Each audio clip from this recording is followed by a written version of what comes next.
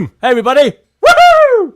Hey, I'm starting to get a little bit excited now about Christmas. It kind of feels like the vibe's getting out there. So tonight I thought I'd wear a kind of Grinchy kind of Christmas hat. What do you guys reckon out there? What do you reckon? Now, for those that are sort of listening in on Spotify, or of course other podcasts such as Apple Podcasts, they're pretty cool actually. Got a lot of people watching on that, so thank you for that. Like I always say with people that do watch us or listen to us over there, if you do want to see what things kind of look like, do yourself a little favour. There will be a link to the live stream of the podcast in the description. Anyway, thanks for that, because it is growing. It's really, really doing well. I think I hit a landmark this week of about 500. So I'm like super, super pleased about that. So thank you everybody who is following me over there on that.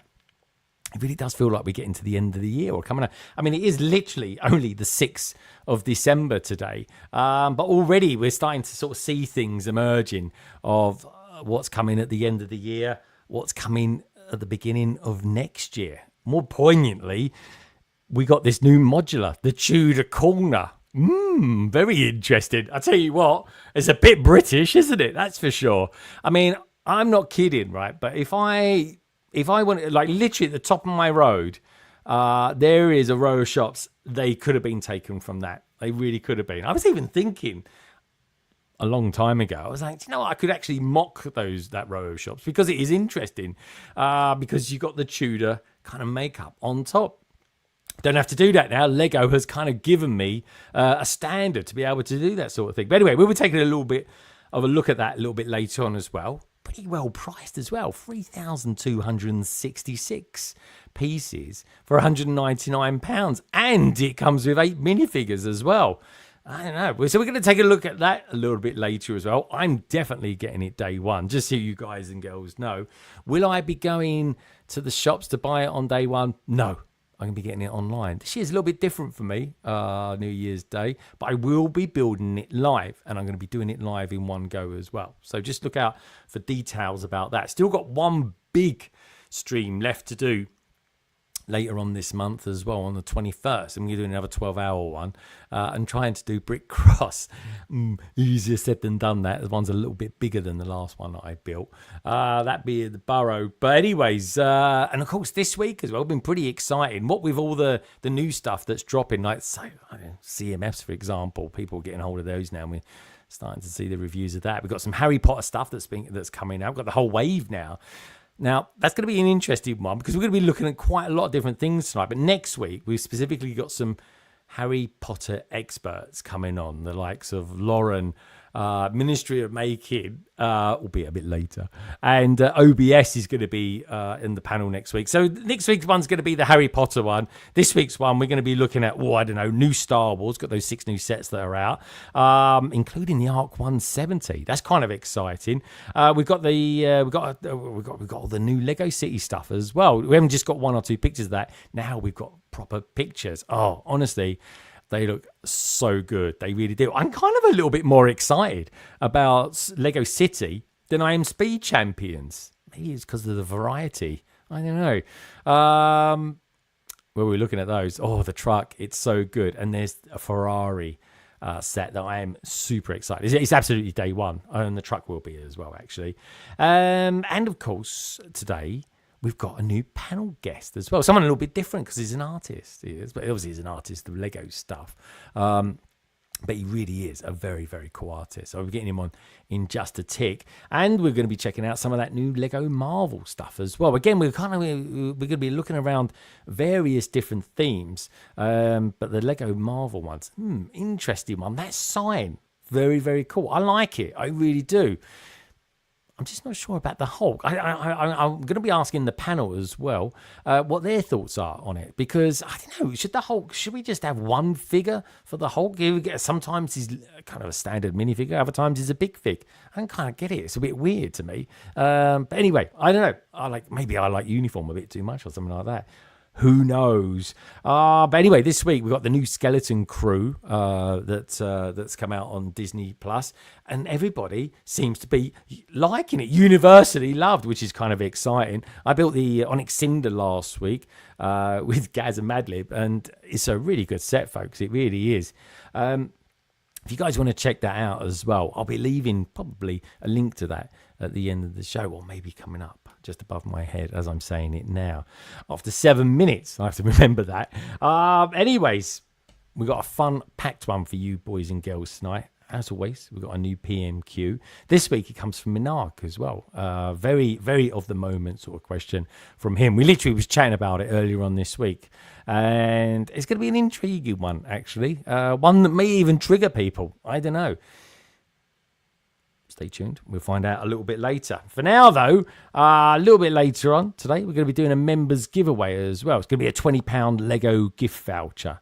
I normally do them at the end of the month, but this week, this time I'm doing it at the beginning of the month because it's just leading up to Christmas quite nicely. I thought it'd be kind of nice for someone. So anyway, folks, stick around for that. We've got this week's Mock the Week coming up from Gaz as well. And like we always do, we've got this week's Lego pictures as well. Right, okay, let's have a run through, shall we, of who is out there in the chat. Right, starting off, let's get right up there. You guys are chatting loads today, which is always appreciated. Now, don't forget, just the one thing as well, folks, like I always say, if you boys and girls out there do actually want to kind of find out a little bit about who's actually going to be on the panel tonight, and check out the description. It's all down there. Links to all their YouTube channels, their Instagram details, and all that lovely stuff. And while you're down there, do me a favour, do give the stream a thumbs up. Even if you're listening back or watching this back in a year's time, doesn't matter, in a week's time, whatever, hashtag replay gang, give us a thumbs up. And I'm not joking, folks. I'm absolutely baking in this hat. I really am. Will I take it off later? I most probably will. But anyway, let's say hello to a few peeps that are out there. We've got Lego Team B out there. Help us. We're still trapped backstage from last week. They wish. Could you imagine it? I think they did hang around for a little bit longer than I did last week backstage. Anyway, it was great to have them on last week. Can't wait to get them on again in 2025. Oh my God, I can't believe it. It's 2025 in a few weeks. How scary is that? Liz is out there as well. Liz, hope all is good with you. Hope you're enjoying listening to us while you're doing your cleaning. That's what she does, folks. I know for a fact I do loads of cleaning and sorting when I'm actually listening to podcasts and stuff like that. And it was really nice as well. Someone, Automatics, is a shop just outside of Bath. Actually put down my podcast as being one of their favourite podcasts of the year as well, which I thought was really nice. I was really touched by that. It was kind of very, very cool. Manark's out there as well. Manark, going to see Manark tomorrow. A whole bunch of us tomorrow going up to Leicester Square to see Wicked. Unbelievable. We're not seeing it yet. I'm super excited about that. Gaz is out there as well. He's going to be on in just a tick. Liz is out giving out loads of love to everybody. BKM Slam is as well. Salexcape is out there too. Good to see you, mate. Brick Larrikins all the way from Australia. Hello, Gaz. Minific Who, the Mark. Hope you guys are well. Hope you're well as well, Shane. Hope you've had a top week, my friend. It is lovely, isn't it? Friday night or a Saturday morning, as the case is in Australia. Brick Space is out there as well, saying hello there. Good to see you, dude. I hope the weather's getting better in Australia as well. I know one thing as well. I just want to say good luck to everybody on the west coast of England tonight. We're going to get absolutely battered by a storm coming over, that's for sure. Stay safe, everybody. Jean's out there. She's going to be in just a tick. Can't wait to see her. She's got all the new Star Wars sets as well, which is jolly exciting. Liz gave me an absolutely phenomenal countdown. Absolutely love that. Thank you very much. I do love a countdown. I really, really do. Check out the survey as well, folks. Good evening, says Lady McBrick. Well, what was the question? It says, I put it up earlier. I can't remember what it is. What are your thoughts on the new Tudor Corner modular coming in January the 1st, 2025? It's great. 84% of the vote so far. 32 people have voted. It's okay. 3%. It's good. 6%. Not my thing. 6% as well. Blimey, it's great. A lot of people are saying it's the best one they've ever done. I'm going to reserve judgment on that until I've built it.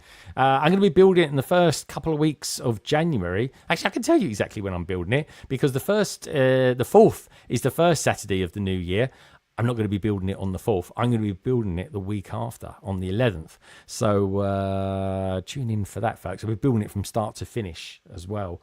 God, I better get the mills out for that one. But anyway, it's going to be good fun. You're going to see a lot more of me in the city next year. I promise you that, folks. I'm going to have a big spin around here, and the city's going to be right behind me. So I'll be able to be constantly shamed every week if I'm not doing anything. Nicole's out there as well. We're going to get her on in just a tick. I've missed her loads ever since last week. Anyway, we've got Axel Plate out there as well. Is that the Krampus Christmas hat?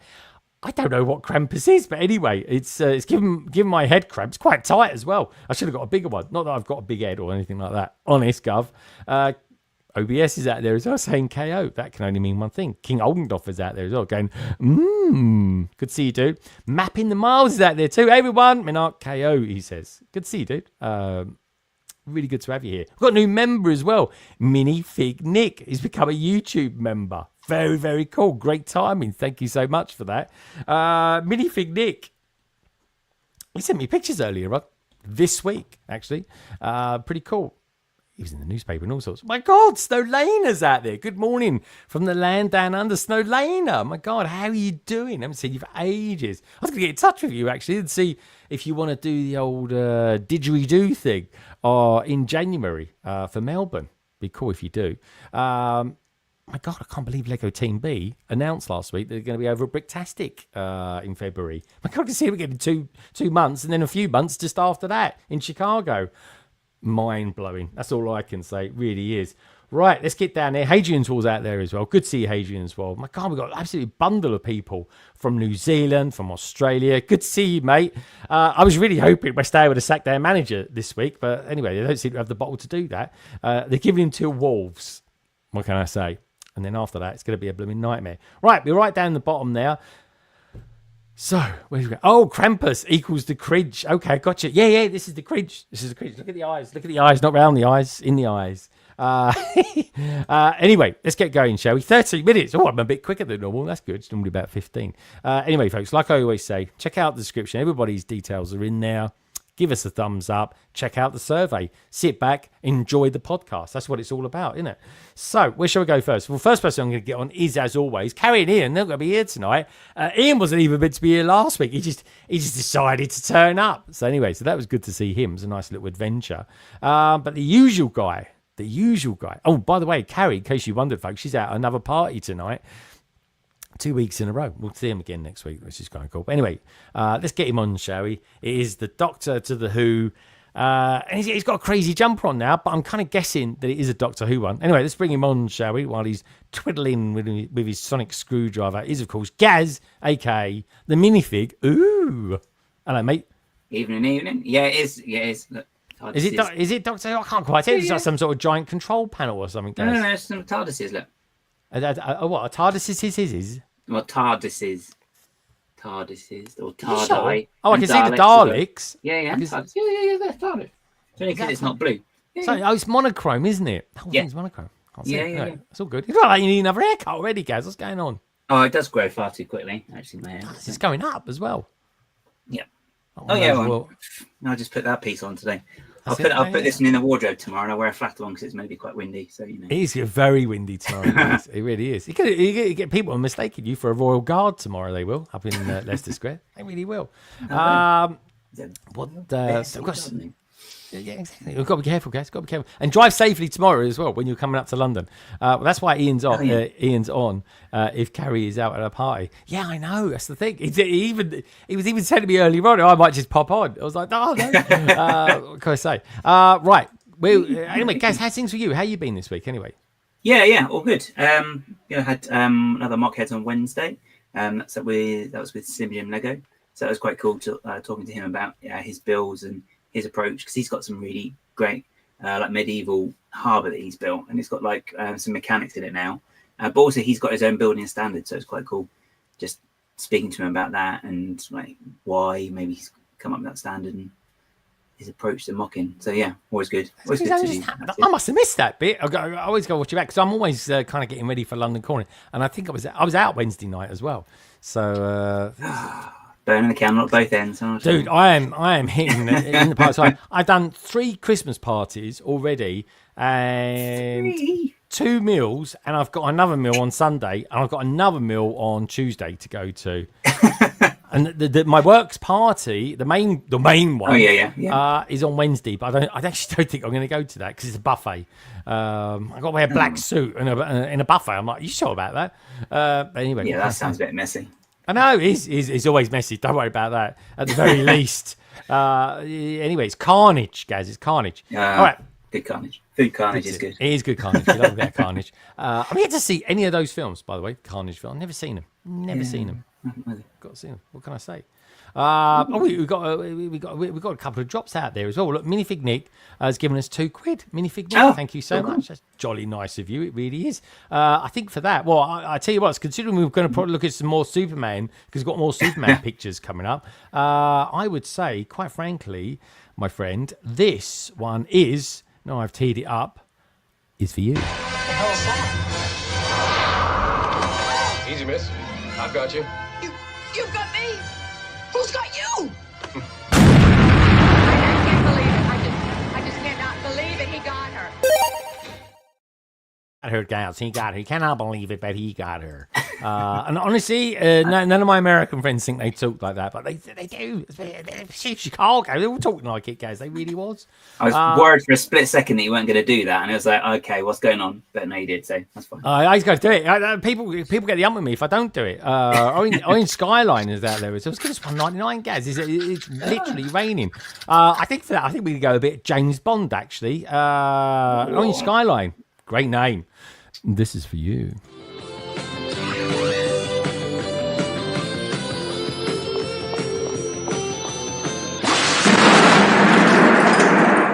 Something we're making for the Americans.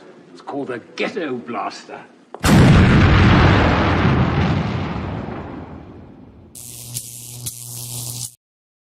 Oh, those were the days when I used to put London Bridge bricks at the end of everything. That was. I used to see that in the shows. Orange Skyline, thank you so much. Got Bright Switch bricks out there as well. Oh, should be. Have I got it? Where have I got it? Here it is. Look at this. Look, Lauren. Look, how about this? In readiness for next week's HP. Oh, I saw that. Oh, How much dude. is that a really good price as well? 40% off. Yeah, it was like £8 or something like that. I paid for it. £8. I think that's the only one that she comes in, isn't it, as well? Yeah. Well, according to this, it includes an exclusive Rita Skeeter. A Rita Skeeter sounds like a drink, that does. I'll have a pint of Rita Skeeter, please. She's in the next film you haven't watched yet. It's the next one. Oh, it's the next one. So it's the fourth one that she's in. Yeah. Anyway, good stuff.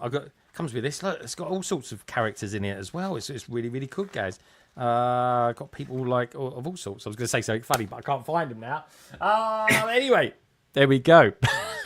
Bryce Witch Bricks, I think, bought me recently as well. And I love them. I always do. I always get them. I love them to bits. I really, really do. Anyway, Brick scene's out there as well. Bricks, I can't believe it. There's so many Aussies and Kiwis out there. It's phenomenal. It really is. What can I say? She's proud of me, guys. I've made it. What can I say? I made it.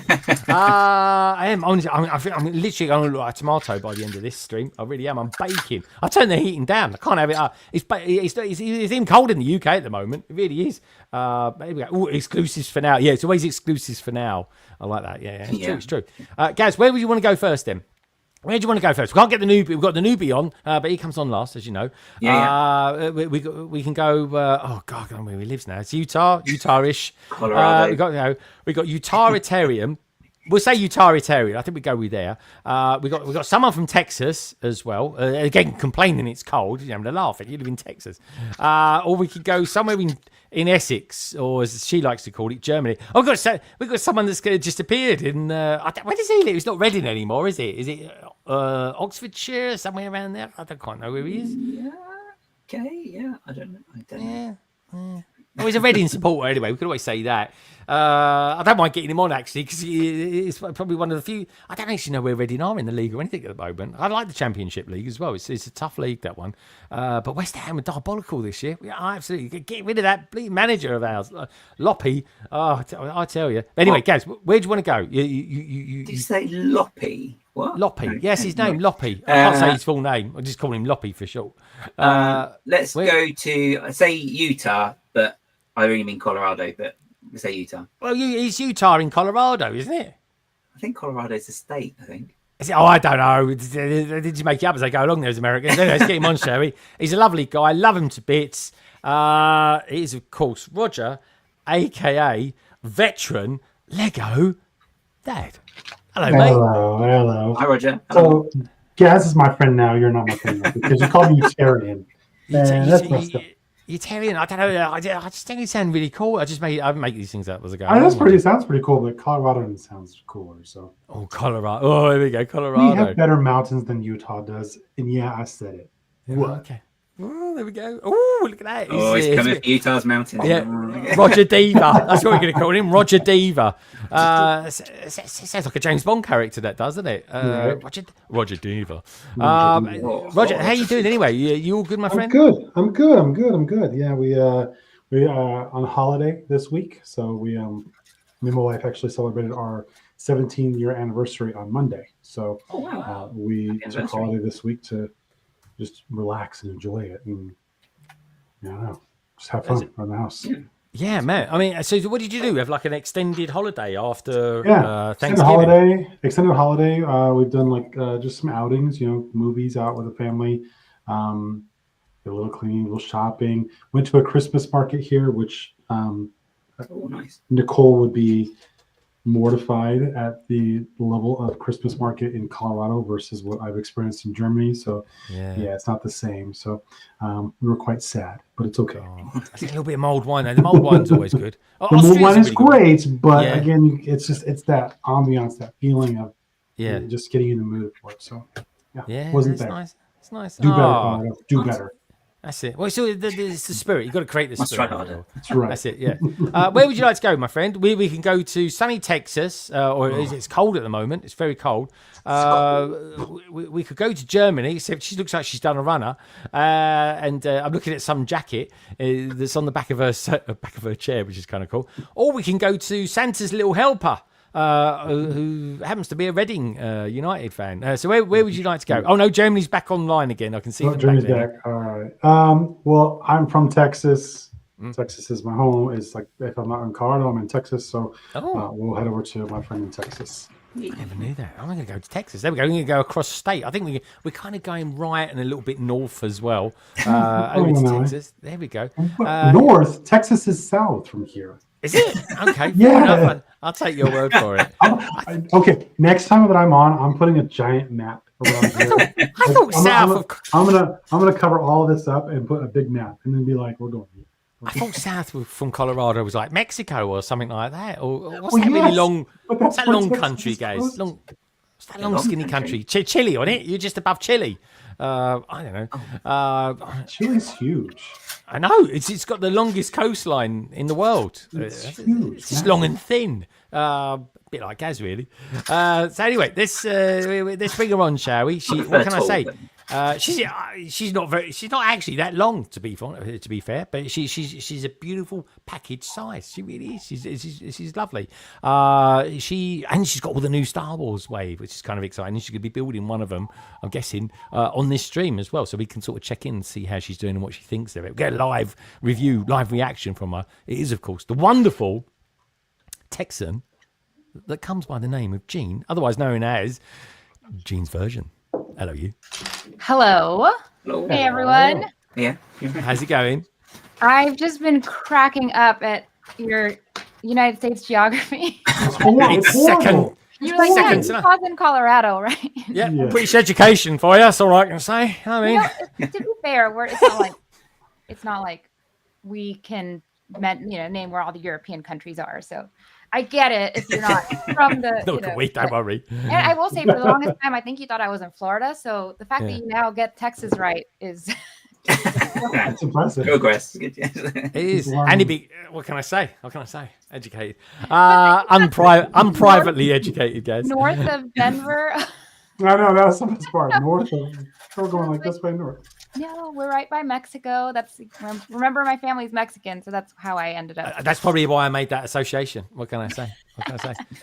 Good stuff. All right, Jean. Lovely to have you here. Yeah, you're looking wonderful as well. Can you show us your jersey? Because it's a bit Ewok inspired. Oh yeah, that's cool. But it is a Christmas Ewok because he's walking around the Christmas tree. Wow. I'm saying that's amazing. The rest of the holiday season. I also had a hat on, but it makes my hair look funny. But it's like a teapot, guys, isn't it? It's like a teapot cozy. What, the hat? Yeah, it's like a teapot cozy. You know, we got teapots. Oh, I mean, yeah. We've got teapots, little cozies. I like it. Isn't it? It's good green, guys, isn't it? It's like a nice sand green. It really is. I mean, AV Ricks, good to see. If it was another color, it wouldn't be Yoda. Yeah, I like it. Year of the Yoda. That'd be quite cool, wouldn't it? Got the other green one here, the Grinch as well. Is it? They could be related, those two, couldn't they? They're like literally one is just a lanky version of the other and talks a bit quicker. It's just true. It's true. Right, where would you like to go, Gene? We've got two destinations. We've got Germany. We can go to Germany or Essex. Some might argue could be Essex. Or we've got Santa's little helper. I think he lives in. Is it Oxfordshire? He lives now, guys. I'm thinking that. I thought it was Dagobah. So Dagobah. He'd like to. I think he would. I don't know. Dagobah is a bit ugh. I don't know. It's got horrible monsters in the water there. I wouldn't go swimming. That's for sure. It's like swimming in. Leave Mark alone. That's his best friend. Where would you like to go, Gene? Where would you like to go? You got one. Let's go to Germany. My best friend lives in Germany. Oh, the best friend. How can I describe it? Well, you guys met earlier on this year, didn't you? We did meet this year. She's super lovely. She is. And she goes by the name of Nicole, otherwise known to all you lovely lot out there as Lady McBrick. Hi. For a second, I really got excited. So when Jean said, my best friend lives in America and Germany, I thought, best friend of Jean. Oh, you're my best friend too. Thank you. Now, I can't help but notice that you've got a very cool Christmas jersey on. Shows your jersey. I got inspired because I know, I saw it. Oh, Look at that's that. cool. That is cool. I like That that. is really cute. Galaxy's greetings. Oh, I like that a lot, actually. We got a lot of boxes over there on the behind you. Are they empty boxes or are they full of Lego? No, they are full. Oh, they look Lego. loads. They're multiples as well. Yeah, oh, very nice. Okay, good stuff. City's looking good as well, by the way, Nicole. Thank you. Looking lovely. And you all good? Are you all well since last week? You recovered from last week's London calling? I didn't have to eat the bamboozled, so I'm all good. How are you feeling? I'm all right. I'm really good. We've got BFAB out there. BFAB's been a while. Good to see you. Yeah. I've had a really good week actually. I can't complain, to be honest. I've been really busy, but I've been full of energy, so it's been nice for a change. It has it. All the video work I was going to do, I'd never got round to doing. To be honest, I'd just been tidying and cleaning and getting ready for Christmas and getting ready to turn this room around as well. So that's going to be what I'm up to between Christmas and the New Year. Right, and in that case, then let's go over to I think it's Oxford or somewhere around there. Anyway, I know it's a really nice place. Anyway, is our good friend who's going to be helping us tonight with our sort of bit of a dive into the new Lego Star Wars stuff. Our good friend Tech Thomas, otherwise known as Planet Tech. Hello, mate. Hello, how are we doing? Good to see everyone. Merry Christmas. It's not too early to start saying that to people yet, is it? No, not at all. I don't know, actually. I have been saying that to people that I'm most likely not going to see over Christmas. So, yeah, I think so. Why not? We might as well string it out. You know what I mean? It's all good. How you doing, Tech, anyway? You all good? Very good, thank you. Yeah, very good. Very happy to be here. It's been a while. Yeah, it's been a little while. But, I've been enjoying watching your streams during the week as well. Thank you. Currently building the Onyx Cinder. I know you built that recently as well. I did. Pretty technic heavy to start with, but we're getting through it.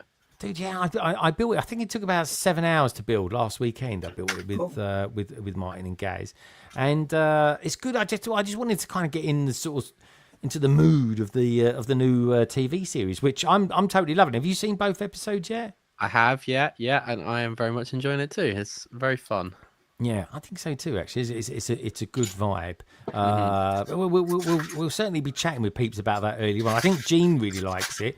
I asked a few people out there on Instagram what their thoughts were, and just universally, just everyone seems to be really enjoying it. So it's a good thing. And the set is, to be honest, Tech, the set is actually, I really like it. Don't get me wrong, I really really like it, but I wouldn't necessarily give it to like a 10-year-old to build or play with or anything like that.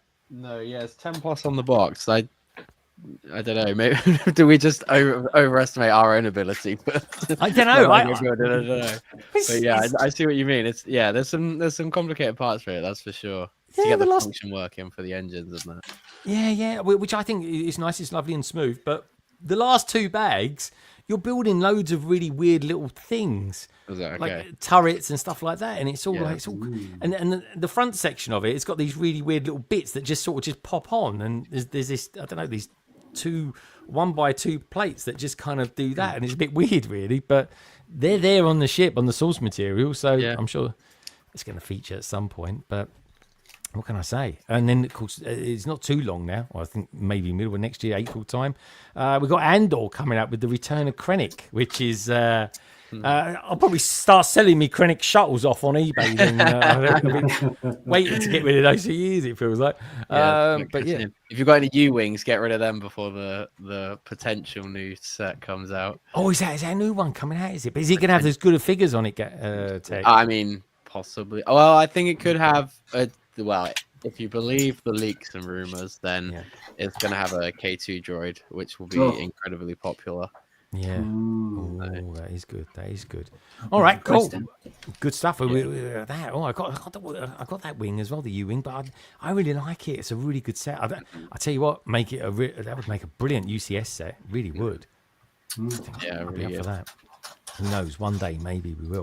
Anyway, so let's get our newbie on, shall we? He's been patiently waiting in the green room to come on, folks. How can I describe him? Well, I'm really looking forward to tonight to sort of getting to know him a little bit more. I haven't seen him on any of these kind of big streams before or anything like that. And he's an artist as well. It's been a while. We've had a couple of artists on from time to time. Matt kind of comes to mind, and 1 or 2 others as well.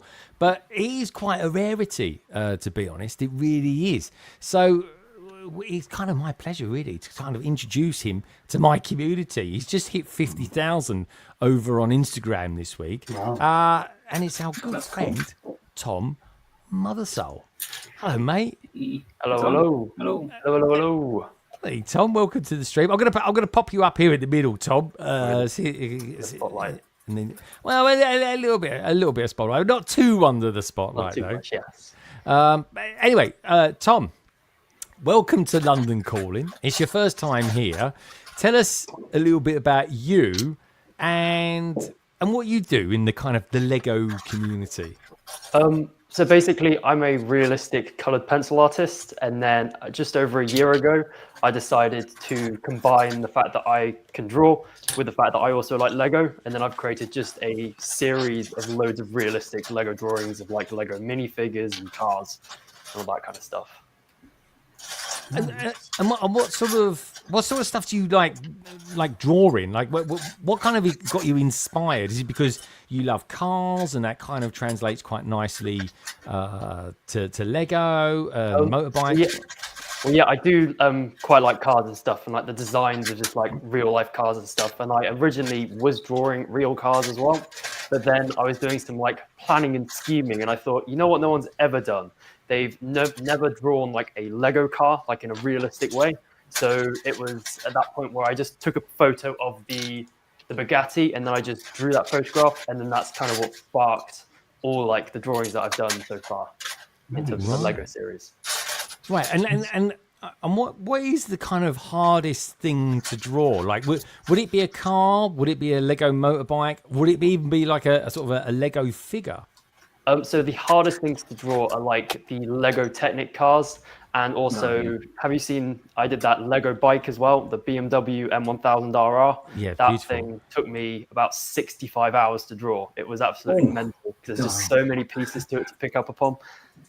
Wow. So you most of your videos, you make a point of sort of saying how long something takes to draw. Yeah. So you've got a really high kind of hourly rate when it comes to cost, or it just takes a long time. So I don't know. Tell us the process. Say I was going to give you, I don't know, one of the new speed champions, a Ferrari F1 or something like that. How would you approach that, and how long would you kind of envisage that it would take you to draw? So in order to actually attack these drawings, I need the model in order to photograph it, and then I work from this photograph. So I'll build it, and then I'll do like a little photo shoot. So I've got like a little light box where if I'm doing figures and little cars, I'll just go and take loads of photos with my phone of it in the light box. And then once I get a good photograph, I then go and put it onto my computer. I'll then print this photograph out. I'll then draw a grid onto it. And then I draw the same grid onto my piece of paper. And I use this to get a sketch. I then use alcohol markers to do a base layer. And then on top of this, I do the colored pencils. If that makes sense. So, Because I was like, does anyone else on the panel ever do any drawing? I doodle quite a lot, but I wouldn't call that art. Back in the day. Roger used to do it back in the day. I've got a collection of pencils. About 2 years ago, I was thinking, I got them on the New Year's Day. I was thinking, I'm going to do loads of drawing this year on a little pad. I never got round to it. I think at that point, I might have thought to myself, I might even start a city. So anyway, that's ongoing. It's a struggle, I tell you. Tech, what about you? You're quite artistic, aren't you? No, I mean, I'm getting pretty mean on the Etch-a-Sketch now. I'm that's doing all that, isn't it? No, that's a great reference. Oh yeah, Etch-a-Sketch. Did they even have Etch-a-Sketches in your day, Tech? I can't believe that. Yeah, I'm older than I look, maybe. But no, I cannot draw to save my life. We had to do back at school. We had to do in art class. We had to submit a piece of homework. We had to draw a like a famous landmark, and I chose the Sydney Opera House, and and I ended up tracing it. And my teacher, who I actually really liked, was very lovely. She was like, "Oh my god, that's really, really good." And I, just because I liked her so much, I didn't have the heart to tell her that I traced it, and so I still live with that guilt to this day. That I kind of calmed down about that. Wow. You know, if she's watching, you know, Wow.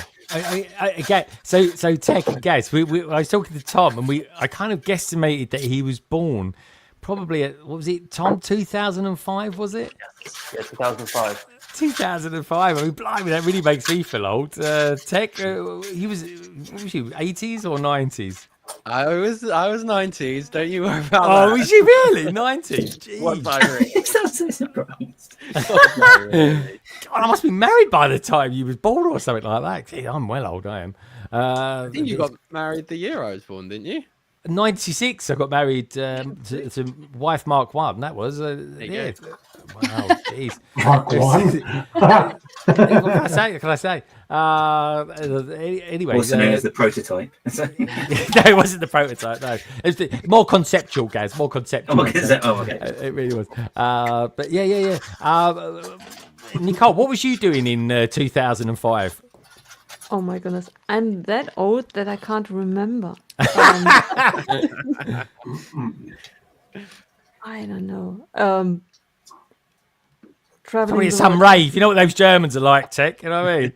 Giving the old orbital stuff. David Hasselhoff concert. There you go. Oh, yeah. Definitely. Hasselhoff out there, don't they? Tearing down the wall at that time. Yeah, you might have been actually around that time. Yeah. Gorbachev and all that lot. Gorbachev, do you remember that? Ronald Reagan. Those were the days. So let's go around the panel, see what everyone's been up to. Lady McBrick, what have you been up to? Did I see you was doing a live stream earlier on today over on Instagram? Yes, to mix it up. Since I'm on YouTube and I'm on Twitch, I need to be fair to all platforms. So today was Instagram. Oh, wow. Yeah. And does it feel weird using Instagram, then Twitch one day, then YouTube another? Instagram does not really feel as if I'm live streaming because YouTube is rather simple. Twitch is really, really complicated. Instagram is just one button. It's just me and Yao sitting and building Lego. It's not really live streaming. It's if we weren't on two opposite sides of the world, it wouldn't really be live streaming. It's because it's so simple. It's just I'm talking to my phone. We could be zooming or what have you on the phone as well. Mm-hmm. It was because that's where you started, wasn't it? On Instagram. So do you miss that kind of simplicity? If I could just about get the word out, the simplicity of using Instagram compared because now you've been doing Twitch for a while, you've been doing YouTube for a while, you've been doing Instagram since probably 2005. What's your favourite platform? 1971. It was 1971. Blimey, there you are going back. That's pre-me, that is. Have you got a favourite platform? Are you going to settle in 2025? Are you going to settle on a platform? I don't think so. I like them all equally. The only thing that really has changed is that it broadened my my worry, because back in the day I was streaming on Instagram and I just did it, and now I learned all the etiquette on Twitch, on YouTube, who to address if they appear in the chat, who to ignore, when to address it, and for years, when I go on Instagram Live, you see everyone. There is no lurking on Instagram. So No, they're all not. the time I said hi and outing everyone, whether they wanted it or not. Now I'm really conscious. Yeah, you can't just sort of lurk. They say, oh, it comes up who's watching. And if it's someone you don't like, notoriously, they'll send a wave to you or something like that. You're like, oh, no, they've seen me. They've found me. Right. Yeah. Wow, Greg, you're really outing yourself there. Can I say? Well, I do it all the time, quite by accident. What can I say? But no, I do. It's just a thing. Anyway, what should I do that? Have you just admitted, Greg, if you go into someone's stream and send the waving emoji that you don't like them? Is that what? No. They send me it. It's almost like getting called out. I like it though. That's the thing. It's kind of funny. It's just I like Instagram for the. I don't know. When I was up in Bricktastic last year, I think I just went live on it for like 10 minutes or something like that. It's just instantaneous. There's no. You don't have to create a thumbnail and all that sort of thing. You just go live for however long as you want to. But I don't know. So Nicole, you're not you're gonna settle on Twitch or YouTube. You're just gonna do all three. Right. If I ever have to choose, I would settle for Twitch. Okay. But I don't think unless you are a partner, you can live stream everywhere. Yeah. So yeah, I get your point. Yeah, I think you can as well. What about you, Tech? Have you ever made the venture to go over to Twitch, or are you kind of hardened YouTuber? No, I've been with YouTube, or I've been doing YouTube for so long now. I'm just kind of I'm getting older. I'm stuck in my ways. I just stick to the one platform. Maybe one day I'll find a reason or a motivation to try streaming on Twitch. But for now, I'm content on YouTube. I've got my community, and it's a nice little group. I just can't be bothered. I don't think. Yeah, to do both at the same time as well. Do you know what I mean? You know, it's then more time that you've got to pump into. It's another thing, isn't it? Yeah. And like Nicole said, you've got to then learn a whole new platform, learn a whole new etiquette. It's like style. Do they have style or etiquette on Twitch? I'm not really sure about that. I'm sure. I mean, there is a charm to it. Twitch is really there's charm to it. That's one way of putting it. No, there is a community building that is different from YouTube. YouTube feels to me like a very single-minded stream. I am okay. London Calling is the exception. Other than that, you stream and you are on your own. Gaz nearly broke his neck getting up there. What? Look at that. That is a classic. It's lovely to see Nicole. Yeah. That is a lovely case of triggering, folks. It really is, especially the likes of MNRK. What can I say? I love that. Honestly, he bites every time, guys. I've got to love him for that. He really does. But yeah, it is a funny old thing. The thing is about Twitch is you start streaming, others see that you stream, and then they are raiding you, bringing their community to you, and that's a real thing. Like a custom. When you but then they all bugger off, don't they? They will just go, "Oh, what's this all about?" I was watching a program on Twitch about jacuzzis. Next thing, I'm watching someone build a Lego set. What's going on? And then of course, you're watching the jacuzzi streams on Twitch. Yeah, it was. It's just I don't know why it keeps coming up on my thing. And animal. Oh, well, anyway, that's another thing altogether. That is. All right, fair enough. It's true. Tom, you're a young dude. Have you got a favourite platform? I mean, you're always on Instagram. That's definitely your platform. But do you ever watch like YouTube or much of YouTube or much of anything else? So I do actually have a YouTube channel as well. So I post like the longer videos of each of my drawings onto YouTube. So a bit more of like in-depth look at the process. Because obviously Instagram is very much a short form content. But when I want to go and put a bit more like depth into what I'm doing so that people can also watch those videos and then take something away to apply to their drawing, that's why I use YouTube to do the longer stuff. But I've never actually tried like live streamy stuff. Actually, that's a lie. I tried to live stream a drawing, but then it just took so long that people just got bored and then buggered off. Yeah, I've been watching Brick Hive and a few others do some live streams, like like drawing, and it must be like building a Technic set. Well, what do you reckon, Tech? Like you're chatting and then because you don't just start drawing. For me, I always had to try and get into it, like reading a book. I mean, I would have to be so concentrated. Like I can't talk on stream if I'm doing a sticker. Like I gotta concentrate so hard, so I can't even begin to imagine drawing. Although I feel like Twitch, there is a like probably a niche in Twitch where you could do like a no chat, like ASMR style drawing thing. I think that I'm sure there's that sort of niche on Twitch that there'll be an audience for. Yeah, definitely. Yeah, I reckon so as well. Especially if you like doing like models or something like that. I think that would be quite cool. That could be. You know, you've got several. There is already. Isn't Bob Ross on? There you go. Yeah. Exactly. That sort of thing. Ross, yes. Yeah, okay. All right. That sounds like someone popular that I have no idea who they are. What? I'm with the kids. What? What's that? What say their names again, Nicole? Bob Ross? I mean, he is not live Bob streaming Ross. anymore, obviously, Bob but Ross. his recording. Bob Ross. Bob Ross. I've never heard of him. Bob Yeah, Ross. you must have done. He's like GIF and memes everywhere. Is he? Oh, let me have a look. Just a pretty little tree right here. Yeah, I know. I was about to Is that a quote geezer that with too. the- I was like, He's a happy little tree. Free t-shirt. Is that the geezer with the fuzzy hair? Yeah. Yes, geezer look. with fuzzy Oh hair. yeah. He's recent.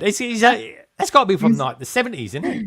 Yeah, it's from. I think it's from. Like he paints. I don't even use brushes that big when I'm painting my walls.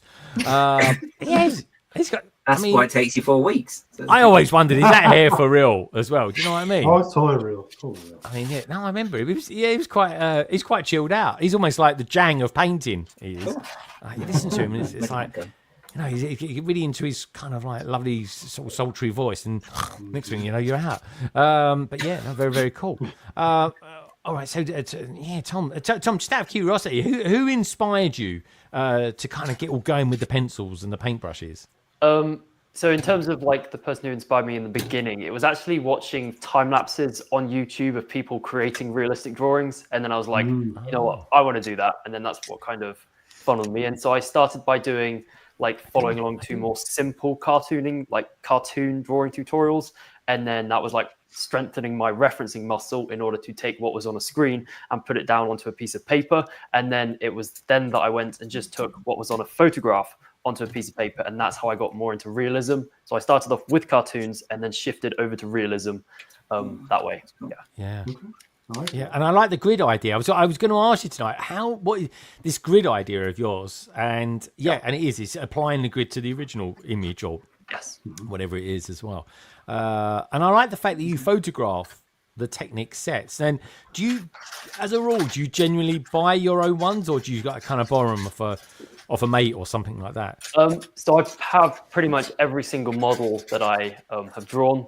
So yeah, I'll buy the set. I'll then take the photograph and then I'll draw it like that. Okay. Nice. Yeah, because I mean, you got like £1,000 worth of Lego just behind you there with the Ferrari. Yeah. Well, this is over quite a few years and stuff of collecting like Christmas and birthday. Yeah, I was going to say, I mean, like average kid these days probably gets about £2 a week or something like that, don't they? Tech for pocket money, and I mean that'd take you forever, wouldn't it? No. What's the going rate for a tooth now? I hear people get a £5. I'm like, hang on, what? £5? What? Jesus Christ! For a tooth. Inflation! It's going out the window. Short-changed. That's the NHS for you. Isn't it? See, you get your parents going, turn that light off, and all that sort of stuff. Very cool indeed. I like it. I've got to ask, Tom. I was trying to think of a cool car that I love. So I'm going to ask you, Tom, but I'm going to go around the panel before you answer it. So you got a little moment to think about it. What is your favourite car? If you had any choice of a sports car or whatever car, what would you go for?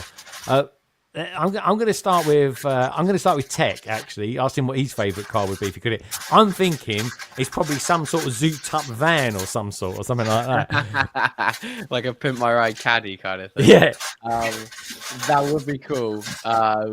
I think I have this weird obsession with an Audi R8, but that's like chrome plated.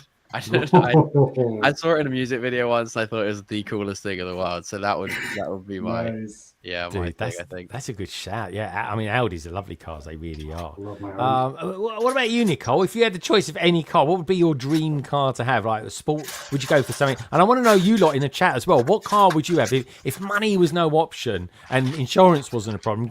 Then let me know. Because insurance is a thing, especially when you're Tom's age. And I tell you what, Tom, right? Everyone will say to you, it gets cheaper as you get older. They're lying. It never does. Because then you get taxed even more on insurance because you're getting old. It's a thing. It really is. Nicole, so you got a choice of any car in the world. What would you go for? It's a hard choice.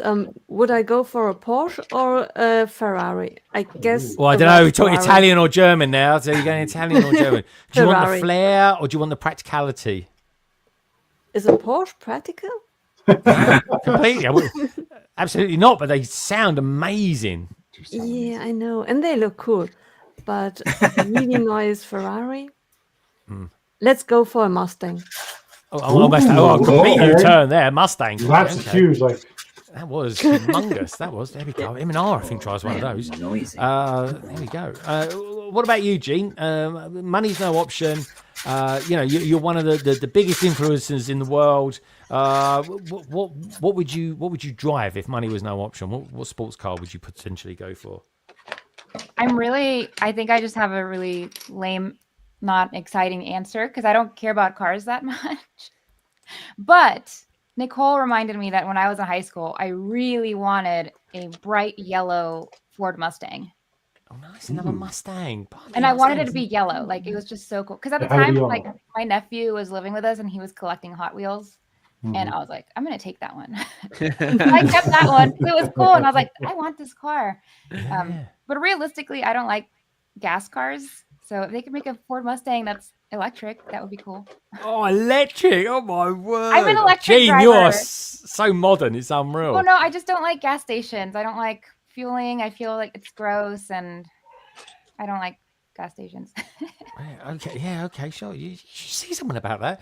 Right, okay. This it's the thing. I get the electric thing. I saw the electric Mini the other day. I was a bit like, I'm not sure about this. The lights are like really small. I don't know, but anyway, it's I still would have good. really wanted a Tesla, but I don't want to support that guy anymore.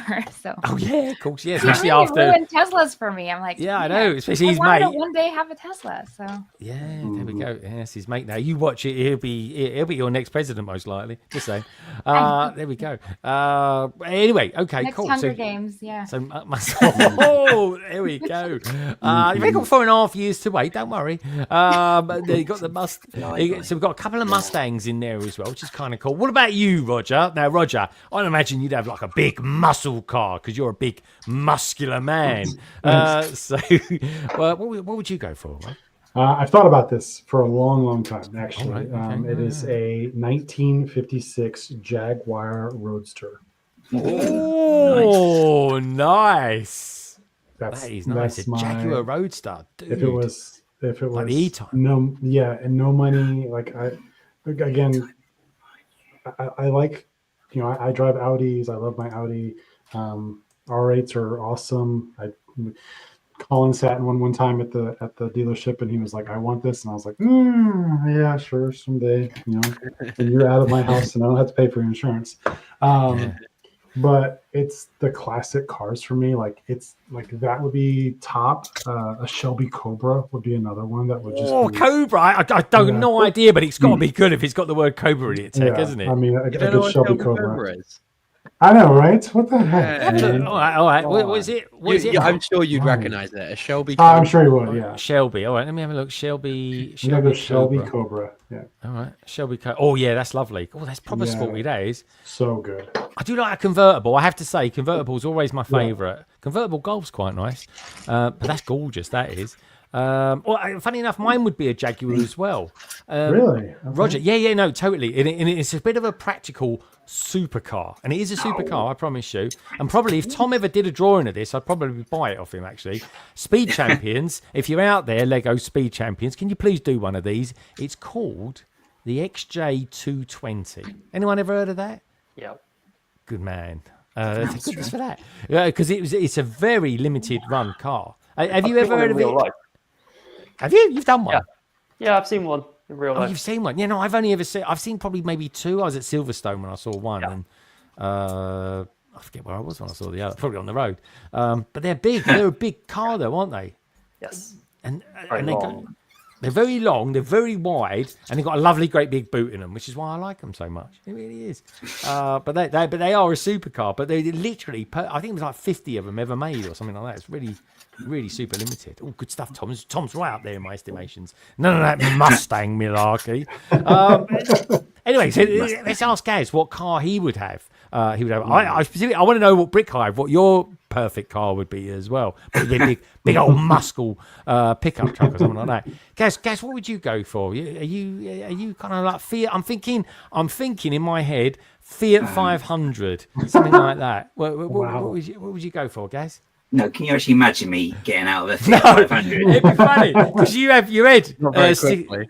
I have actually been in a classic Mini, and everyone was laughing when I got out, and I was like, "Yeah, I'm not going to do that again." That was just terrible. No, I would. I either can't decide between either an E-Type Jag, because I think they are really beautiful, hot-looking car, and I can't remember what year it is, but there's a Chevy Bel Air.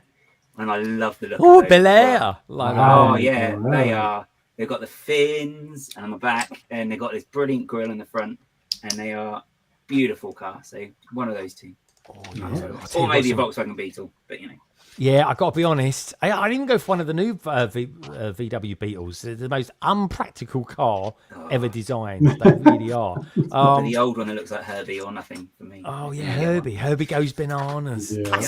Classic Hollywood movie. It really was. Can we briefly on Herbie? When you had the Speed Champions designer on, Greg, he talks about potentially doing more than just the Fast and Furious and James Bond cars.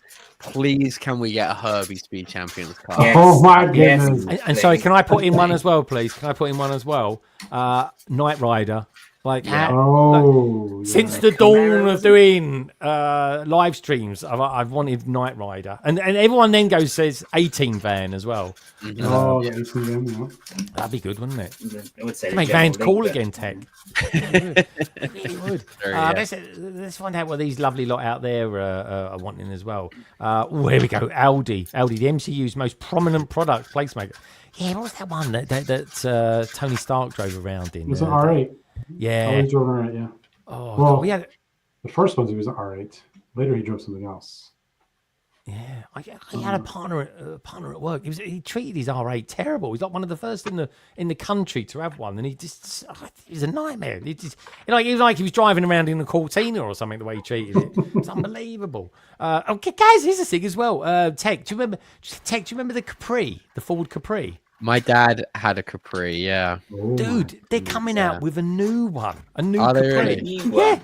They're redoing the name. It doesn't look nothing like the old one. But I was just having a flick. I was at London Bridge the other day, the station. It was a late night out. I was like, God, I need to go in the magazine store because it's warmer in there. And I'm in there flicking through the mag, and it's like, my God, they're bringing out the Capri again. Unbelievable. They do that. Ford do that a bit, don't they? Because they retired the Fiesta, right? But they've got like some sort of equivalent. But I think they do it to like then bring the car back, because they did it with the Cougar as well. I think in the last few years they bought that one away and then come back, and the KA or the CAF Yeah, the K8. I remember that. Yeah, the K8. Yeah. Yeah, they kind of retire the names, bring out a car that's pretty much exactly what it would be, just so then they can bring it back, and then it's That's it. driving influx. It's like Lego bringing out Blacktron sets or stuff like that. They're tugging on our nostalgia. That's what it is, isn't it? So I don't know. It is a thing. It is a thing. Minark saying Audis are great cars. Joking aside, totally agree. They are pretty good, to be fair. They really are. We've got the Brick Larrikin as well. The Jensen Interceptor. Oh, that sounds good. That does.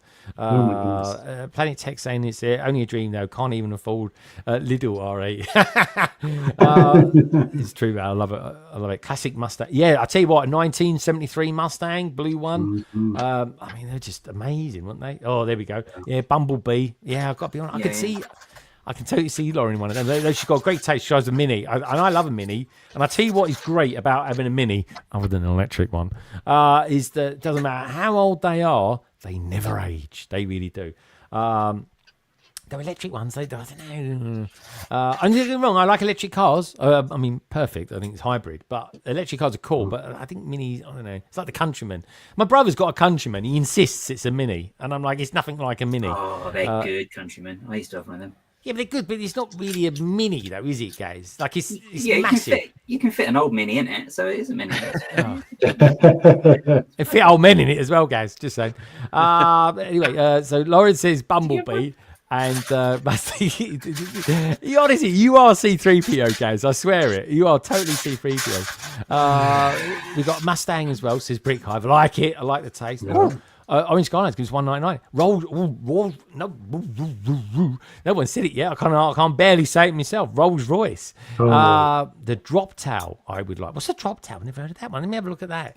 The Rolls Royce. Rolls Royce. Oh, I nearly searched Greg's Rolls then. Rolls Royce. What's it? Drop towel.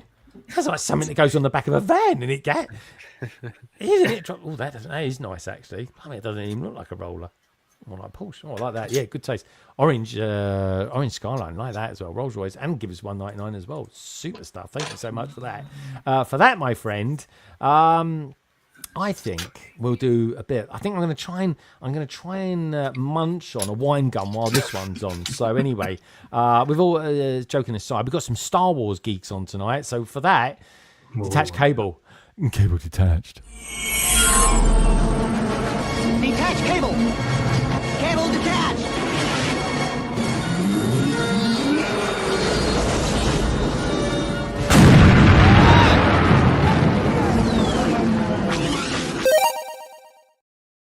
I swear to God, I'm going to... I'm going to strangle myself one day doing that. Right, good stuff. Thank you so much for that, orange one. There's someone I want to see what she would drive. The Pink Wolf 3 says, I'd want the OG JDM 1999 Impreza. Oh, that sounds fast. WRX, STI, and the Evo and 8RS. I mean, there's a lot of acronyms coming at us there. But yeah. Subaru, I think that is in a nutshell, isn't it?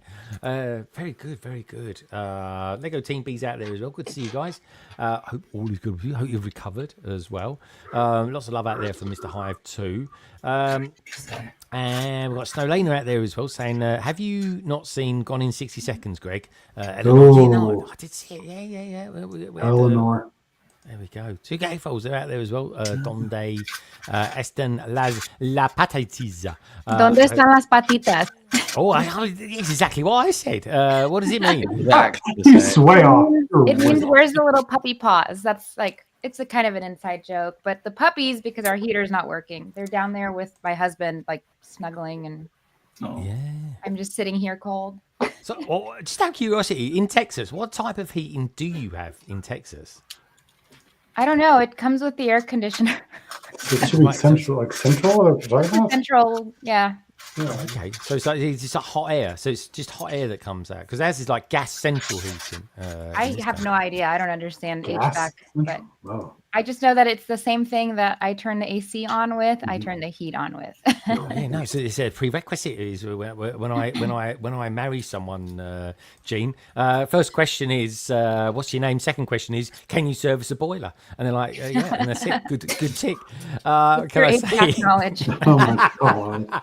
Honestly, Lauren's saying, I really need to take into account how far Greg gets behind the chat before I comment. Oh, yeah, come on, I'm not a million miles So away. true. I'm getting. You get behind.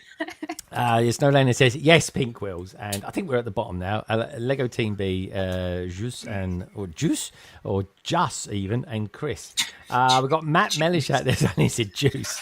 Bright Rich Bricks, you've just figured this out. Oh, you need to watch a Matt Mellish live stream. It's pretty cool. Good to see you, Mr. Mellish. Anyway, hope all is good with you. Don't forget, anybody who's just tuned in, do us a little favour, give the stream a thumbs up. Check out the survey. We're going to look at some new sets in a second. What are your thoughts on the new Tudor Corner modular coming on January the 1st, 2025? It's great, 79%. Oh, it's dropped back a couple of percent, guys. It's good, 11%. That's very, very high. It's okay, 2%. Not my thing, 8%. That's very, very high. That really is. Right, let's go around the panel and just see what peeps are actually building. Gaz, Yes. how about doing Mock the Week this week? Obviously, that's a subtle hint. What are you actually doing? What's going on? Are you sorting stuff? No, I'm actually putting stuff together for my mock. Are you? So, well, yeah. Can you show us So, what you've done? yeah, I've done this. So, and I've got 13 more to do. So, so it'll be the same. What are we looking at, Gaz? It looks like some sort of strut. It is. Yeah, It's a strut for TARDIS, of course. There we go, a TARDIS strut. Of course, we knew that. All right, very good. All right, yeah, of course. Deal with that. Yeah. Good stuff. I'm not sure what Tech's doing. Tex is chilling with us, I think, at the moment. I'm sorting some parts, but no, that's all right. Other than that, are you working on any mocks? Are you going to be showing at Bricktastic? dare I mention the pod race will be going back is he making a comeback for 2025? It might be, yeah. It might be. Yeah. How much inputs is Sam having in this one? The same amount. I mean, 98%. Completely. Yeah, he had to completely rebuild his because it fell apart. Like getting and then coming back from Chicago. So dude, how did it even get there in the first place? Oh yeah, it was a bold it was a bold endeavor, but yeah, we learned our lesson on that one, I think. Oh, you did a great job, but dude, you really did. I tell you what, here's the thing. Now, Gaz, young Tom, until about 5 minutes after meeting him, he'd never heard of Bricktastic and what Bricktastic's all like. Now, Tom, is Gaz recognisable to you, by the way? Because Gaz has actually met you before. Did you know that? Not quite. I've already vowed. Sorry, that sounds way too creepy, I'm sure. Right? But let me put it in another term. Gaz has been a customer of yours. Again, that can sound creepy, but Tom, explain what your kind of side hustle is. And Gaz, what I'd like you to do, after Tom's explained that he actually sells these pictures, I want you to tell us as well which one you actually bought from him as well. So, Tom, tell us a little bit about the kind of monetary thing that you do on the side as well. So what I do is I'll do the original drawing. I'll then scan them in, and then I'll do like a limited run of prints. So I think what Gaz has got is he's got one of my limited edition prints. So what I do is I'll do the original drawing, and then I'll make about like 30 prints if it's like A4, and then if it's bigger, then I'll do less. And then, just prints of the drawings. They look pretty much exactly like the original drawings, but they're not, if that makes sense. Mm-hmm. Yeah. Very cool. Very cool. And do you do the thing where you kind of like have 50 prints? You do like 10 over 50, all that sort of thing? Yes. Yeah, so I number each one, and I also sign each one as well. Oh, that's really cool. That's cool. Oh, and Gaz, I'm intrigued. So what did you buy from Tom then? So we got the Batman and the Joker one. So it's the Batman and the Joker's coming in flying in. So yes, that's really cool. Cool. Very cool as on well. Our living room wall at the moment. Indeed. Oh, dude, I know. Gaz, I said to Gaz, can you bring it with you to the live stream tonight? And he says, I can't. I've got it over my mantelpiece in my lounge. Can we get the original one? I can find the original one behind me at the moment. Oh yeah, grab the original one. Show us off some of your work, and then we'll yeah. start looking at some new Lego. Totally. I'll try and find where's the Joker one. Okay. Oh, cool. While are you doing that? Let's speak to Roger. See, what are you actually? What are you building, Roger? Or should I say Santa's little helper? Well, you've been talking a lot. I'm just kidding. Just kidding. I built this one already. He's Grinchy, so I gotta give it to him. And then I built this one too already. We built that as well. I mean, I built that one as well.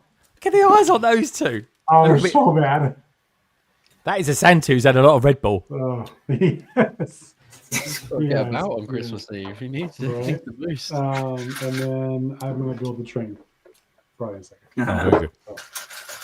No, yeah, this is a horrible Santa. This is like bad. Is it? Dang. Oh, dropped a piece. God, yeah, man. it's all right though, isn't it? It's a bit blocky, but that's not. I mean, yeah, no. Yeah, I know what you mean. This is the eyes, isn't it? It's always the eyes. Tom, eyes, yeah. Tom, back to you. Show us some of your. Got the original Batman one. That, the guy has got. Awesome. That's awesome. Yes, that's the original one. Whoa. That's amazing. And I get really good. I've got some of the biggest stuff as well. So hang on, it's got my big F1 car. So this is the. Hey, Bunny. That's the. Wow. Nice. Wow, that's super detailed. That is. Yes, if I could just. Nice. So yeah, that one. I love that shot. 40 hours to do that one. Yeah, I was going to say that you can't knock that one out in your lunch break or anything like that. Yeah, no, that one's a bit of a beast.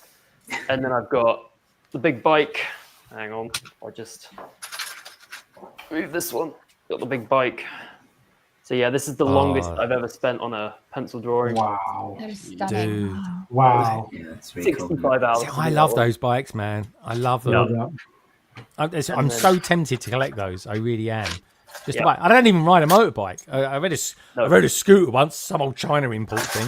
You give off more scooter vibe than motorbike vibes, to be fair. Do I really? Already? Is it because of that? Honestly, Tech, I was all up for getting the old bigger bikes and stuff like that. 'Cause my brother drives Ducatis and Honda Goldwings, bloody great big things they are, and I thought, I'm going to give it a go. I'll drive around in a little scooter China thing. It costs about £1,000 or something like that. Got all the gear, all the levers and all that lot. And then I'd hit a bumblebee at, say, 50 miles an hour or something like that. And it was like getting in the head by a golf ball. It's like, I've never known anything like it.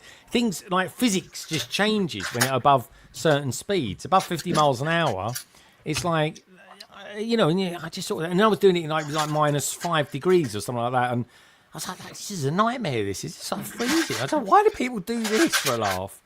I tell you, the most fun I had on a motorbike once was when I couldn't start it, and I thought I'd try the old trick of hairspray down the carburettor. I did that, nearly killed myself, nearly blew myself up, but it was good fun though for a moment. It really was.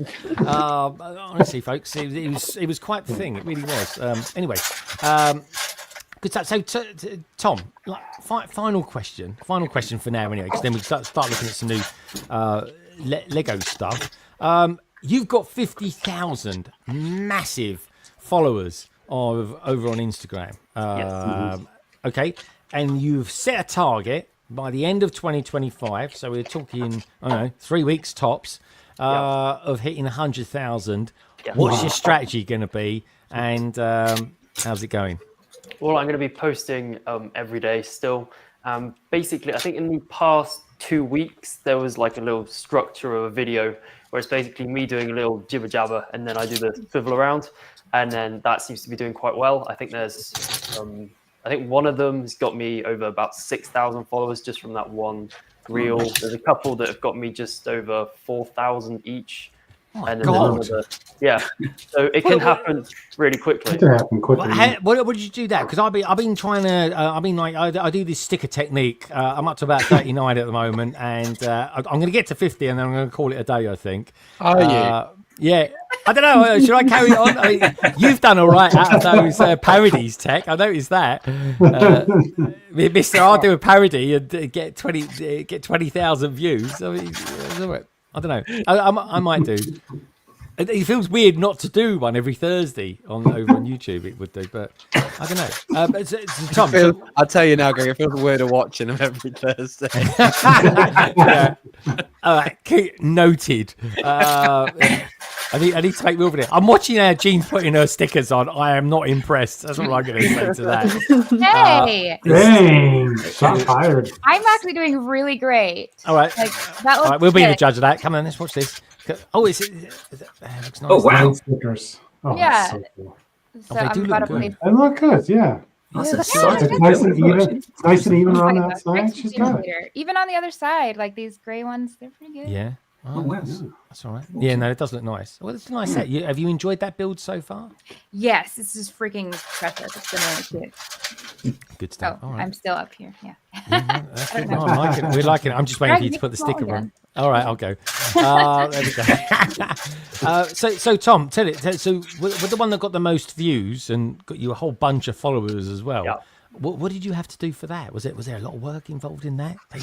No, so it was basically No. me just, obviously it was me revealing this again. So when I originally drew this, it didn't necessarily get a lot of views, and then I basically did like another like a turnaround, and then I just kind of did a bit of spiel before. So it was like, this is one of my most detailed drawings ever. It took me 65 hours, and then I was like, drawing reveal in 3, 2, 1. But before I did the reveal, I also said, if you do like this piece, I'd appreciate a follow, because I'm trying to hit 100,000 followers before the end of 2024.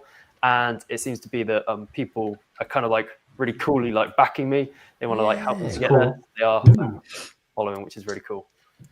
Oh, I'm going to try that with Brickhead.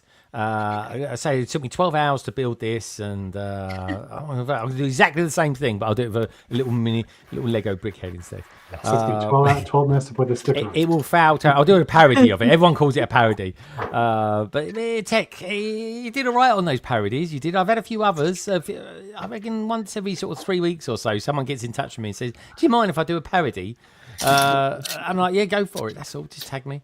But it's doing all right. It's become a thing. It seems to be like it precedes me. I'm like, oh yeah, you're the sticker guy, and I'm like, yeah. What can I say? I think there's worse things to be remembered for, isn't there, Tech? Yeah, it's definitely better though. I think also. I mean, you've built up London Calling to be quite the thing. You don't want to be known as the sticker guy. Oh, okay, all right, fair enough. All right. Maybe I'll get to 50, and then I'll be like, that's it. I've got a classic one to show. What we'll do? Maybe you could bring it back in a couple of years. You know, if the demand's there. I'll swap it for Popping Polybag, because that bring that one back. Bring that one back. You know, that's it. Yeah, I'll do a review of Polybag for like 8 minutes. It can be done. I tell you. It can be done indeed. There we go. So, Roger, you getting that out again? No, you know what? Review it. It's a polybag. Go for it. It is a polybag, isn't it? I saw 2 gatefolds out there. They were backing it up. They were defending Santa. No way, you can't defend that Santa. Are you sure you know his nose on the back there? His nose should be red, shouldn't it? I thought it was a nose, but it's actually part of the present. Oh, okay. So I thought legit. Maybe there's an IP thing or something. They can't use a red nose. The red nose right there. Yeah, there we go. All right, good stuff. Have a look at new sets then. So, Tech, what are you doing in the way? Is it mysterious? We're not allowed to see it. I'm just sorting parts at the moment. So, I don't really know how it started or where the fascination came with it, but in the last year and a half or so, I've gone on the venture of collecting all of the Lego Star Wars magazine foil packs. Oh wow! You know, like these ones. Right. Yeah. And some of so I'm getting like a few copies of them sealed each, but I also want to have like a built version of each one. And I was hoping to do it tomorrow, but I don't think there's some parts that I still need to get. So next weekend I'm going to do a stream where I go through and build every single one. Some of the early ones to buy, some of them are like 30, 40 pieces. To buy like a sealed version of it new is just like not worth it. Some of the really early ones are so expensive, so it's just easier to part them out, or a lot cheaper just to part them out. So I've put in a few Bricklink orders. I'm just waiting for 2 more to come. So like I said, I was hoping they were going to be here in time for tomorrow, but it doesn't look like it. So yeah, next week I'm going to go through. But yeah, just going through the parts now and and organising them as best as I can. Yeah, I might have some of those early ones. I've been collecting them for years. Those tech. So well, you never know. If you're after anything specific, let me know. I can always pop down the vaults and take a look for you. Brilliant, thank you. I'll let you know. Yeah, no, absolutely, man. No problem at all. Right. Oh, Bonnie Bricks, what she said. Good to see you out there, Bonnie, as well. She goes, I like your Lego things bobbing around on your head walks, Greg. Although I do wonder if you've ever had to retakes after tripping or walking into something. Yeah, no, it's a thing. It's a thing. It really is. That should be a blooper. It is. What can I say? Nicole, are you building anything tonight? Or are you just kind of chilling in the with us? Oh, she's building. I knew she was doing something down there. All right, what's that? Is that some sort of Harry Potter thing? Mm-hmm. The staircase. Harry Potter thing. That looks great. It does look good. I absolutely love it. And you're using the collectible portraits? No, they were stickers. No. Are they? Oh. Mm? God, that was a lot of stickers. Where was you putting That those was on? a gift with purchase, right? Yeah, right. From a couple of years ago. Mm-hmm. Harry Potter get the best gift for purchases ever. Oh. Like, Yeah. they are just head and shoulders above any other theme. Licensed, non-licensed, they are always so good. Yeah, one of the best ones. Yeah. Honestly, sensationally good. They really are. I think like they had the Monster Book of Monsters. That was a really fun, fun one. The one that came with Gringotts, the bank. Yeah, another vault. Something that's actually pertinent to the set. Yeah, You had very cool. the Dark Alley last one. It wasn't the last with the burrow. Yep. Yeah. That was a good one too. Burrow, my favourite set of 2024. I was going to do a review of it. I've taken so long. Now I'm going to change the video. I'm actually going to be why it is the best set of 2024, in my opinion. So there we go. I'm curious, actually. I'm curious. We will get to looking at new sets soon, folks. So what can I say? We're just chatting away. Oh, look at that. There's a flex. An Arc 170 if ever I've seen one. I'm curious because Tech, you've been on a little while since you've been on. What's your favourite set of 2024 that you've built? Doesn't have to be the best one or anything like that. Just bring that on me without letting me time to think. There you go. Right. Oh man. Well, it's going to be Star Wars, isn't it? So probably. I don't think I've built a lot outside of Star Wars this year. To be fair. Well, I mean, the Dark Falcon was really fun. I did like that. That's a great set. Was good. Jedi Vader. I mean, arguably the best figure of the year. Yeah, like I said, the figures in that really sell it. So maybe the build doesn't. I don't know. Take care, Helena. Lovely to see you. I can't think now. Come back to me. All right, I will. I'm intrigued. That's all. Right. Okay. Let's have a look at some new stuff, shall we? Some new stuff. There we go. Gaz likes us being over here. Gaz, do you prefer that still? Do you prefer that one, or do you want to? Do you like this one? Oh, Gaz is on quiet. There we go. Let me do that. There we go. I can hear you now, Gaz.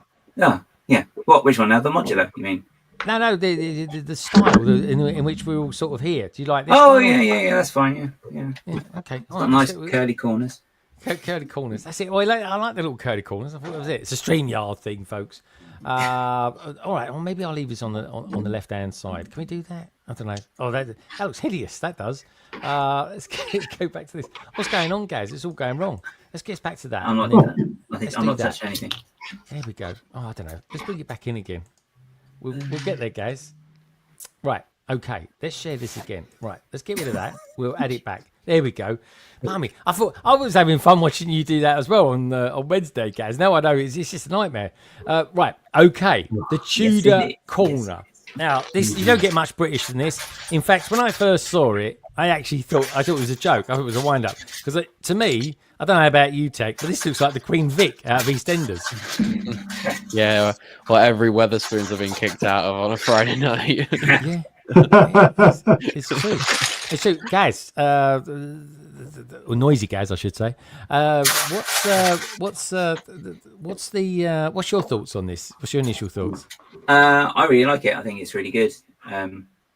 I just like there's some really nice building techniques as well. I watched well, New Elementary. I've got some highlights of it, and I watched Tiago's review earlier on as well, and he just highlights like how they do the Tudor beams and a few more bits as well inside that actually look really, really cool. So it's a win for me anyway. So. Yeah, it's definitely a day one for me, and I really like it. I've got some things that I've noted about it that I don't think has been picked up yet on reviews, but I'd be intrigued to see if anyone does. There's something particular, but you'll hear it on the review, folks. I like the fact that they've used droids, attack droids, I think they're called, for some of the barriers. Tech, did you know that? Yeah, I think it's the first time that the battle droid legs have ever been used outside of Star Wars. Yeah, it does look kind of cool, and they're gold as well. I mean, can't do a special golden one or just golden legs. I suppose it'll be, wouldn't it? There's also some black astromech legs on there as well. No, yeah. Round the other bit, around the front. Okay. That bit there, where the flowers are, that's actually upside down astromech legs. So they've got the where it widens, so it's like that sort of shape. It goes up to the roof, and then it goes down to that nice curve, and the flowers. That's so cool. Astromech, nice. Oh, I think I can just see that. Yeah, they're almost like inverted. Yeah, I like that. I like that a lot. Actually, it does look good. Yeah. Initial thoughts, really like it. Haberdashery. It's really weird because in America, haberdashery is very much to do with hats. In this country, it's to do with cloth or something like that. Tom, just out of curiosity, do you ever draw modulars, or is that just something you're not done yet? I don't remember seeing a modular. No, I haven't actually done a modular yet because it's not really my favorite theme of Lego. I'm more into like the ships and the cars and just the minifigures and stuff. Yeah, no, I don't blame you as well. But yeah, no, it's just a thing, and it's kind of a different art. Should we take a look at the main vid? Let's have a look at this. Get rid of that. Let me know what you think about it as well out there as well, boys and girls. I love it even more after seeing this 360. Yeah, it is very cool. Like it is lovely as far as modulars go. Some people are saying it's like the best one ever. So this is intriguing. Something I will say, Gaz has picked up on this in the past as well. Quite often in the shots we'll see with the base plates, the 32 by 32s, is the corners sometimes kind of come upwards, don't they, Gaz? Yeah. That it was on the gardens. It was the most noticeable in the botanical set. That was just no tiles on the top, so it was nice and curvy. Yeah, Pipoo, good shout. I'm surprised we haven't had a mini Mary Poppins yet. Spoonful of sugar and all that. There we go. That's looking nice. Level 1 or ground floor. Minifigures in that already. Done that quick as well. It's very nice. I like that under the stairs look as well. Got the Lego originals. There we go. Quite a plain roof. Well, what do we think of that, Gaz? You got a lot of cats. You like this bit? Not many, but yeah. I think we actually had a cat tail like that, so I shouldn't really say anything. Should I? Yeah, no, it's fun. Yeah, it's nice. What about you, Roger? Are you into modulars at all? Have you ever bought one? I have one. I only have the bookshop, and this would be when I saw this one. I was like, where can I put this at? Like, it's just like somewhere in my study or something because it architecturally looks so good. So I love it. Yeah, it's cool thing. And is this anything that you've ever sort of collected tech modulars? No, I have to say I do like this one. It's a lot of fun. It's got a lot of character, which I feel like some of the more recent modulars haven't. I don't know. Maybe just because I'm used to being in towns and cities where I see the architecture, I guess. I don't know, but it's definitely fun. I love the technique. We were talking in a group chat in the week, like before New Elementary did their post about how they did the like cross beams in the top, with the black like diagonal lines and stuff, and the way New Elementary have gone through it all, and it's so clever. I was really, really fascinated by that. So there's some great techniques in it. I'm gonna have to check that out. New Elementary, but guys, they're getting quicker and quicker at getting their kind of special kind of articles out, aren't they, on the big sets these days? Oh yeah. They're getting really on it. They're really good. It's a good page to follow in general as well. It's so good. Yeah, you learn so much if you want to improve your Lego building. That is one of the places to. Yeah, I would say this year for me, I've read a lot more new elementary stuff, and that and Jay's Brick blog, I find they're my favourite ones. I got to be honest, they really are. And Brick Set as well. They seem. I think they're my main trio. Nicole, you've got a Lego City. Well, what about this in your Lego City? Something pretty much very, very British. Has a very British vibe about it. It's so interesting that you say that, because when I saw it for the first time without looking at the name, it looks to me German, like in a really classic German tone. Yeah. Did Germany? I was thinking the same thing. Really? Well, did they have a Tudor thing going on as well? It just it reminds me of like some of that buildings that you see in like the Black Forest area or like South Germany, like totally like Stuttgart, that area. You'll see buildings that look like that, and totally reminded me of it. That's why I wanted to get it. So. I see. Well, yeah, I mean, they wouldn't just have the Tudor style in the UK necessarily, I suppose. Brad says it's very European. I guess it is, but it's quintessentially British. At least that's how it's being marketed anyway. And it is. That's the thing. I could literally go to the top of my road and I'd see houses and shops that are this style. So I think it's cool. This is quite a nice touch as well. You've got 2 doors that lead into the downstairs toilet, which is kind of like a nice touch. But yeah, no, it's very, very cool. I'm not sure it goes well next to the museum. Gaz, you got the museum. Any thoughts on that? Well, see, for me personally, I wouldn't actually put anything next to the museum either side, because I'm just used to like the Natural History Museum in London. Obviously, I wouldn't have anything either side of that either, because it's just kind of one of those buildings that stands on its own. So for me, I wouldn't have anything next to it anyway. Lauren, have you got a sig fig? I was thinking about that the other day, actually. I need to collect one of you. But yeah, it's I agree, actually. Yeah, I think it's a bit like the X Mansion. It's kind of one of those ones that needs to sort of sit on its own, and maybe the botanical gardens as well. Maybe that needs to. Yeah, Nicole, are you thinking of buying the botanical garden set as well? You might already have it, for all I know. No, I only have the front set, and I think I will leave it at that. I'm running out of space. It's very tragic. Really? The big botanical gardens? You don't think you'll get that one? If I had a place for it, I would get it, but it's so big, and in order for it to really shine, it would have to have a place with a bit of free surrounding space. I don't have that. Yeah. Okay. All right, I see. Okay, I see. No, that's fair enough. Blimey. So you're running out of space. Blimey, this is unreal. This is. But yeah, if you've got the Friends one, and you bought a couple of those sets and built it, didn't you? For once, I only built once, and I used it as a corner building, so I got away with it. Okay, all right. What are we saying out there? So Bryce Wishwick says here, pick some glasses, a brown ponytail, and some Gryffindor robes, and you've got me. All right, I'll do just that. I will. What can I say? Get a sig fig. Right, okay. Mark saying the museum needs to be in its own row. I would love to see the hotel in the opposite corner. Yeah, me too. That's actually a good point. Yeah, I'm with you on that. Yeah, there you go. Those corners, and then maybe the corner garage on another one in a sort of area that's got a bit more cars built up. But yeah, Matt Mellish is completely right. It's the closest we'll get to a pub without actually being a pub. They call it an inn, which I like that.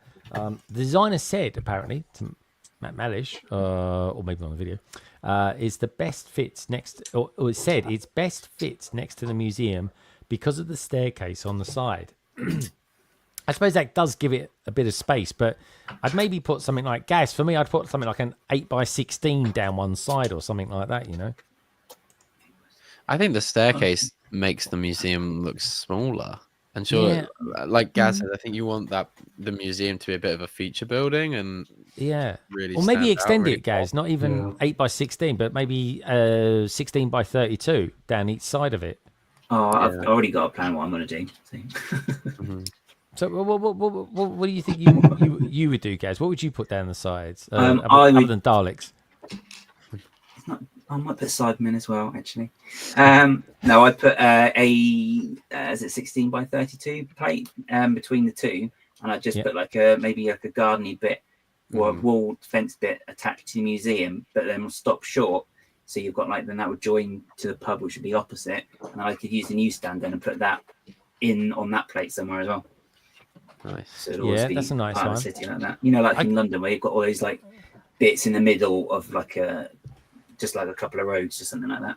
Yeah. Because I think behind the museum, you should have a sort of garden sort of area, and then maybe the botanicals behind that.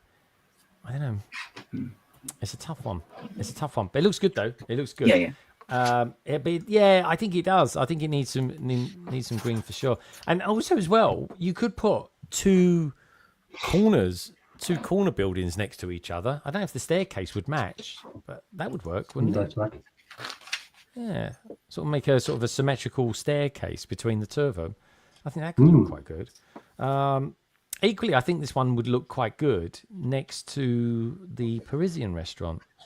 Yeah, I think that could work. But yeah, so Lady McBrick, are you going to be getting this particular modular on New Year's Day potentially? Yes, it's a tradition of mine that I always buy it first thing in the new year. Okay. That's good stuff. That's a nice tradition. I agree. I'm with you on that. I'm glad as well. I don't know what Gene feels about this, but I'm glad that Lego's gone back to selling it on January the 1st. Now, I'm guessing maybe the reason they did that, Gene, is because they had the botanical gardens come out, and that is kind of like a big modulesque kind of set. Any particular reason why you think they may have changed back to going January the 1st on that, Gene? I have no idea. I still feel like I learn something new about Lego all the time because I'm still such a Lego noob. So I don't know what the rules are about modulars and what month they came in and what month it switched and stuff like that. So I truly have no idea. Okay, fair enough. Sorry, I'm useless. No, that's fair. That's a truthful answer. I can't. I love this set though. This is gonna be my first modular. I'm gonna buy it day one. Nice. Oh, brilliant. Nice. Oh, that's good. And I have to echo what Nicole and Roger said about because my husband and I were in Germany. So we were in South Germany, border of France and Switzerland, and we road tripped around for Beautiful. a week, actually for 10 days.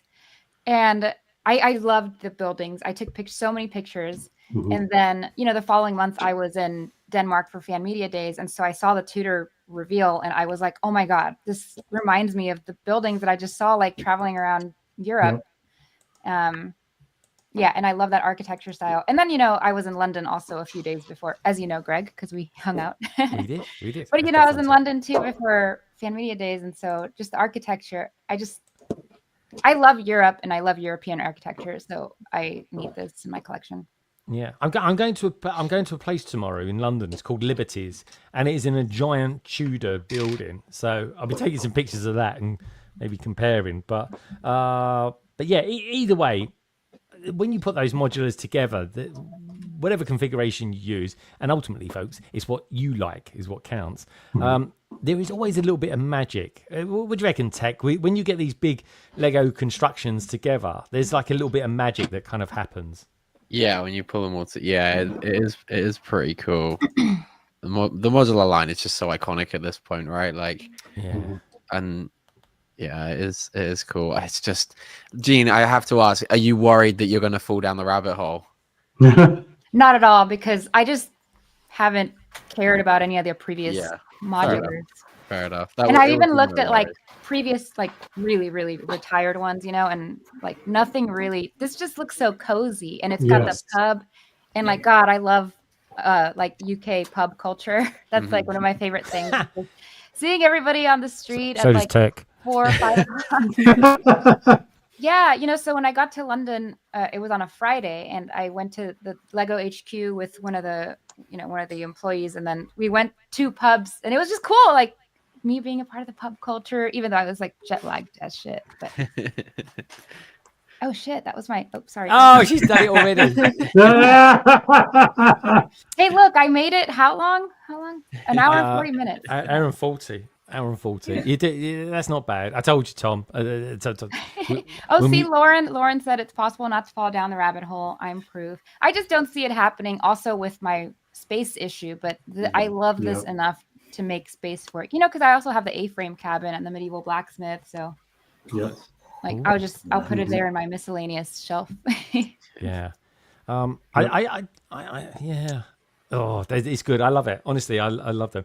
I will say this, Gene. If I was to have another set, it's completely different to this, but another one that I think is retro American, I'd be thinking Diner for that. I was going to say, like, if I was to have any modular, I would have got the Diner, and I come quite close to buying it actually, and it retired, I think, whilst all the Lego stores were shut during COVID, and I went to a few of the reopenings, and the Diner would have been one that I picked, a set that I was looking to pick up had they had it, and I think the Diner is enough of a standalone for me that I think I would end up buying modulars that I don't care about just for the sake of the collection, and I think that would have been stupid. So I think I could probably maybe just have had the Diner and been quite satisfied with that, because that's really cool.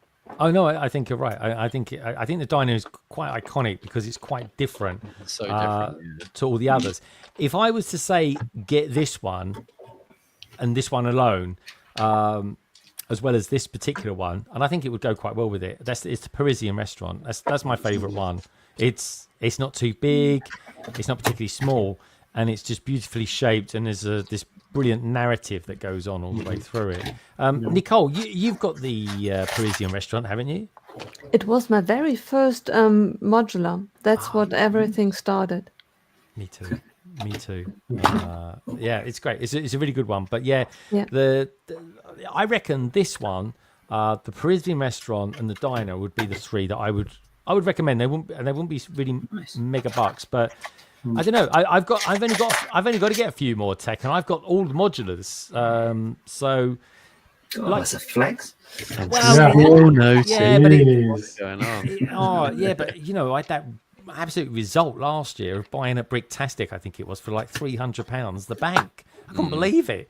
I was like ridiculous. I'm not saying it's cheap. It's still a stupid amount of money to spend on a Lego set, but it's a Lego set that actually, I could have sold it the next day and made probably £50 on it or £100. But it was, it's worth it for the parts that it's got in it. But the other ones I'm not actually super fussed about getting as well. But like people are saying out there, get the ones that would kind of work for you. But yes. Yeah. That's what it comes down to. Yeah, that's what you got to do. Is it with all Lego stuff? And like Nicole was kind of alluding to, is time, space, and money is always the thing with Lego. It always will be, always has been. Ian Brickbod says, I think the black beams and the white render is distinctive with UK Tudor houses. German has always seemed more brown beams to me, and in short, I've seen ones in the Netherlands with redwood as well. Oh, that's kind of cool. Yeah. I love it. But anyway, a very good modular. I can't wait to get hold of it. I'm going to be building it the first couple of weeks into the new year. Well, Gaz is getting it day one as well. And anyone else who's going to be maybe ordering it as well. I'm going to order mine. I'm not even going to the Lego store on the 1st of January, which is weird for me, but it's just the way that the dates have fallen this year. I'm just sort of like, do you know what? I'm actually going to have a lay-in, I think. Anyway, let's have a look at some Star Wars, because Jean's getting into the old Star Wars stuff at the moment as well, and she's even building one. Jean, how are you getting on with the one that you're building at the moment? And remind us which is the one that you are building. I've moved on to the ARC 170. Oh, wow. Nice. So okay. I'm in the middle of that one. I'm in the middle of Technic. So I really need to pay attention. So I kind of put it down for a second. But I finished Ahsoka's Jedi Interceptor. It's really, really cute. Oh, give us a little look at that one then. Let's have a quick look at that. Oh, nice stand as well. Thanks. Yeah, like this is just precious. And I like that you can put the lightsabers, clip them underneath on the sides. I definitely like. This is my first Jedi Interceptor, but it's the only one that has this attached instead of where this round piece. Oh, that's attached to it, is it? That's should good. be kind of in the bottom. So I mean, it looks great. Why is it so blurry? Here you go. Oh, nice there. We're there. Yeah. Oh, I like it. I do like those. They're cute. They're smart. I think I've got the yellow Anakin one tech, which is kind of cool. Yep. What's that? 2021, I think. I will say my Ahsoka's gappy, and I was really excited about it until someone pointed out, like her headpiece. There's like massive gap. You see, like. Oh yeah. And a few others don't. Like I've seen them, and. Yeah. Oh, she's kind of like a teenager there, I suppose, as well, isn't she? Yeah, she's got the midlife. She's a great print. Oops. Okay, well, it's kind of hard, but yeah. I do like the new headpiece, other than like that it's so gappy. Yeah. Yeah. It's Go get this right. There you go. Still nice though. Nice print. I like the gold on the buckle. Yeah. Nice big. So let's have a look at this one then, because we've seen the Interceptor. So this is a weird one, mate. This is one that I've got absolutely zero interest in, but I'm intrigued about it. That's why I need to get people on here like Tech to tell me why I should like it. Tech, tell me, in the scheme of the movies or maybe the TV series, the Clone Wars, where does this even feature, this one? And why's it got so many drivers on it? What's going on there? So this thing, the ARC 170, first featured in Revenge of the Sith. From the opening sequence, actually. I'm surprised you missed it, Greg. It's in the opening sequence. But I was stressing out about R2D2 having having the top of his head sheared off by some strange robot. Yeah, fair. I have wanted them to redo the ARC 170 for so long. I got one. I had the 2005 one, and at the time when the 2010 one came out, I already had the 2005 one, so I was like, no, I'm going to put more money into battle packs rather than buying another ARC 170. I deeply regret that, and then I've had to wait, what is it, like 15 years since the last one, so I'm finally glad that they've redone it. I think the pilots look amazing.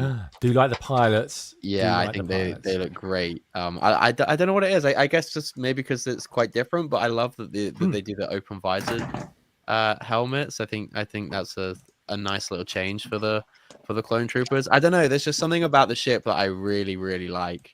The ship kind of reminds me of a dragonfly. And yeah, I see it. I see it. Do you know what I mean? And I do like the design because it's so different. And the pilots, they remind me of AT-AT pilots. Well, I think that's probably where they were going with the like progression of the driver pilots from episode 3 into the original trilogy. I don't know. There's just something about. I think, and I could be getting this wrong. I think it's like in universe produced by the same company that do the X-wings, and it was like a bit of a predecessor. I might have got that wrong, but I think that's the case. But yeah, this is one of the few sets that if it was done like massively overscaled at UCS, I would like still want it, because I think it's just such a quirky, cool looking ship. I really am a big fan of it. And what is it? So it's not a starfighter. Is it like a sort of a bomber? Is it like an early? It is the ARC 170 starfighter. Starfighter. So it's a good ship then. I like it. It's different. That's why I kind of like it. It's quirky, and Star Wars always does those sort of funny little quirky ones. But yeah, okay. What about you, Gene? Have you got any sort of big? I mean, your generations were the prequels.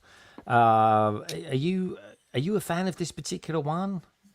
Well, the thing is, it's technically my generation, but I didn't watch it then. I didn't watch Star Wars until I was like in my 20s.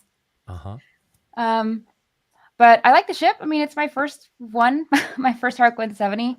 I've seen people posting about how they plan to modify it already because the sizing isn't right. So I'll probably look into comparisons like that when I'm getting ready to post a review or something. Oh, okay. So but I do think the minifigures look great. I've so far opened one of the clones and like he looks great. Like the helmet is really. I can put it up real quick. Oops. Oh, are you allowed to? First of all, yeah. Yeah, embargo was like last week. Oh yeah, no, that's cool. I did. Oh my god, I can't. That's it. We got him.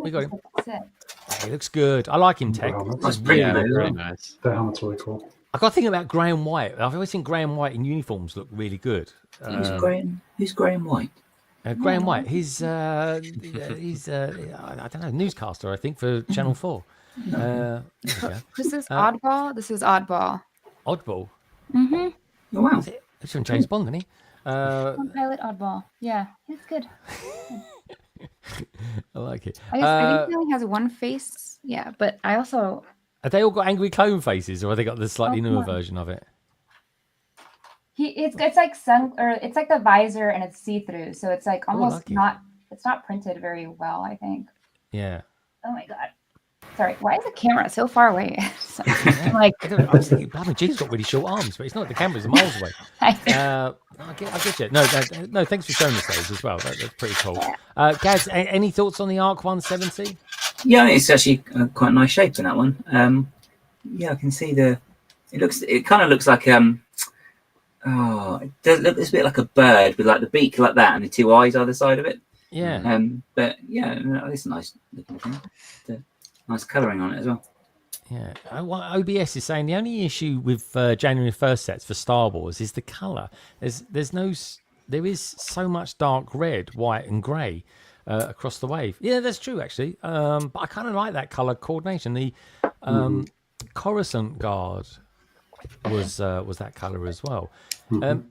Tom, do you build any, or do you draw any Lego? I know you do the Lego Star Wars figures. You've done one or two of the Clone Commanders. What about the actual ships or anything like that? Is that a thing? I haven't done a ship yet, but I reckon a ship would look pretty cool. Oh yeah, we do like a big job of the ship. Oh yeah, so I tell you what one I'd like to see you draw would probably be something like a Slave One. But Tech, any suggestions on a Star Wars ship that Tom, something iconic that Tom should draw? Yeah, I think the Slave One would look pretty sick. I'd like to see the ARC 170. I have to say, it's one of my favorite ships. Yeah. There's a lot going on there. So that's what I mean. It's kind of interesting. That's the thing, isn't it? It's kind of an intriguing one. Or of course, I tell you what, I think it's a lovely design, and Matt did an actual lovely drawing of it for me as well one time, of it landing on London Bridge, and that's the Razor Crest. I think that's nice, man. It was awesome. I was back in the old days, Tech, the old days. Can I say, Tech, as well, while I'm thinking of it, when you was doing those streams, like the Black Friday streams and the Double Insider Points weekend, I love those streams, and all the old kind of old generations all came together in those. So I kind of liked it, man. It was a good vibe. Yeah, it was good fun. Good time of year to jump on and compare deals. It's good to find out like what people from other countries were getting as well. They were good fun. Hey, Contra, good to see you, dude. Right, let's have a look at this then. Okay, so a lot of people are loving this. Kind of got red and white in it as well. Just saying. Let's see if we've got what the video's like. I'm just saying 360. I don't know what to make of this. What the scale is or what? I'm not really too sure. But what do you reckon, Tech? I love the pram. Me too. I think some of those techniques look kind of crazy. I really like the look of that. Do you know what? I think I like Grogu as well. It took me a minute to get over what looks like massive bags under his eyes, but like at that scale, I don't know what I was expecting. Like I think they've done a pretty good job, and it's not really creepy. It comes across more cute than creepy. I think this one. So I think it's fun. I think it's fun. There you go. That's your review done. There you go. It's more cute than creepy. They recruited. Oh yeah, this is true. They recruited Dobby's design. Yeah, George Gillette for those. A good job overall. I think so too. Actually. I do like it. I just want to know what the scale is. This the same scale as R2D2? Do you reckon, Tech? Anyone out there thinks? Then it seems like a good one to kind of get in that sort of collection. There's a chance. I don't know. I guess the plaque wouldn't do you a scale number on it for like a human, would it? I think they only do it for the ships, but I think to be honest, it's probably not far off. Yeah, it's intriguing. Maybe a little bit bigger. Yeah. Also, as well, that under his right hand, there's like a grey ball. Is that meant to be silver, chrome? I thought it was chrome. I mean, is Lego never doing chrome ever again? No. Because I picked up. I was cleaning the other day Voltron. Oh my god, that thing has just got lacquered silver all over it. It's like it's beautiful. And I was thinking, I can't remember the last thing I built with any silver or chrome in it. So that's the thing. I tell you what, that'd be a good set to draw, Tom. Or Voltron. I don't know if you've ever done that, but dude, yeah, I've seen you some pictures of it. Honestly, it's beautiful. But yeah, what about this? Grogu, Tom, any thoughts on this set? Because obviously you must look at these and think, oh yeah, I'm going to buy that, but I kind of want to draw it at the same time. So you've got this kind of thing. I buy it because I like it, but you buy it because you might want to draw it at the same time. Do you factor that in when you're buying Lego sets? Yes. Yeah, I pretty much do. It's just like, so especially with like the cars and stuff. So I'm sure we're going to get onto like the F1 cars as well coming up soon. So I'm probably going to get some of those as well to draw, because obviously I've done like the McLaren, I've done the Mercedes F1 car. So I reckon doing like a collection of all the F1 cars would be pretty cool. Yeah, I think so too. I mean, my only thing about that Speed Champions wave that's going to come out is it's quite samey. That's my only thing.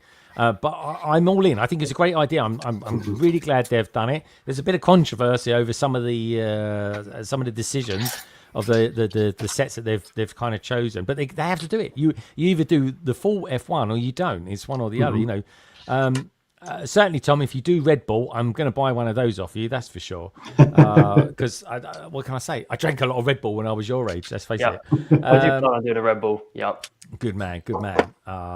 Seriously, dude, they love it, and I find F1 cars fascinating to look at, to be honest, because they're like rocket ships basically, but on four wheels. Nicole, you're a big Dobby fan. You like the most hideous Lego sets ever been designed, and I use the word designed loosely. But what do you think of this one?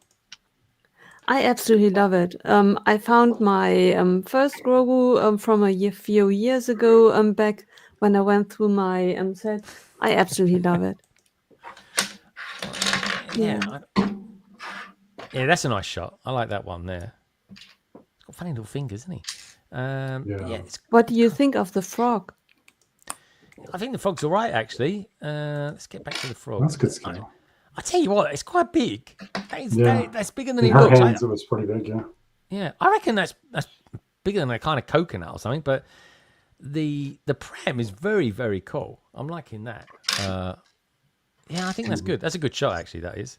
I like that a lot. Are you looking forward to building this one, Jean? What's your kind of preempt on it? I am. I think it's really precious, and I a lot of people got really offended when I said this. I don't like Grogu. I really am not a fan of Baby Yoda, but it's a really cute set, and that's quite intriguing because I think he controls the narrative of the story too much. That's my only issue with him. I just think they overdid it. I think he should have stayed with Luke and. I agree. Like he was like 2 weeks, wasn't it? He went to Luke, and it seemed like 2 weeks later. He was like, "Oh, you're gonna come back and be a Mandalorian, and then by the time you can talk, your dad's gonna be dead." Like it's just like they clearly only kept him because he's really cute. Yeah. No, I agree. Even it would have been nice if it was one season without him or something like that. Yeah, but I love the frog and I love the macarons, like the little extra builds, just like callbacks to the show. Yeah. Oh, very cool.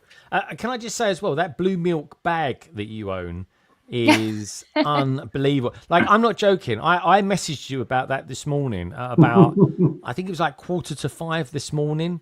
It was like literally. I woke up. I went, that's cool. I think that's what I sent you anyway, because it was like, it's the first thing I looked and saw when I woke up. And I was like, God, that's cool. And then boom, that was it. I went back to sleep. Yeah. You did.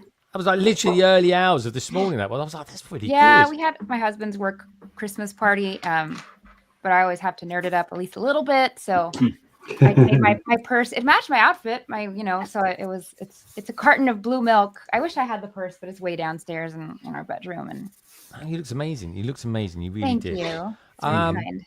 They're the main Star Wars ones that we've looked at, which are pretty good. You've got the Acclamator as well, as a Acclamator class assault ship. I think that's pretty good. I'm definitely going to be buying one of those. The Home One Star Cruiser they're quite expensive. I'll say that. But let's see what they're saying in the chat. Salexcape is saying, the 1x1 round plate is also in chrome. Just used it for day 6 of the Star Wars Advent Calendar. Oh, Star Wars Advent Calendar. Very, very cool. BKM Slam said chrome is quite different from metallic lacquered silver. I'd love to see more chrome parts. Me too. Gaz, do you ever buy chrome parts but from sort of third-party companies? No, I do buy the some metallic-y silver ones. I've actually got some that I bought the other week for this month. So yeah. Okay. Yeah, but honestly, I was looking at Voltron. I was just like, this is phenomenal. This is Lego Team B. Who dies? Oh yeah, that might have been I don't know. You should have watched it by now. Ryan Taggart's out there. Oh, Ryan, dude, how you doing? Good to see you, my man. The modular construction site was using a Lego video recently with Spider-Man in it. I don't know if you saw it. If you haven't, though, I'll try and dig it out. Mark's giving out a little bit of love out there to Ryan. If anyone's interested, Ryan Taggart is the modular construction site, which is in my top 3 best sets of all time. He's the designer of it. He's the fan designer. We've got OBS out there saying Grogu is the most popular character since the original trilogy, and of course becomes a massive cash cow for Disney. Totally true, mate. It's totally true. And that's why it kind of ruined the narrative. Certainly for people like Brick Hive, he's not a fan. He's like Gene. He's just not a massive fan of it because it drives the narrative of the story. But yeah, Ryan saying, sorry I missed the modular chat. Read the comments. Looks overwhelmingly positive. Everyone's loving it, my friend. Just out of curiosity, how's the survey going? So we've got 75 votes. Thank you everybody for that so far. It's great. 80% are saying it's great. This is going to be a very, very popular modular to get as well. And we've got a good gift with purchase. Gaz is going to be getting it. Nicole, are you buying yours online or are you going down to the store on day one? Online. Online. It takes me 3 hours to go to the store by train, and then I have to carry it down back home. So no. Okay, all right, cool. You should join me and Gaz for the week after. We're going to be building it live. You should join us. It's going to be a long one, though. It's going to be a long one, Nicole, but you join us. It'll be literally the Tudor stream with the trio. But anyway, I'll have to buy a ruff. You have to what, Gaz? I have to buy a ruff to wear, like they did in Tudor times, around your neck. Should we dress up in Tudor clothes or something like that? I'd be like Henry V or something, whatever he was back then. Nicole could be Anne Boleyn, something like that. And I don't know. Gaz could be a jester. I will wear my dirndl. Yeah. Why do I get to be the jester? You're a funny guy. Well, Greg's not funny enough, Gaz. Yeah, that's. Oh, there we go. Yeah, to be fair, I look like more like Henry VIII. To be fair, just say, I'll have to grow a beard. Don't go there, Tech. Don't go there. I won't say a word, mate. Won't say a word. Greg's still partaking in Movember.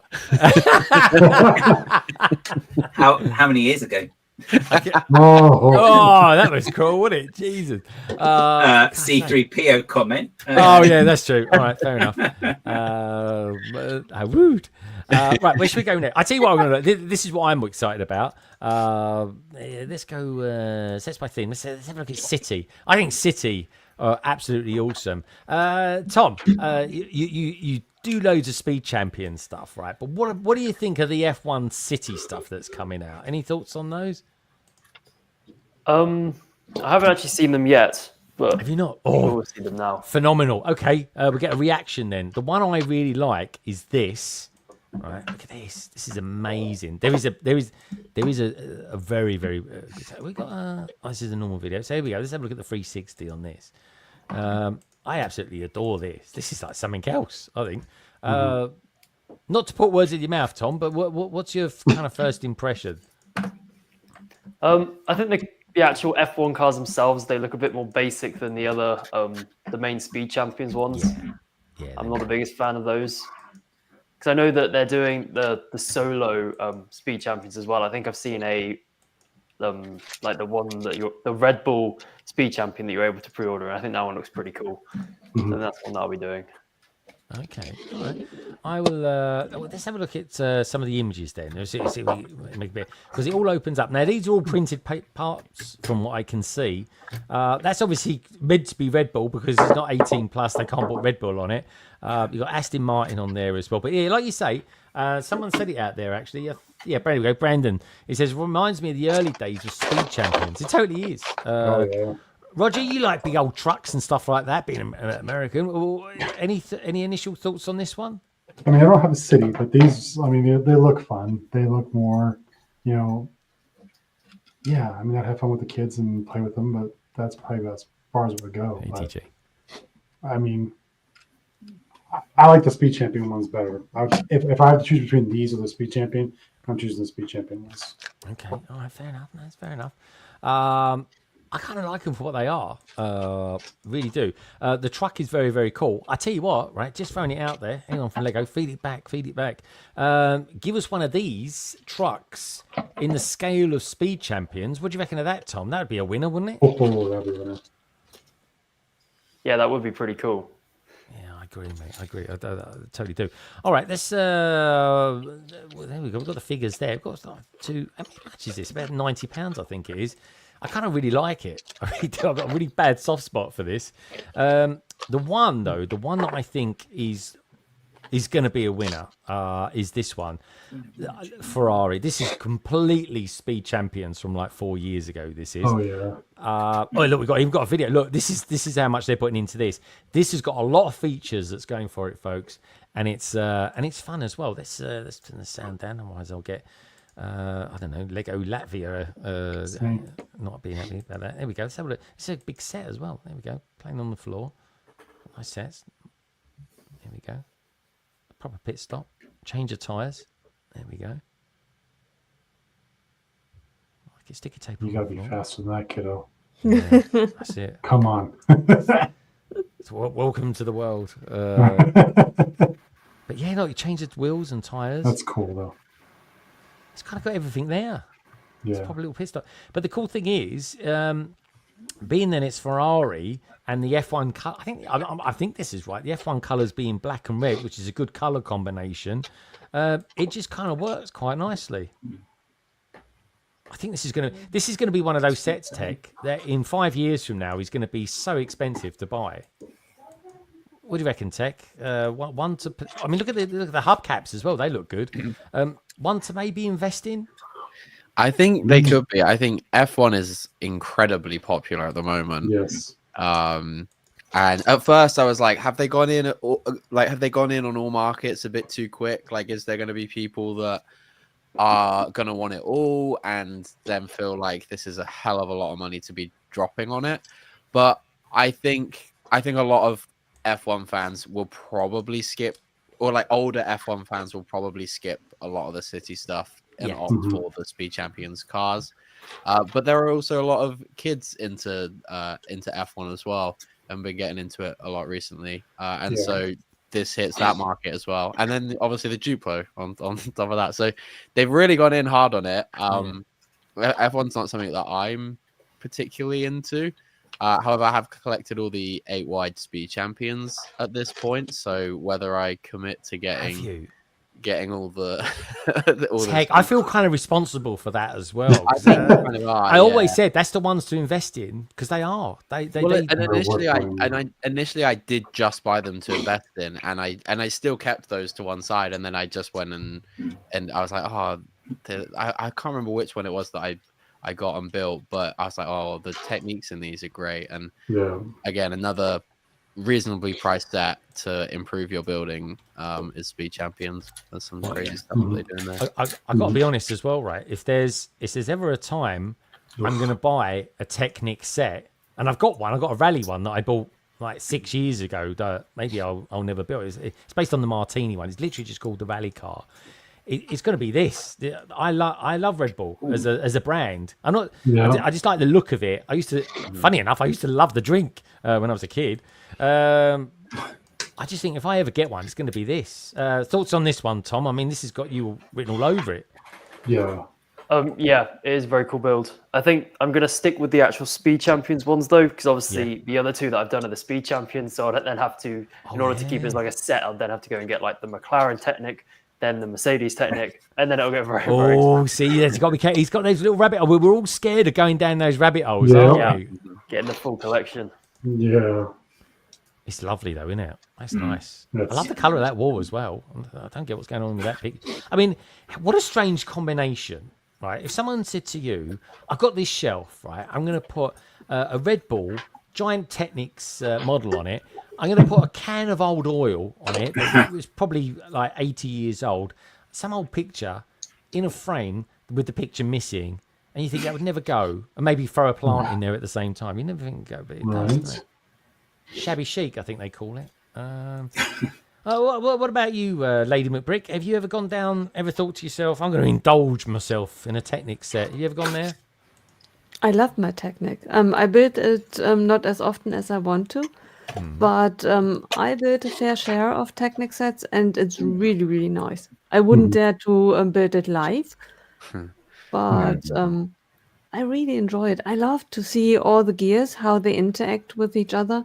One of the best sets when it comes to Technic, in my opinion, is the Moon, Earth, Sun set from last year. Oh, yeah, I know one, yeah. Yeah, that's a great one.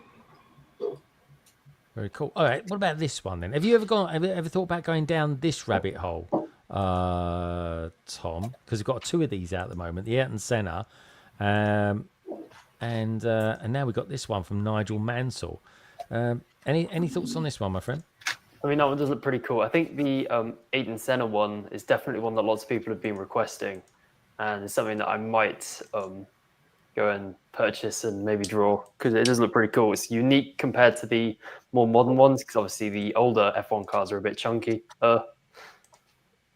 They are indeed. I tell you what I've got. I've got a big card that I'm yet to build. I like the big cars. They're the ones I like to get, the big ones. And this isn't quite that scale, but it's kind of not a million miles away. But I have got the Caterham, which I think was a Lego Ideas set back in the day. One of my friends up north got me one of those, which is good. Hey, Mayo, good to see you, dude. But yeah, it's there's a lot out there. I mean, you must be. Have you got any thoughts, Tom, on the F1 stuff and the fact that Lego are kind of going all in on it? I do think it's pretty cool, but at the same thing, I don't think I'm going to be able to draw every single one at the scale that I've done the McLaren and the Mercedes at, because it'll take years in order to do the entire grid. It'll be a bit crazy. And like you said, some of them are very similar as well. So it is a bit like I might just pick the main like teams that are constantly winning the championships and stuff. Yeah, and luckily the British drivers seem to do pretty good at it as well, don't they? Yeah. Oh yeah, especially if you can get one or two of them signed as well. That'd be good, wouldn't it? Have you ever had any like over Instagram? Because I mean, you're a big hit on Instagram. So are you like? Has any of them ever got in touch with you or anything like that? Nope, not at the moment. Okay, we'll try and work on that. We will. Right. Okay. Let's have a look. Availability. Let's have a look. Pre-order. We've got 10. Let's have a look at a Marvel one, shall we? This is we've got a few good ones that are coming our way in the new year. The one that seems a little bit controversial. Certainly, a lot of people there in Billund that saw it for the first time. Super excited about it. Have you got a video on it? No. But yeah, there's this one here. Gaz, you like intriguing builds and stuff like that. What's your thoughts on this? So it's a nice idea. I just think if you're gonna show the Avengers, you should probably do the best versions, and I don't think that version of Hulk is necessarily the best version. Because I think the big fig one they brought out that they had in the Ultron set, I think that set was great for being able to get all of the Avengers. So, and this is missing Hawkeye as well. So it's kind of nice idea, but I think they're maybe missing a couple of tricks with it. Yeah, guys, just out of curiosity, right? I think they should stick with one form of the Hulk. Well, what do you think about that? Like the big fig Hulk? Otherwise, he's meant to be big, isn't he? He's just little. Yeah, I think it is strange to keep flipping between the two. The only way you can do it really is if you get, in my opinion, is if you were to do it as if he's like the halfway through changing. That would work, but it kind of also would look a bit weird. So yeah, I think. But then I guess it's cheaper to produce as well. So this way, maybe you could afford it more if you didn't have as much. Oh yes, I mean it reduces the cost significantly. I mean, let's have a look at the price of it, because a figure like a big fig's always about £15 or so, at least 10.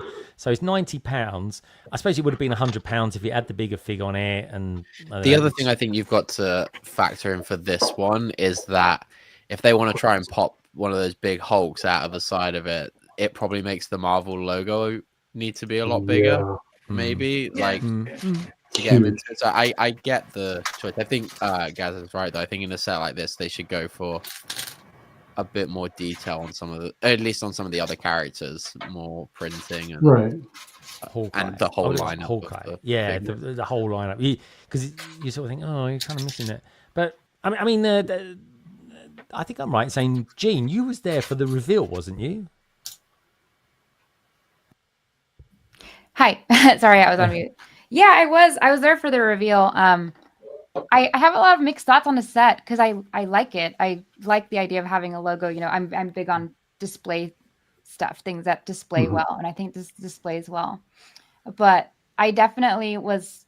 I mean, where's the Hawkeye? Like, that's just such a choice to be like, oh yeah, the Avengers are here, except Hawkeye, and then the Hulk that they chose, which Tech said exactly what I was thinking. Like, that the reason that he's that size is because they would have had to figure some other way to jiggy a huge size Hulk in there, and it wouldn't have worked. So I'm really curious because I didn't get the interview for, because the way they do Fan Mania Days is they do like a presentation where everybody sees it, and then you kind of are in a lottery system to see if you get the interviews that you want. So this isn't the Marvel interview I got. So I'm just curious. I hope the other fan media who did get to interview these designers asked where's Hawkeye, Yeah. Sam makes a good point. Says I just don't think this is something anyone was really asking for. No. Oh yeah, for sure. I don't think anybody was asking. So in the video I posted of the reveal on my Instagram, I did include the question that somebody asked. Or actually, I don't know that I included it now that I remember. I will put it in the vlog, though. Somebody said, like, when did you come up with the idea to have the figures coming out? Because, there was a rumor that there was going to be the Marvel sign. So then they asked that question. They said pretty much from the moment that they asked us to make a Marvel logo. And so that was interesting to me because it's just like, oh, you don't, as a Lego designer, get to, I'm sure you get to present your ideas, but at some point you just get told to do something and then you're just like, okay, now I have to come up with an idea to make this cool somehow. Because that's basically what they said. They're like, well, from the moment they said, we had to do a logo, it's like, well, let's add something else to it. So they added the figures coming out of it. But then come the other logistics of, not having a big fig for Hulk and only having 5 slots instead of 6. I don't know. So I'll be curious to hear all of that. Yeah. And I suppose it's got to be sturdy and all that sort of thing because there's certain design constraints that they have, isn't there, guys? Because it's not like a Mark where sometimes the figures could fall off or something like that. It's all got to be super strong and well structured. An interesting one, a very very interesting one. That intriguing, but like you say, Sam's saying there's not one. I mean, I kind of like it. I don't know, maybe it would have been a whole lot cheaper if they hadn't even included the minifigures and just none of the mechanisms and just gone for But then something like if that. it was a $50, they'd be like, what, $50 and it doesn't do anything? Like, you're never going to please everyone. No, that's true. It's true. I'm just I was looking for a kind of a sweet spot in the middle of it all.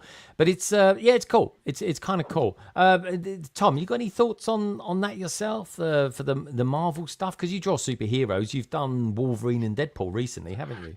I think it does look pretty cool. But like you said, I think like having the Hulk as like the small one is a bit weird. But then again, I don't think he would necessarily fit as the big fig. And I do think a Hulk big fig drawing would be pretty cool too. So maybe. Yes, definitely. Or even that Age of Ultron one. Was that, Gaz, that one you bought recently that had all the Avengers in it? There's that. It's kind of like an action shot, isn't it, of them, the way they're posed? Yeah, it's like that bit. I think it's just from like the start of the film, isn't it? When they just have that slow-mo bit when they're all suddenly in the screen doing the superhero bit together. And then it goes back to normal speed. So yeah, it's quite cool.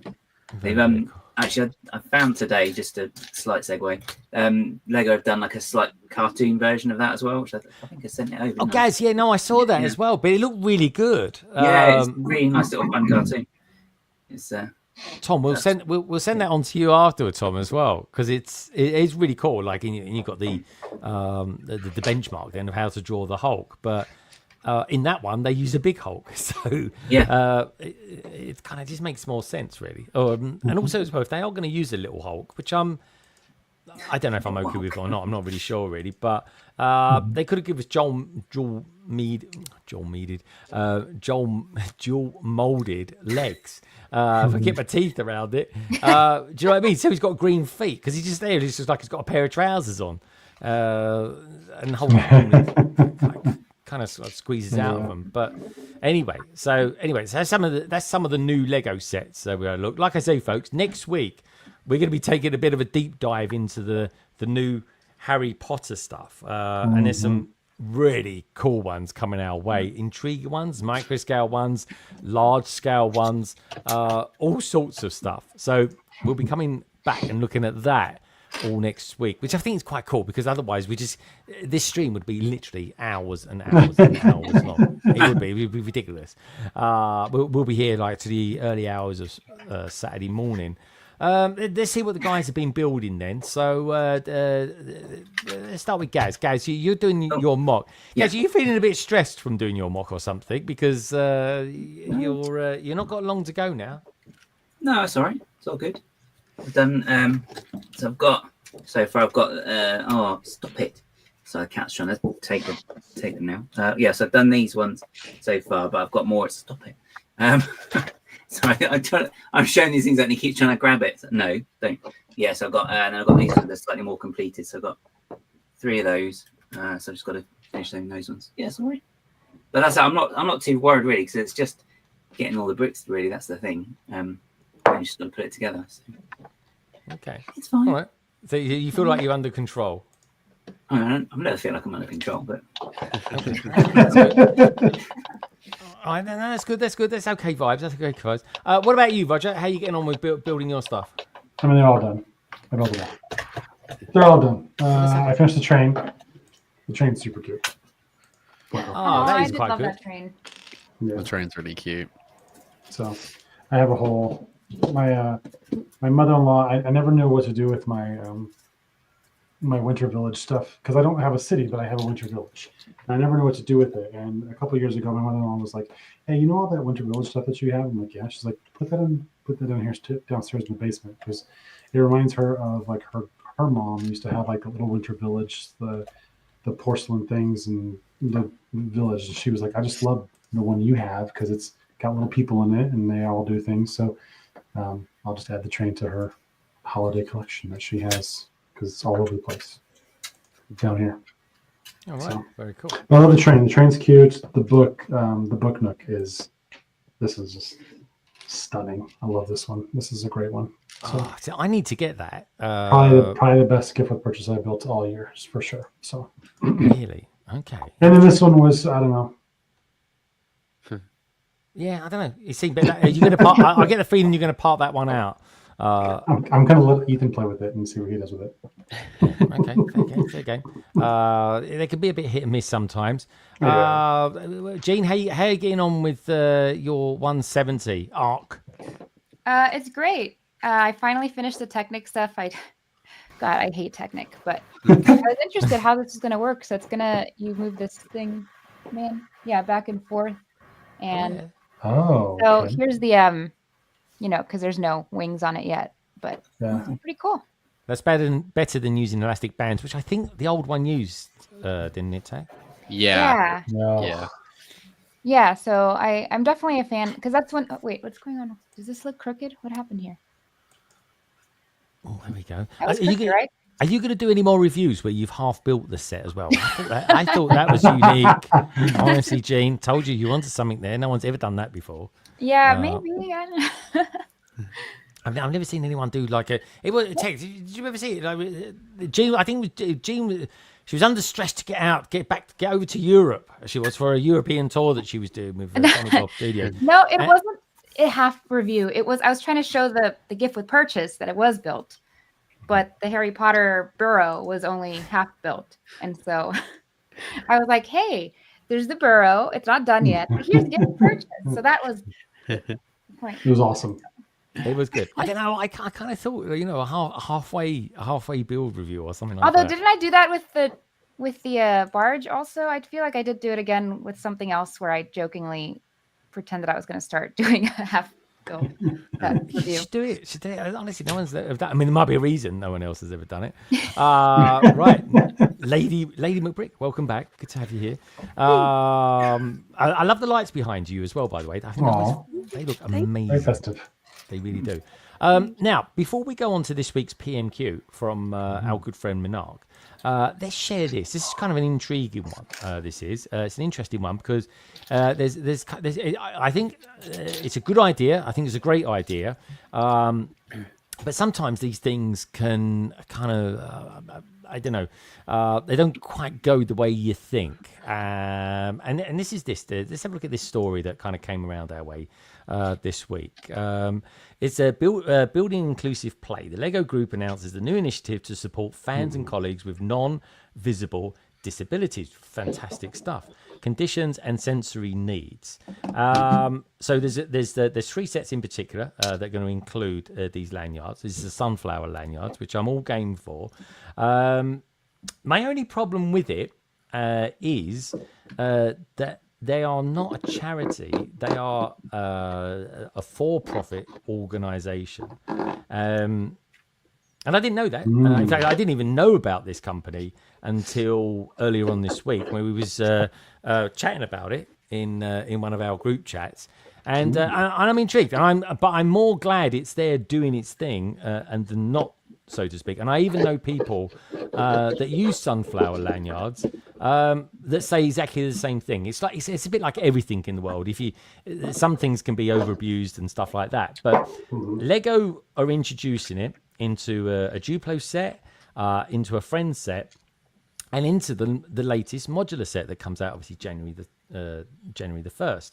So with that in mind, that kind of leads quite nicely into this week's PMQ from our good friend MNRK, who asks us all on the panel, and of course you boys and girls out there, the following question.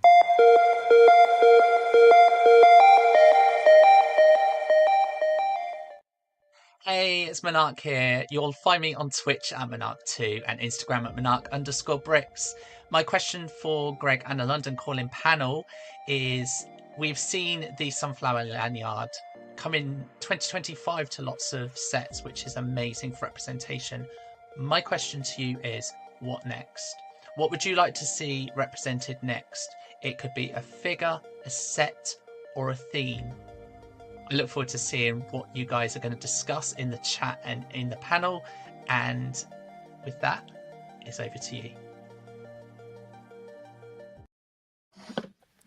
I love what Gaz put there. There's a bloke that looks like MNRK on the screen. So it's an intriguing one. It's an intriguing one because there's a very fine line between companies that want to make profit, that are for that not for charities, that we want charities in it, and then there's the political line as well. So it's kind of an intriguing one. So I'm gonna start this off, and I'm kind of thought to myself about this, and I was like, do you know something I'd like to see represented in Lego? It will probably never happen, at least in a commercial set, but it has potential to maybe happen at the BAM in the Lego stores, and that's maybe representation of a poppy because it is the symbol of peace, and but obviously there's the connotations with having with war and stuff like that, but it is meant to be kind of the opposite of that, and he's meant to be for peace. So again, when it comes to like football games and stuff like that, some games allow that kind of thing, others don't, especially when it comes to international ones. So it's a real fine line that I got no idea how anybody ever navigates. And by the way, Monarch, that was a really cool question, and I'm glad you and I got chatting about that earlier on this week. So thank you for doing that. You knocked it out in literally a day, folks. So I super appreciate that. So I'd go with the Poppy, and I think if you don't want to necessarily bring them out in a commercial set, you could maybe then do what they've done with the Sunflower Lanyard and bring them out at the BAM and build a minifigure and do it like that. So where should I go first? Where should we go first? There's my thoughts on the Poppy. Roger, have you got any sort of thoughts on this? Because it's a tricky one. It's probably one of the trickiest we've ever had. It is, because I mean, it's those hidden disabilities and things that people struggle with, and and to sit there and say that nobody doesn't struggle with things in their own life is a farce. It's a lie. I mean, everybody struggles with something. Being it anxiety or depression or whatever it may be. So, I mean, for me, obviously, they would never do anything military-wise. I mean, I would love to help out, all my fellow brothers and sisters that struggle on a daily basis with the things that we dealt with in the military as veterans. That would be a big thing for me, but it's unrealistic because Lego would never touch it. So, because they have this very it's not anti-military, they just don't do military stuff. So like the poppy flower would be great, but again, there's the military connotation with it as well. Exactly, there's that military. I mean, you see poppies. I mean, Veterans Day is a big time for that to happen. So I don't know. There's a lot of things that myself and a lot of other veterans deal with on a daily basis that we struggle with and we deal with. And if Lego would ever do that, it would be something amazing for us. But I don't think they would ever touch it. So I'm kind of like in the middle of that. Yeah, I know, but it's a tough one, isn't it? Because you sort of think, well, who wants who would we think would need representation and things like that? So it is like really. I think the Poppy would be really ideal, and something that you think is like a really nice symbol of peace to someone else could mean something quite different. So it's tough. It's a really tough one. Nicole, have you got any thoughts at all? I can relate to the basic thought of it, and as you said, it's a tricky thing. Something that I would like to see is in Germany, there is someone that builds out of Lego ramps for a wheelchair, people in wheelchairs, really life-size human beings. If Lego would take that over to buildings and have ramps in their buildings as well, more often. Yeah. No, I get that. They're certainly doing more wheelchair things, but the ramps and that isn't necessary. Like even going into a building or something like that, a modular. Do you know what I mean? It's making something like that. That's an intriguing thought. And like people wearing hearing aids and that recently, it's become more of a accepted thing. I think something that actually really helped demystify a lot of these stuff was the Paralympics. I think, like for me, it was like 2012. After the Olympics finished, everyone was like, "Oh my God, I need more Olympics." And then the Paralympics came along, and that was just massively successful as well. And we didn't see, or I didn't anyway. I didn't see people for having limbs missing or struggles with certain dexterity or anything like that. It became more of a, you're a fantastic human being and you're doing you're a champion and all this kind of stuff. So I don't know, humanizes people more. It becomes more acceptable, I think, as well. Let me give you an example of that. Actually, there was in a recent Lego set, Over the Moon, Pharrell Williams, intriguing one. Still got a review coming out on that, so don't worry. There was 49 different heads in that. And one of those heads had a scar just between the lip and the nose, and that was to kind of represent people with cleft palates. And I thought that was really cool because I never had a cleft palate, but I have got a scar that goes from my lip to my nose. And some people even think I was maybe born with one when I was a child, but I never was. But in some respects, I look like I had one because it's a scar. And but for the first time ever, when I saw it, I was like, oh, that's kind of cool. That to me feels like it's represented. Now, it wasn't anything I'd ever asked for or ever really kind of ever wanted, but when it was there and I was like, yeah, I think that's pretty cool. So I kind of understood a little bit more of what it feels like to be represented. And there's so much more that could be done. Lego does already a lot, but things like maybe a representation of someone who has autism. Yeah, Like a absolutely. visual, not the standard face, just as a representation. Yeah, and that's the thing, and not everyone needs it or wants it or anything like that, but but I think what it does drive a certain conversation. Tom, that this might be something that's kind of like unfamiliar to you, and that's totally cool as well. But I just wondered if you had any sort of thoughts on it or anything like that. Not really, because I think Lego they cover a lot of topics and stuff. It seems to be like no matter what I try and think of in order to say something, it's like, oh, Lego's already done that. Oh, Lego's already done that. They do cover a lot of stuff already, I think. Yeah. And that's a good thing, isn't it? I mean, you think when I was your age, Lego just had lots of, it was all the same. Even the sort of female minifigures looked exactly the same. They were defined by their hair. That was the difference. Yeah. And then things changed, and things will keep changing and stuff like that. Shai, who's out there tonight, he has for his armies that he builds and that he has particular tones for the skins and things like that, and he goes even a step further where he changes the hands over as well, so that they match, and that brings another complexity to it all. But I think it's good to have representation. I don't think you necessarily have to go searching for it, but if you do, there is a chance that Lego might have that there. So it's a tricky one, and I don't know whether it's because I'm a male, I'm of a certain age, and I'm white that I don't feel represented. But whatever it is, I want to kind of make the conversation anyway, and that's important to me, especially being a Londoner as well. So, Gaz, have you got any thoughts on that?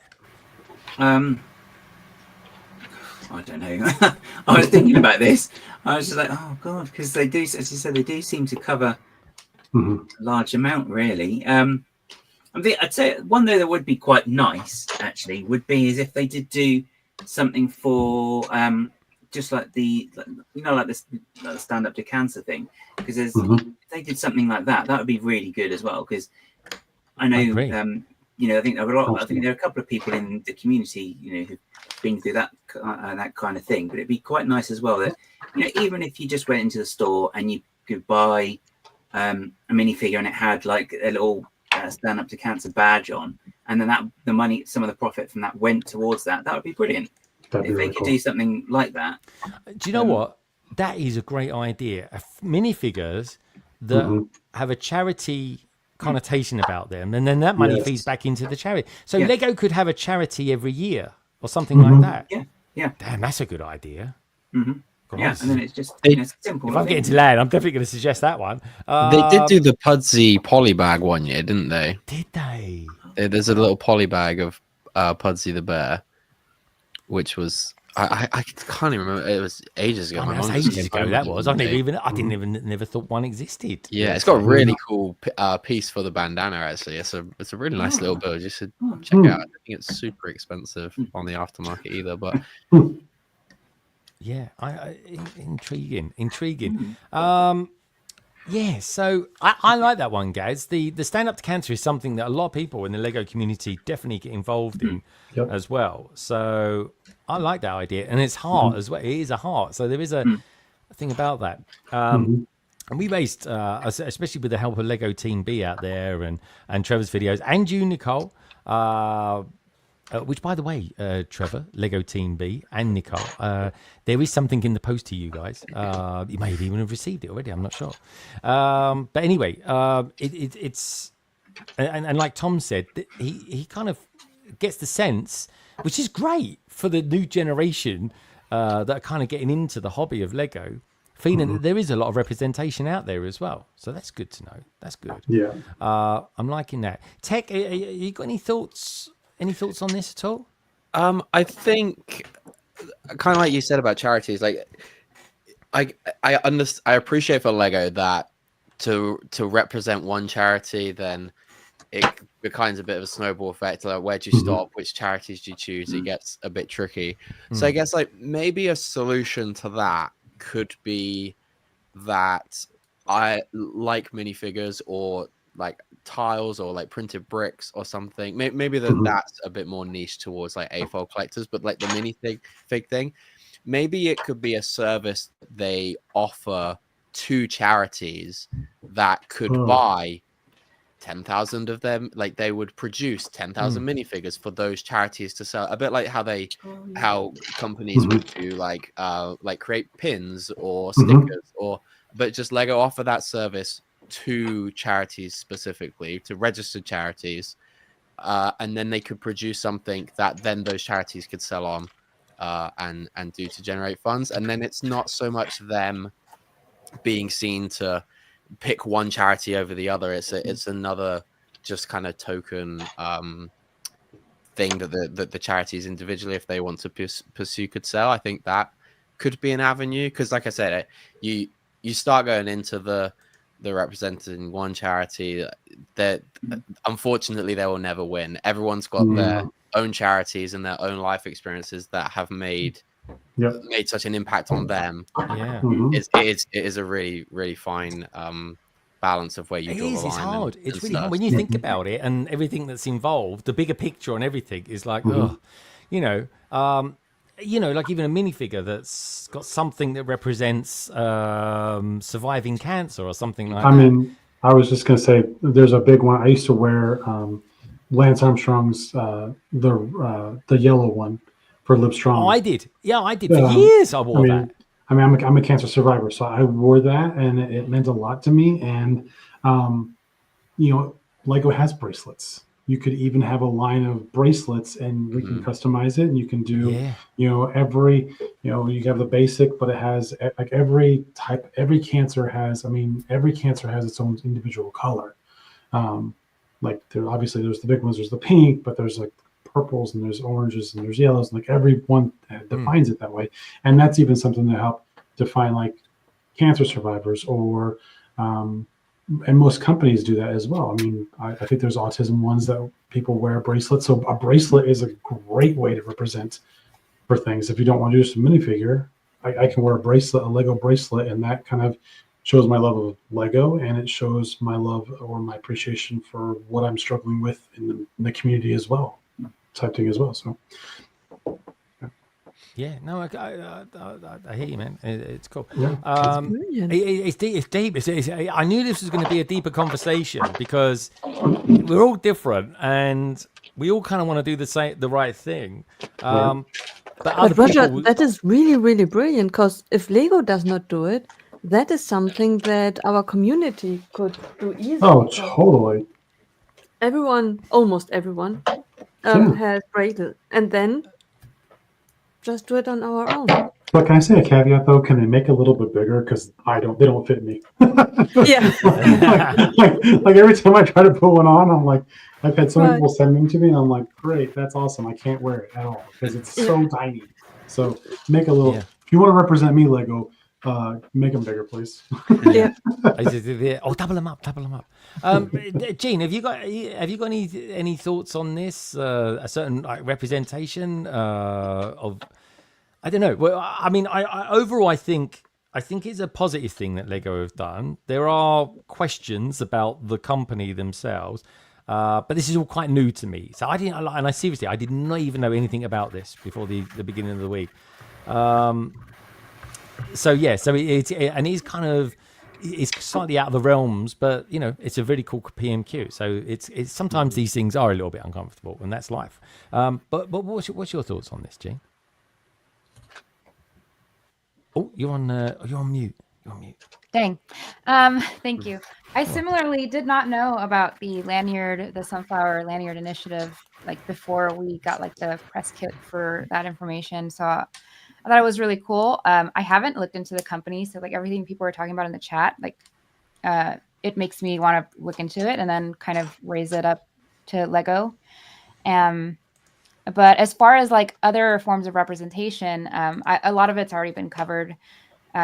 Somehow, you know, I don't have any military background, but kind of the first thing that I thought about when you presented the question was veterans, right? Mm-hmm. But as Roger said, like that's just something that I don't know if it's ever going to be in the horizon for Lego, but that was the first thing I thought about is veterans and sort of PTSD and the silent struggles. But then you think about, you know, it's also the lanyard is for something that someone goes through that's silent. And so then you think about what's a silent sort of general symbol for people who battle PTSD. And I think it's the teal ribbon. Mm-hmm. I looked it up. Yeah. And as Roger also brought up a few minutes ago, like all the different ribbons for cancer survivors. So that could be another form of representation. So there's definitely options out there, but I do wonder what it takes, right, for something to become as official as this big announcement and, you know, partnership with the Sunflower Lanyard. Because it kind of came out of nowhere, and I'm interested to know why they picked them for that. Same. You know what I mean? You know, because I'm sure, I'm sure there's a lot of worthy causes out there, and a lot of people that want to be represented. But it's intriguing. Why? And them? It could be honestly the rise of awareness of neurodivergence that, you know, that it was like, okay, well, how do we? And you know, Lego talks a lot about how children write letters to them saying, you know, like, I think this is bad for the environment. We should do paper bags, you know, like examples like that. So maybe there were children that said, you know, I struggle with neurodivergence or I'm autistic, or maybe that's how, you know, they were made aware of it is because they're Sunflower Lanyard wearers, users. Yeah, and I suppose the thing is, if you because this all came out of airports and stuff like that, and people being people having a way of subtly telling other people that they've, you know, they may have an issue or something like that, but I mean, it doesn't scream at you what their disability is. But I suppose as a person, if I saw someone now with that lanyard, I would kind of proceed, you know, with not caution as such, but, you know, soft. I would have a very soft approach or something like that. That's what it teaches. So yeah, it's an intriguing one, and definitely one I'm going to watch and sort of see how it develops. So with that in mind, it's an intriguing one. It's definitely quite thought-provoking, and certainly this is an interesting platform. And MNRK definitely thought that this was going to be a kind of an intriguing one to ask, and I was definitely 100% for it as well, because we all learn from it. It gets the conversation going.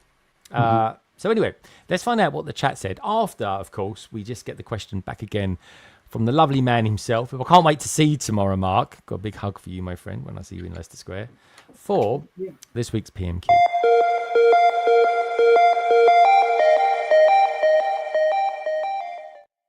Hey, it's MNRK here. You'll find me on Twitch at MNRK2 and Instagram at MNRK_bricks.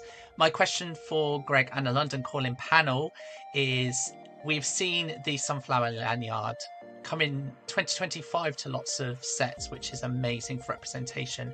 My question to you is, what next? What would you like to see represented next? It could be a figure, a set, or a theme. I look forward to seeing what you guys are going to discuss in the chat and in the panel. And with that, it's over to you. Good stuff. Thank you for that, Minark. Top question. It really is. Probably the most thought-provoking one we've had. But it's a sensitive one, and I think we need to treat it as such. Gaz is going to be setting up Mock the Week in just a tick to tee that up. Brandon says he'd like to see autism represented. And I'm pretty sure that the Sunflower Lanyard does cover that as well. But yeah, no, I hear what you mean. Salix is saying, I learned about the Sunflower Lanyard at Scarebeck. Someone from our lug that went with us had one. Yeah, I mean, if I saw one before this week, I would have said, that's a really nice lanyard. I like that design. Yeah. It's it is. The sunflower is a very beautiful plant. Flower. Shelves looking fabulous, Minark, says Trevor, in reference to it. There's a bloke that looks like Minark on the screen, says Gaz. Even Minark said, who's that? I gave him a nice colour grading. Thank you again, Mark. Honestly, it's so cool. KO saying, interesting. This is exactly what I said when I first heard it as well. Long overdue, an airproof residence. Yep, that could be a thing as well. Creating bees. Staticscape, interesting PMQ, Mark. Ian says, very thought-provoking this week, folks, as well, on the podcast. If it were a charity promoting the idea that wearing the sunflowers was a way to signal people want to be offered help, it would be great. Lady McBrick says, Mark, great question. By the way, I love your background. The snow looks amazing. Love the flowers as well. Ian then goes on to say, a for-profit company who have a business model of trying to get companies to deny help to people unless they have the proper lanyard is, in his opinions, wrong. Great question, says Roger. Showtime saying tiring and trying, Roger. Now, Mayo, actually, interestingly, honestly, I'm not in the market for a specific representation in a Lego set. Anything I could think of has already been done. Shy Times, my time, saying he got shot down for Veterans Day. Interesting, but yeah, it is. It's that sensitive thing, and everyone's got different points of view. BKM Sam says, veteran Lego Dad, it'd be amazing, full support. And don't forget, folks, if you did want something represented, like Nicole said, there's no reason why we can't create our own thing. If another of us want it, like Veterans Day, poppies, there's always, you could do like a sort of collab thing there. And I'm sure companies like Brickmania might want to sort of take that on as well. Intriguing. I like to see more hearing aids on minifigures, to be honest. They just appear in the newer set. I say have them at the BAMs and all that kind of stuff. Build a minifigure stuff. Why not? That's where a lot of people will be, and they'll see that. And I know I certainly want that, because that certainly represents life. And I'm stone deaf in one ear as well, so I'm totally on board with that. Albeit I don't wear a hearing aid. Right, where are we going there? So Brandon's saying that he's autistic as well. I've learned through the knowledge of this as well, folks. I've got friends that are autistic. I had no idea were. Minark saying, he says, I know Lego won't, but I think especially with the mini dolls being more human-like in their appearance, which is true, the kind of scale of their arms and legs and stuff, we need more body type representation as well. Yeah, maybe even tattoos. I don't know, just throwing that one out there. Ian saying, Mayhouse goes, some of the Paralympians are the most recognisable athletes in the world. Certainly with England, they are. Great Britain, they're bloody heroes. They really are. They're awesome. Lauren says, the fact that for-profit group activity discourages non-official sunflowers lanyards, aka only their own lanyards, that could help people, is super sketchy to me. Yeah, and a lot of people do feel that. And a lot of people that use the sunflower lanyards think the same as well. They really do. It's squeezing in information these last few days of pros and cons. And there's more pros than cons, but there's a lot of skepticism around it as well. More Paralympians are all over the adverts in the UK, much more so than an Olympian. In terms of merch of the athletes, I've not seen any other Olympian apart from the Olympics directly. I think they're on a level pegging plane. They are in the UK, Paralympians and Olympians. In the flagship Lego stores where you can print your own torsos, why not sell charity torso prints in store? I think so as well. I think that is definitely a way of distributing that idea. Bricktastic UK. I definitely think there's something in there for that. Coast Bricks says, Emily says, cancer is awful. I've been through it, but still here. And that's a big thing. I think people that kind of get through cancer and survive, it's a major thing. And 1 in 2 of us are going to get it or be affected by it, folks. So, there is that form of representation. So thank you so much for that question, MNRK. And if anyone's watching this back or maybe, I've got thoughts on it, feel free to DM me. I'm intrigued to know and learn more about this. And also, if you're watching this back or listening to it back over on Apple Podcasts or Spotify, leave a comment as well. Again, I'm intrigued to know what your thoughts and feelings are about it. Yeah. Right. Okay. Wow. Take a deep breath. Let's whiz around. Let's lighten the spirit a little bit, shall we? It's nearly Christmas. I mean, look at this. Hold on a minute. So someone's changed. Tom ditched the jacket. Was it getting a bit warm in there, Tom? Yeah, it was. Yeah. I thought you was getting red. That's all. I feel like you don't look as rosy anymore. Actually, I'm sickly now. I know. I like it. He was going the same colour as the Ferrari. I was like, I can't tell where his head on the Ferrari behind him. I love it. Sickly's my general aesthetic as well, so I wouldn't worry about it. Guys, it's as pale as a billy shelf. I could have said Billy Goat. Guys, show us what you've been building anyway. Show us your struts. My struts. So I've got these so far. I've got 4 at this stage, and I've got 4 that I'm just doing the top bit for. Then I've still got hang on, that's 8. So I've got 5 more to do. There you go. That's my maths. I've done good maths. I've done good maths in it. Nice struts, guys. If there's one thing Gaz can do, he can strut his stuff. Tiago's out there as well. He's saying heavy stream. Yeah, I think honestly this year that is the deepest and meaningful I think I've ever gone. It's an interesting thing. It's intriguing when we're kind of looking on the outside in, and we all know it. We all understand the sensitivity behind it, and each and every one of us, we've all got.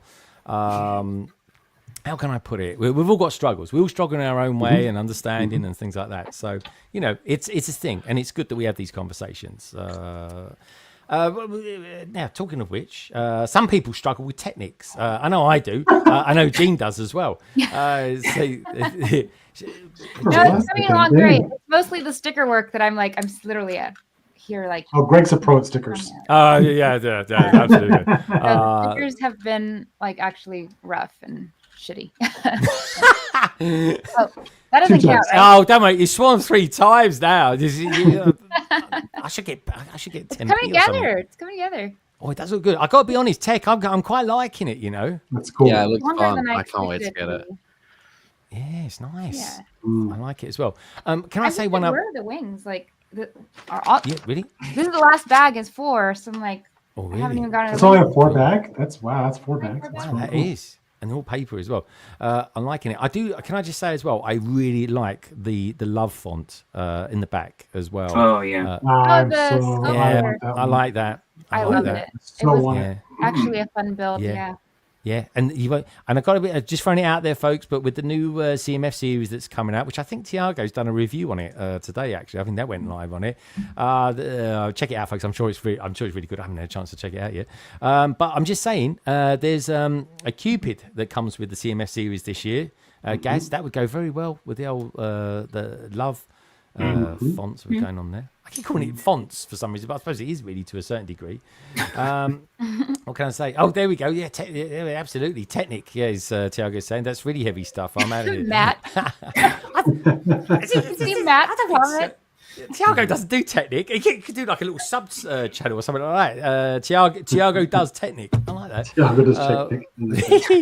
I love it. Right. Okay. I think now it's probably a good time to check out have a little bit of mock the week time. Gaz, you up for a bit of mock the week at the moment? I think we can do this. Yeah, go on then. All right then, let's engage, shall we? It's time now for Gaz and mock the week.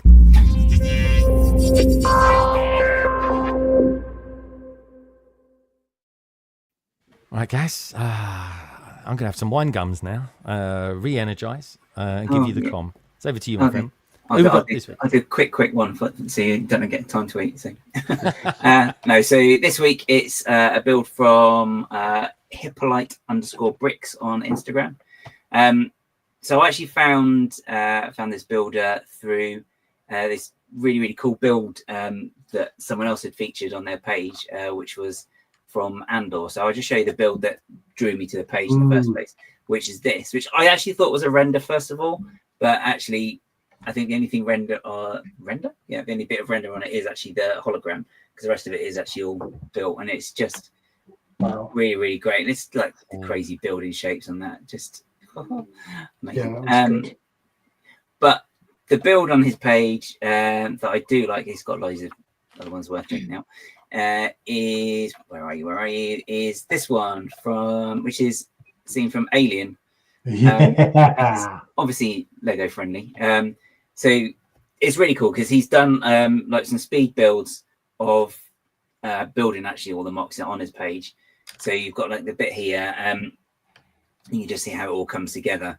But what's really quite nice as well is actually he shows you how he's like made the minifigure for like the Alien as well.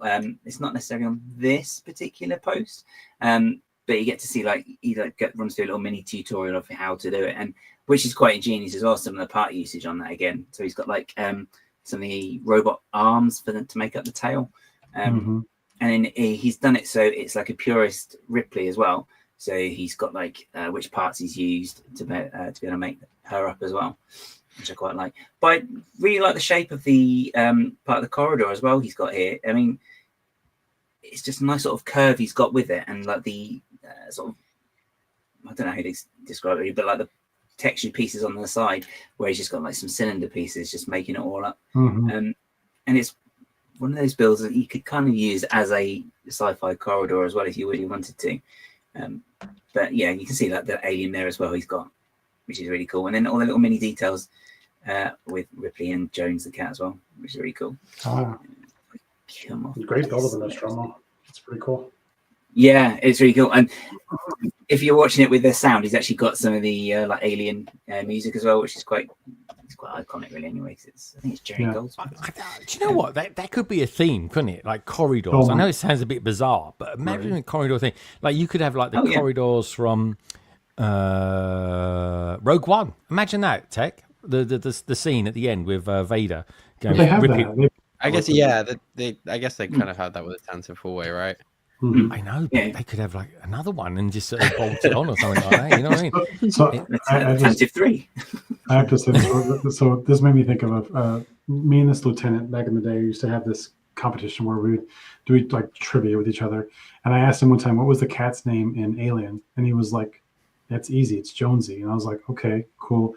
And then he hit me with what does the pilot's helmet say in Aliens? And I was like, I don't know. Whoa. And he's like, fly the friendly skies. And I was like, you're full of crap. So I went home and I watched it and I was like, it totally says fly the friendly skies. So I was like, I like that there's Jonesy in this one. That's kind of cool. Yeah. You know? Yeah. But Jonesy's not in a box. So Jonesy needs to be in a box.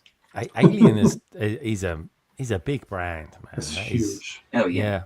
There's a lot of love out there for Alien, that's for sure. I love Alien 2, the new one, Alien. I've not seen it. Romulus, isn't it? Yeah. Romulus is really good too. So Romulus is actually, Romulus is up there. What did you think of Prometheus? Was that good? I mean, I quite enjoyed it, Roger, but I'm not big into Alien. I love Alien, don't get me wrong, but I'm not like. I love Prometheus. I loved Alien Covenant, but it threw the arc like for a weird loop for me for a second. Yeah. And I was like, wait, what? And then even Romulus kind of threw that even further, and I was like, wait, what? And it was just like, I mean, the first one was amazing. Second one's my favorite. The third one, the director's cut is way better than the first one. But even this director's cut for Aliens is way better than the second one. So, I don't know.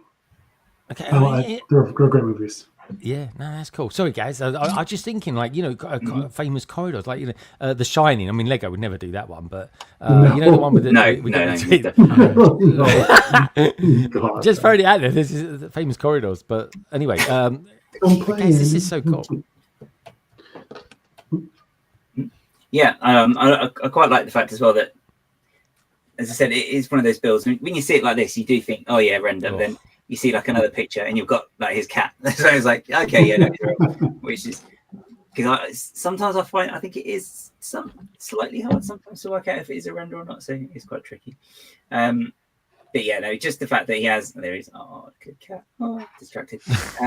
Next one. You're a big softie, guys. You really are. Yeah. Okay. Don't put me off my thread now. Oh no. Yeah, no. So really great builds within this, just to get all the shape in. And again, I mean, all it needs really is just like if you just took the light levels down a little bit as well, it's just, as Roger said as well, it's the Nostromo. It's just perfect. Yeah. And I love the fact that, just like you've got the fence piece there, so you've got that going sideways to make some of the grating on the floor instead of using just the plate that's got like the grating already on it.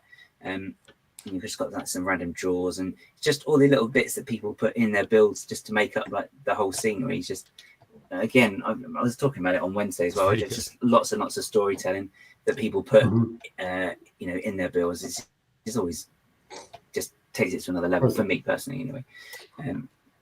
Which I do enjoy. But yeah, and then on his page as well, he's got loads of other stuff. So he's got, as I said, you've got the Andor builds down there. So you've got the street. You also got the bit there where the Luthen meets Saw Gerrera in the cave. But what I quite like as well, he's got this build here. So if I just quickly look at this one. So you've got this one, which is a really, really great texturing going on here. It's like a desert. So he's got this as a dune build. But then later on, he's actually then just repurposed it. You're not going to load it. Okay, cool. Then he's just repurposed it then for some Star Wars. So the video one. So I'll move it back to this one. But yeah, so he's just reused the actual landscape and just added some different scenery and some different figures, and there you go. Guys, you know the answer to this. What was the name of the desert in Tatooine? What's in the actual? The real Earth desert that they used? Or? Yeah, what do they call the desert there? In Dune, it had a particular name as well, didn't it? Oh, Dune. I haven't actually seen Dune. Because wasn't there like a bit of a cross-reference between Tatooine and Dune? It's called the Dune Sea, right? Yeah. Oh, okay. And that's the thing. Now, Tech, have you ever watched Dune? I've seen the first one of the newer ones. Yes. Okay. I was are you going like the old school, like Sting one? No. Yeah, I think I saw that when I was a wee lad. But I gotta be honest, Tech. When you think that Dune, and I watched the new one of the first one of the new lot that are coming out, and I was like, my God, Star Wars used a lot of references from this back in the day because this predates Star Wars. Yeah. And I was a bit like, God, there's a lot of Star Wars references, but of course the other way around. Sorry, guys, don't mean to interrupt, but yeah, Dune is. I think Dune is something everyone should see to kind of see where George Lucas was inspired for Star Wars. Oh yeah. There's lots, isn't there? Lots of to tie them all together. My favorite is the scary voice that the sisters use to control people. Oh, the voice. Yeah. Have you started watching the Dune Prophecy? We've been watching that. Yeah. Great. Is it good, Gene? Yeah, very good. It is. If you like Dune, you'll love that Dune Prophecy. Yeah, if you like Dune, you like Dune. Yeah, I've heard it's Emily Watson, isn't it? Isn't that one again as well? Is she? She's I think it's Emily Watson. But it's supposed to be very good. I was listening to a review of it the other day. Yeah, and they're saying it's excellent. Awesome. Oh, I want to see Penguin. Apparently that's meant to be absolutely Penguin's phenomenal. great too. Penguin's great too. Yeah, I need to watch that. Oh, I like Emily Watson. She's good. What's the Dune show streaming on? What platform? Is it Paramount? I think it's Paramount. It's an I thought it's HBO, isn't it? HBO? Oh, it's HBO. That's right. That's right. It's That sounds HBO. right. Oh, Harry Potter. That starts filming, I think, next year at HBO. Oh yeah. Yeah. There you go. It's always HBO. I don't know. It sounds like an old bank. 1984 June is a disaster. Little old lady. It was so bad. They crammed a lot into that hour and a half. It's so bad. Yeah, it is. I thought it was bad at the time. It was like Roger. You know what it reminded me of? It reminded me of a slightly more adult version of Flash Gordon. Oh my God, but Flash Gordon is awesome though. Come on. I know he's so bad. It's like, yeah, Gordon's alive. Well, that's like. I mean, movies. It's somewhat like Matt Berry. Movies when we were kids were so awesome. Like for example, like I remember watching The Last Starfighter, and I was like, man, this movie was so cool. And Stacey and my wife Stacey had never seen it before, and I was like, we gotta watch it. And we started watching it, and I was like, this is the stupidest movie I've ever seen. What is wrong with this? But it's still like it took you back to being like really like a little kid again. So Dune is the original Dune is so bad. Oh yeah, but I love all that. I do like the old like Blade Runner. I think Blade Runner is good though. Old Blade Runner is good. That is such a good film. Both of them. I love both of them. It was really cool. So, guys, anything else you'd like to show us from this? Sorry, we've gone on quite a lot of tangents. Tangent. No, it's it's worth checking him out. So he's got some really cool bits as well. So he's got some Dune, some Alien, and like he's got some Star Wars. So he's got this one as well from an Endor mock as well that he's built, which I quite like. Oh, that Ewok's looking a bit hard there, isn't he? You into that tech? He's not rocking on a Christmas tree. He's gonna do some magic spelling, I think, isn't he? I don't know, but yeah, some like cool little details like that. Like that. So yeah, again, storytelling really strong with this guy. That sounded a bit like something else. But yeah, so it's Hippolyte_bricks, definitely worth having a look at. And he's also got definitely check him out. Pictures. He's also got his cat on there as well. So Is his cat name Kitty? Is that Kitty's name? His cat's name? I think it's just filed under loads of pictures with his cat under there, but I don't know if that's the name. There we go. That's probably how Gaz found him. Is under the cat as well? Yeah. Anyway, Gaz, rumbled again. There we go. There we go. That's why we love you for it. Yeah, you're full of charm. Gaz, thank you so much for that. So that was this week's Mock the Week.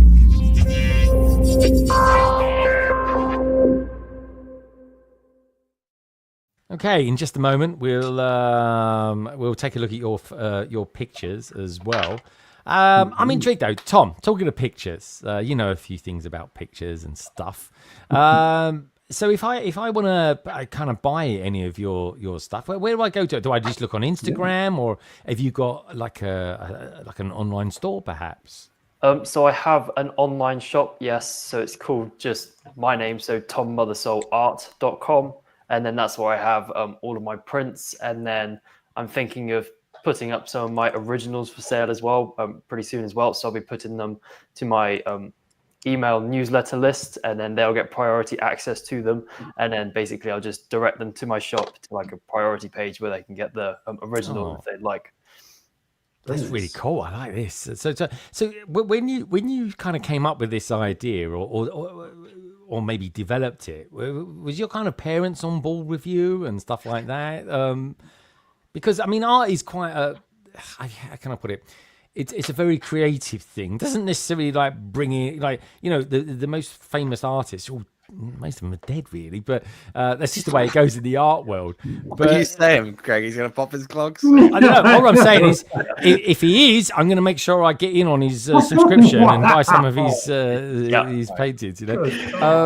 But yeah, so I mean, what's your support mechanisms? Are your parents all on board with you and stuff like that?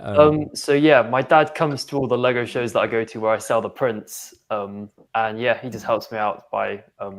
He's like my backup. So it's like when I'm framing up prints, I can still stay out front and make sure that no one's stealing anything. And then he can frame stuff up, all of that kind of stuff.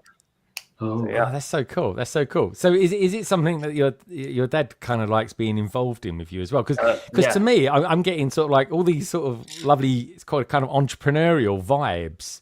And does that affect what you do art wise? Because like, do you, obviously there's a sort of commercial, you've got kind of a bit of a commercial head about it, but do you ever, like, say for instance, like a Lego car or just a normal car or something like that, do you ever, like, say for example, Gaz just above you at the moment, he's building a mock.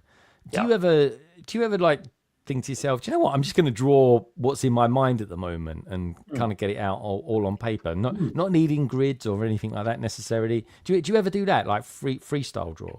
I don't tend to do a lot of freestyle drawing where I then go and spend a lot of time working on that drawing. I will do like freehand drawings, like from imagination and all that kind of stuff, but I only spend about like an hour or two on them.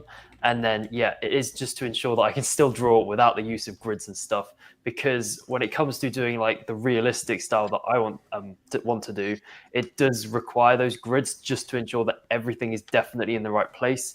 Because it is very, very difficult to get it as accurate as I want it in terms of the sketch without using like a sort of like tracing mechanism like the grids, or even as extreme as just using tracing. Wow, that's really, really cool. Yeah, it is cool. And have you got a favorite artist, like when it comes to comics and stuff like that, which is the kind of stuff I'm kind of into as well? Alex Ross is by a mile my favorite. Awesome. Who, by the way, I'm just trying to think. Alex Ross, Gaz, you know that that Star Trek Unification sort of short film that came out recently? Oh yeah. Alex Ross was part of that as well. You know. Oh, okay. Yeah, there's like there's the massive big guns behind all that, but yeah, check him out, Tom. Alex Ross, amazing artist. He really is. He's out of this world. How are you getting on down there, Lady McBrick? How's the Harry Potter set coming along? Have you finished it? Yes, all done. Oh, that is good. Wow, that's cool. Love it. I love it so much. All that was a gift with purchase. Yes. That's so cool. Yeah, it's crazy in the aftermarket. Dude, I'm totally getting into more Harry Potter. I really am. I mean, I think was it Tech that said that Harry Potter are getting all the best GWPs at the minute. They certainly do. They're really good. And Nicole, how much was that? Because I want to say 200 euros, if I remember correctly. Oh, the threshold to get it was 200. Yeah. I thought you said you paid for that. Tech would call that mates rates. He would. I was going, well, no, I was thinking I sold one a little while ago, and it definitely didn't get that much. Dude, I need to find out what you got, Tech. Oh, is that for a bit of trading, Tech? You know what I mean? I might have a Death Star on the go now. You know what I mean? Yeah, okay. There we go. Studgate. Just throwing that one out there. I've got a few of those too. Have you really? Oh yeah, dude. I don't know, there's a bit of market saturation at the moment, I think, with some of that. It is, yeah, I know. It's a bit like, oh no. It was the good old days, eh? Let's chat about that after. But yeah, and Gaz, I got me Shackleton as well. I got a mate at work. Can you believe it? I got a mate at work who was visiting for a couple of days from Manchester. He's really big into Lego. So he's going to Bricktastic in February. And he goes, I got the Shackleton ship. You interested in the gift we purchased? And I'm like, yeah. But anyway, I got an okay price off him. What can I say? But yeah. So anyway, I think well, let's see how Jean's getting on. She was having a nightmare with the Technics. Then it was getting even worse because the stickers were a nightmare. And then she was putting all the figures' heads on the wrong way round, and I don't know, legs and arms were all over the place. I'm finally working on the wings, so. And the wings coming along. Are the wings coming along? Has it got many stickers in it? It's quite a cool shape. It's wait, where's the thing again? So here's one wing. Doing the wing thing. And they also left the last 2 minifigures for the last bag, so okay. They're a really good looking set of clones. Why is this donut that bad actually when they got their helmet on? Yeah. I love the helmets. So cool. Yeah. Yeah, me too. Star Wars are so good. Oh, they do. I like the X-wing ones you get, and I don't know, they're good. Yeah, they're funny in it. It's a funny little thing. Oh, they're that attentive behind on the Billy shelf like that. Yeah, love it. All right, good stuff. Wing. Yeah, the one wing. It's nice, isn't it? Yeah, it's like a fly that you've just swatted that is still so kind of like, on the ground going. I'm starting to wonder if they are kind of too short. And I mean, this one will be a little longer on the top. Interesting. Yeah, okay. We'll It is see. interesting. I got to watch the intro. All I remember, the intro to Revenge of the Sith was phenomenal. Tech, is that up there with like one of your favourite intros, Tech? What was that again? Sorry, I missed for that. Revenge of the Sith. The intro was man, it was all like, quiet, and then it all just went nuts. Being in this, like I vividly remember being in the cinema, and that must have been one of the first like big blockbuster films I'd seen in the cinema. Maybe episode 2. I don't know if I can't quite remember if I did. Maybe like the Harry Potter films, but like you felt like you watching on the big screen. You felt like you were in a Jedi Interceptor. It was really, really cool. Yeah, that whole opening sequence is fantastic. Yeah, it is really cool. Actually, it is really, really cool. Now talk about someone who's really cool out there. You've got Zach out there as well. Only 10 bags into the endurance, and it's already super good. Yeah, I was watching Jang building last night. It is lovely. I mean, I was very lucky. I saw it. I think it was about 3 weeks ago in Leicester Square store. They had it for the Christmas opening thing that they had on there, the event, and it is beautiful. It really is. Like it's lovely. It really is. Zach's on a boat, says Lauren. Lady McBrick saying hello to Zach as well. He goes, I'm on the boat. He's listening in now. Actually doing it. I think it's a beautiful set, but it's one of those ones that is going to get missed. Because of when people say, what's your favourite set of 2024? What's your softie? It's going to get missed out because it's come so late into the day or into the year that, you know what I mean? It just won't make a lot of people say. Intriguingly, though, Tiago reckons that the retro radio is one of the best sets of the year. So I completely dismissed it, to be honest, that set. But because he's saying it's one of the best sets, and love a bit of Tiago when it comes to reviews and stuff, I will buy that set and I'll buy it for my dad. We've got Carrie's out there. He goes, I'm home from my evening out, and you're still going. What are you doing home? You're meant to be out. I don't know, out partying. Yeah.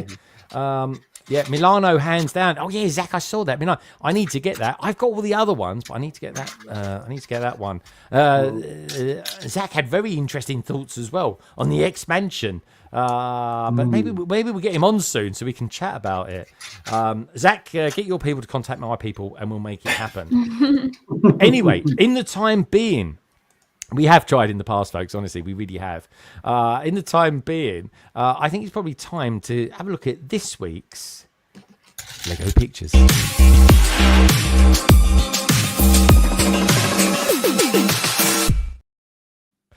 Right, here we go then. We've got a few to get through tonight. Not too many. We've got a few to get through. This is Bricktastic UK. Of course, this is actually Bricktastic. This is the Bricklink store. But what about this for graphics on your house, guys? Are they animated as well? Yeah. I wonder. They are. It's all completely animated. I mean, it's like, I don't know, Tech, you ever thought about doing stuff like this on a outside your house? Not on the side of my house, but what I would really want to do, I mentioned it to my sister actually the other day, because we were at Waddesdon House looking at, they did like a big projection on the house. It was really cool. But what I would really love to do one day is on a building in a Lego city is do a projection show and like have like animated graphics and stuff like that to fit the shape of like a custom building, or maybe like if I was to do one of the, like build a mock of one of the Disney castles, something like that. Yeah. That could be really fun. Yeah, not a bit much on my actual house, I think. I don't know. I'd like to know what the neighbours say about it. But yeah, it looks fun. I love it. Look at this. This is Echo Bricks. I've been building this last year, guys. This is like one of the very few non-Technic sets that he's built. I can't remember what this set was called now. It's something like the Ski Lodge or something like that. Yeah, it's the Bricklink one, isn't it? The Bricklink designer one. Yeah, that's it. I think these go for a pretty penny there, though, guys. Tech, I should say. Tech would have to sort of say higher or lower, I think, for this. That's a good game. There we go. Oh, there we go. Look, straight in there. I was quite... I love this TV series, by the way. Yeah. I think it's so good. everyone that's in it has brought their A game. I can't go into too much detail because obviously we bundle of people out there that haven't watched it yet. I just really like it. It's just really good. Tom, have you started watching any of Skeleton Crew yet, or you sort of been busy drawing and stuff? Yeah, I've been busy drawing. I haven't even heard of it until now. Really? Oh my god! So I'm intrigued, Tom. When it comes to doing all your drawing and stuff like that, you're obviously doing all your schoolwork and stuff like that, but all your drawing. Oh, you're right there, Rog.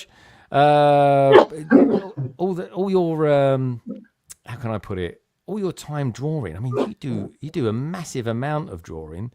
So you must spend hours a week. I mean, how many hours do you reckon a week you spend doing actually doing art stuff? Well, it's not necessarily the art stuff that takes the time. It's doing all the marketing and making the videos behind it and stuff. So I think out of the time that I spend working on the quote like art business side, I only spend probably about 35% drawing. The rest of it's just doing all like the videos and the marketing and stuff. Yeah. Wow, that does take time. Are you all right there, Roger? You having a bit? I'm good. Yeah, just swallowed wrong. Sorry. Okay. All right, as long as you're all right, that's the main thing, dude. Oh, that's so cute. Well, all the characters are great in it. Jane, you're a big fan. You're loving Skeleton Crew. Yeah? I've been loving it. Yeah, I'm excited. I want to build the Onyx Cinder this weekend. I don't know if I'll have time, but I really want to build it now. I was waiting for it to see if I would enjoy the show. I know, it's really cool. Honestly, I love it to it. And the set is really good as well. Tech, you're halfway through doing it at the moment. When are you doing the live stream and finishing it off next week? Tuesday, 8 p.m. UK time. So it's a bit of an inconvenient time. My stream times used to work out great for like the Lego Star Wars releases because they would come out just after, so we could like talk about it and get hyped for the next episode. Whereas now it's like the day after, and which a lot of people won't have had a chance to, because it comes out like in the middle of the night here. Oh yes, yeah, we used to get it first, didn't we? And probably don't have the chance to see it, so we do have to keep it spoiler free until the following week. But we can talk about the opening 2 episodes anyway. Yeah. But yeah, so you're going back to do that. That's good. That's good. All right, I like it. Who's this from? This is from Lene. Yeah, that's it. I was thinking, what do they look like? Hello, these are cool. These are good, aren't they, Gaz? You like a bit of these? Oh yeah, it must be. I can't remember who does those. I love those. I have those. That's it's Eclipse Graphics, right? Yeah. And I also have those wreaths from Eclipse from Victor. Really? and sorry, Roger, what's the name of the company that makes those again? Eclipse Graphics. Eclipse Graphics. I love it. Were Yeah, they really good. on Brickworld as well? They were, yeah. Yeah, they were at Brickworld. Yeah. They're the ones with the big yellow sign with the little emoji. I know. I talked about them loads. I just never actually went and bought anything. Oh my gosh. That will be different in 2025. I tell you. You just go there, a little bucket, and you walk down the aisle and you pick it up. It's so bad. You get to the end, and you're like, what? I think Mo did a video. You know when she did a couple of the little mini interviews. You showed them on London Calling. Yeah. I think Eclipse Graphic was one of them. Fairly sure you're right. They were. I mean, you know a little bit of their background. Yeah, that was like earlier in the year. That was. I think it was around June time or something like that. Yeah. Crazy. There we go. No, I agree. Love it.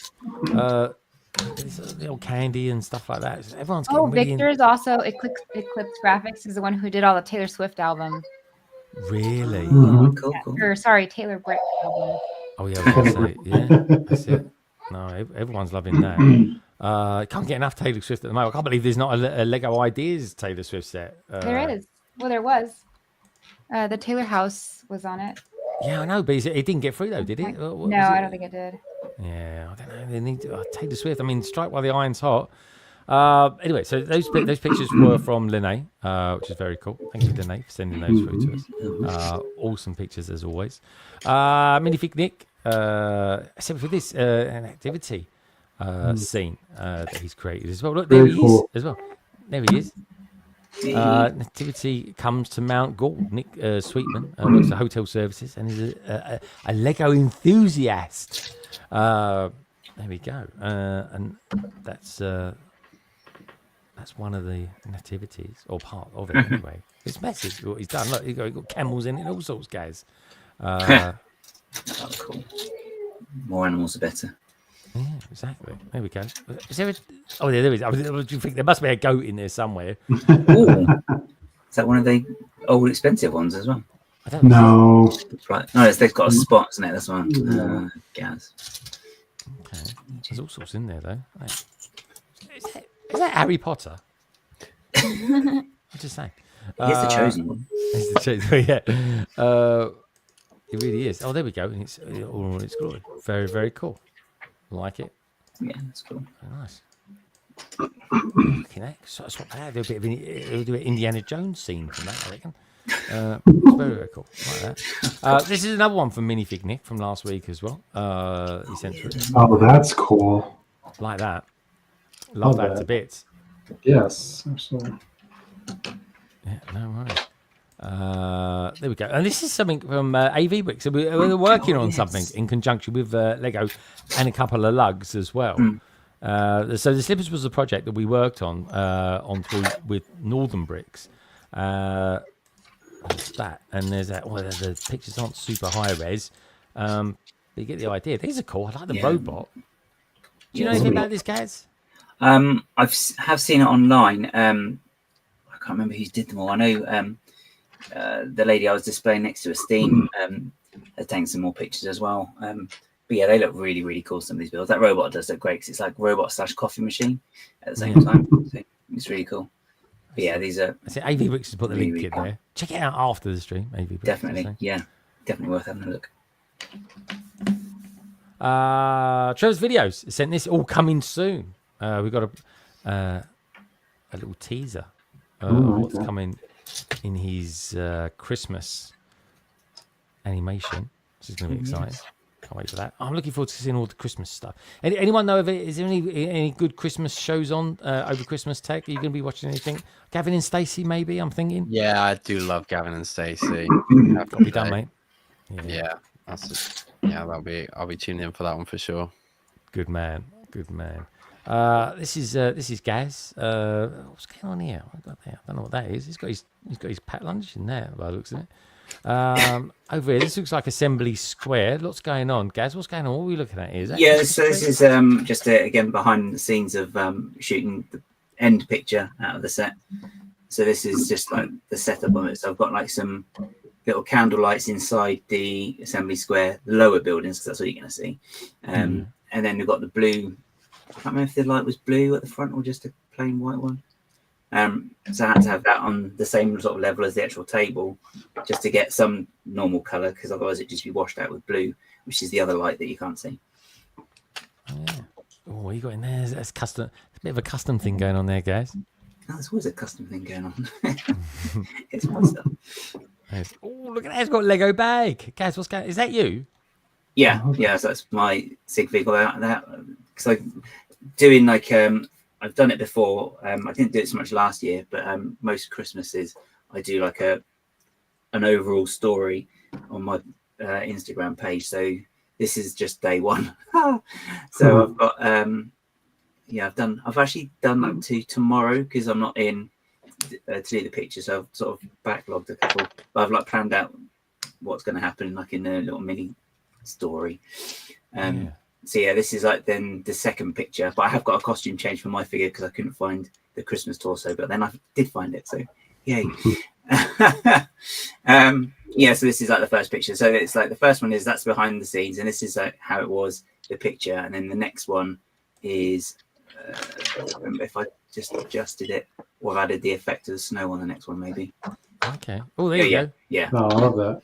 Yeah, so that's just like put on afterwards, because I've tried doing it with actual snow sprinkling it as you're taking the picture, and it just looks ridiculous because you can't cover as much area, so you just get like a column of snow and everything else is fine. It's like, oh yeah, they're not going to do that. So, you don't want snow all over the house. Yeah. You don't. That's how you learn that kind of thing, though, isn't it, guys? Is yeah. It's just. Guess what we've got going on here? This is. And that's another part of the mock then as well. So that's the floor that I had such fun with. Instead, trying to get it to work in studio, which is my friend. Oh, nice. That's really nicely done. I love guys. that. Very Yeah, well, nice. I sort of had loads of help from the guys in the chat, and like Tech was giving me some advice as well because he's built like a circle as well, or circular shape as well. So it's like, help me, guys, and everyone kind of chipped in with some ideas and stuff. So There's that classic case of like, it goes either one way. It either comes together in studio and then it doesn't practically, or the other way around, which I think Gaz was having the problem with this time. It was like, it doesn't work in studio. Do I commit to getting all the pieces? Well, I could vouch that it does all come together. It's really satisfying. Oh yeah, 100%. Because as well, yeah, because I was doing it and it was like saying, well, you can't do it. It's like collisions, and they're like, what? And Tech was like, no, it's fine. It works. It's all good. Very, very cool indeed. love that. Nicole, when you come to Bricktastic in 2025, basically in like 2 months, are you going to be displaying anything, or are you? Oh, you are. Yes, and I'm not. I didn't know this. I'm just kind of prying. She's actually said. I think she said on Mockheads actually. Yeah, and I'm bringing you with me, and Gaz, and Mark, and Carrie, and Ian. You will all be displayed by me. Very cool. Yeah, and of course, Lego Team B is going to be there as well. Heavy Bricks, Echo Bricks is going to be there. Very, very cool. Bricktastic, man. So, in 2026, got Cody's coming over in 2026 as well, which is going to be nice. So yeah, it's going to be pretty good. I'm presuming. So excited for you. AV Bricks, you guys going to be there at Bricktastic? I'm kind of presuming you will be. I just wonder. And in Mayo Hosco's going to be there as well. Manchester will not be the same after Mayo Hosco's been there. I'll tell you. And Tom, definitely get yourself there as well if you can, my friend. It's you will blow your minds, I promise. As always, folks, thank you so much for sending me your pictures, Gaz. That's really, really nice, by the way. Love that. Yeah, I do love an episode of Doctor Gaz. Have we got Doctor Who happening on Christmas Day? Yep, I think it's on before. I think it's on before Wallace and Gromit actually. Oh, gotta watch it. Sam's mentioned them as well. Yeah. Joy to the world. I got to watch it, man. Doctor Who, Wallace and Gromit, and Gavin and Stacey. That's all I want. Or maybe a James Bond movie. They're always on. Really Fig Nick, everybody, thank you so much for sending in your pictures. Don't forget, folks, you can send them to me any time of the week. LondonBridgeBricks@gmail.com, or of course you can just simply DM me over Instagram. Very, very cool stuff. Minifig Nick, you should be very, very proud of yourself, my friend. And with that was this week's Lego Pictures.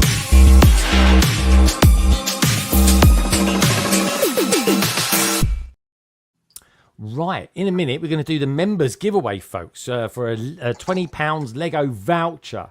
But before we do that, let's just have a quick flick around the panel. And then before we say our goodbyes, Lady McBrick, you finished doing your Harry Potter one. Did you start anything else, or was you leaving it on that one? I'm left it at that one, but I built earlier something very, very exciting. Oh, this is my brilliant. very first gift purchase. That's such a good. So good. Oh, I love it. Did you enjoy that build? Because they are always good fun, those, aren't they? Yeah.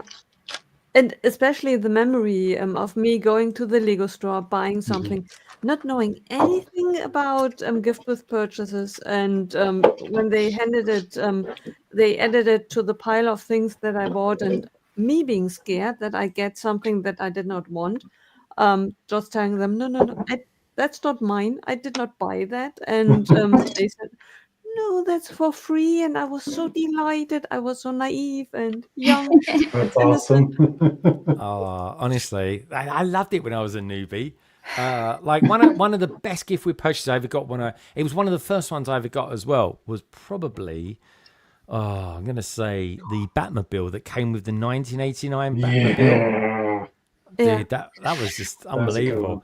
That's when I learned that actually you could sell them and they make a bit of money back on those. That was unreal. That was. You could sell that one and buy another Batmobile with it. Dude, honestly, they would go for silly. I was just like, why wouldn't you do this? You know, it was great. I love it when you get a good gift with purchase like that. Yeah. I really, really do. Jean, you're looking like you've actually finished that. Yeah, I wasn't expecting to, and I did. So. Oh my god, well done. Nice job. Wow. Oh, it is nice. I can see why you like it, Tech. It looks like a huge mosquito. It's really cool. Yeah.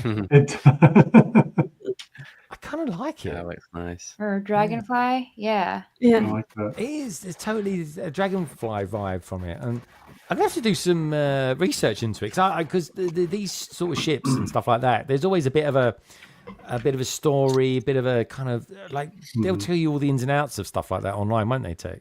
Yeah, I'm sure. Yeah, I'm sure you'll find loads of information behind the scenes stuff on it. Good stuff. Good stuff. Right. Good sticker placement too, by the way, Jean. Thanks. I think I did great too. Greg. You did all right. You did all right. I was going to say, you know what I mean, sticky fingers and all that. Roger, did you finish all your stuff that you was building? I did. I wasn't going to build the record player, but I knocked it out really quick. Oh, he built it anyway. Oh man. That's quite good. I have This a one's follower fun. sending me that. I'm excited. This one's really cute. I just wasn't expecting this one, so that was a nice change. But of the 4 that I built, again, this one is still top notch. Yeah, I like that. I like that a lot. Guys, have you got that one as well? Yeah. I've got to build. Actually, I need to. You can almost get a second one and make them bookends. Yeah, that's a great idea. I love that.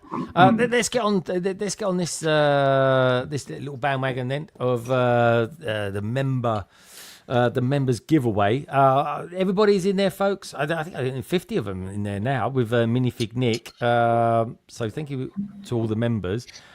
This is to win £20, €20, $20 of Lego vouchers. So anyway, where's the play? I don't press play, do we? Just press the button. Here we go.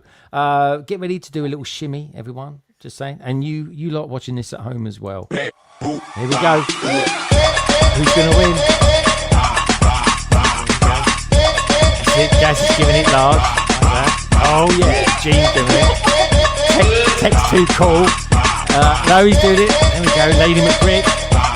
Oh, who's he going to be? There goes Ryan Taggart. There goes KO. There goes Minifig. Never too old for Lego. Mavericks. Hey, oh, here we go. Slowing down. Delicious Foods. No. Brick World? No. Andrew Phillips? PNG?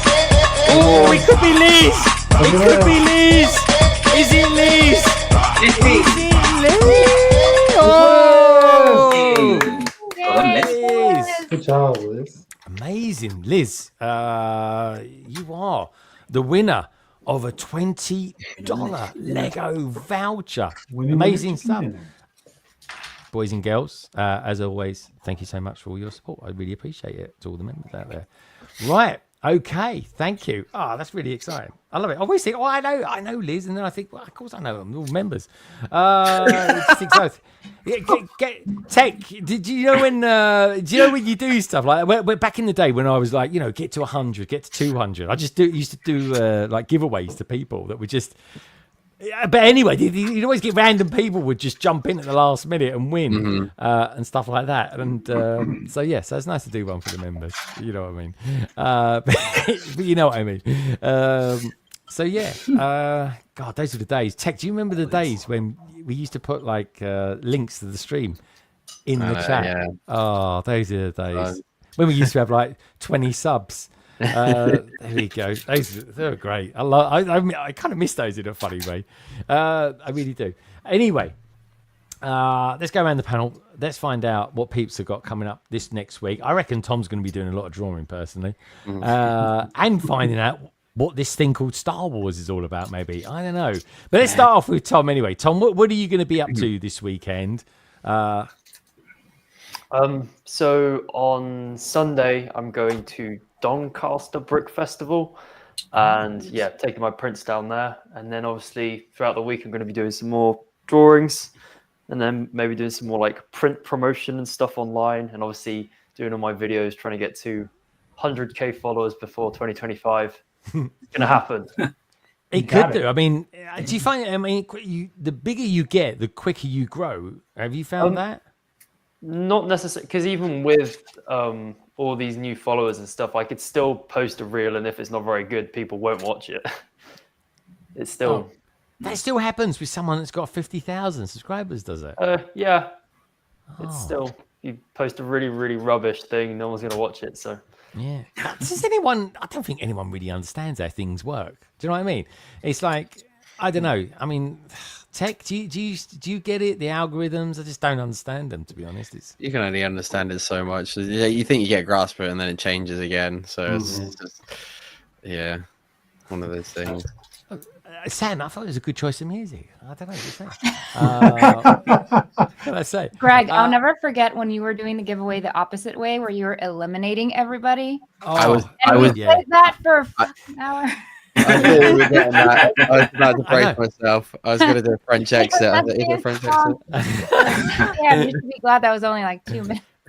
Hey, Gene, you think that was bad? There was a time we used to go through all the Lego idea sets. They hit 10,000. Oh, yeah. That was hilarious. Do you remember we did 39? We did 39 once. And I think Cabbage Face was like literally drunk by the end of it. It really was. He let 3 bottles of wine and everything. I think he got drunk and then sobered up by the end of it. It was that long. I did. We leave it to Carrie and Ian now on the podcast. Thank goodness, it's much better. They do it much quicker. They're quicker at doing it. What can I say? Tech. I streamlined it. I thought I'd just do the opposite way round. What can I say? Life was so much easier when I had 3 members. But here we go. You live and learn. Where should we go to next? So Tom, been great to have you on. So thank you for all that, and good luck over the weekend as well. Lady McBrick, what do you got coming up over the weekend? You going to be doing anything? Yes, I'm streaming, and I'm going probably to finish up Sherlock Holmes Baker Street. Oh yes, that's one of those FO sets, isn't it? Is it FO No. or Fantasy?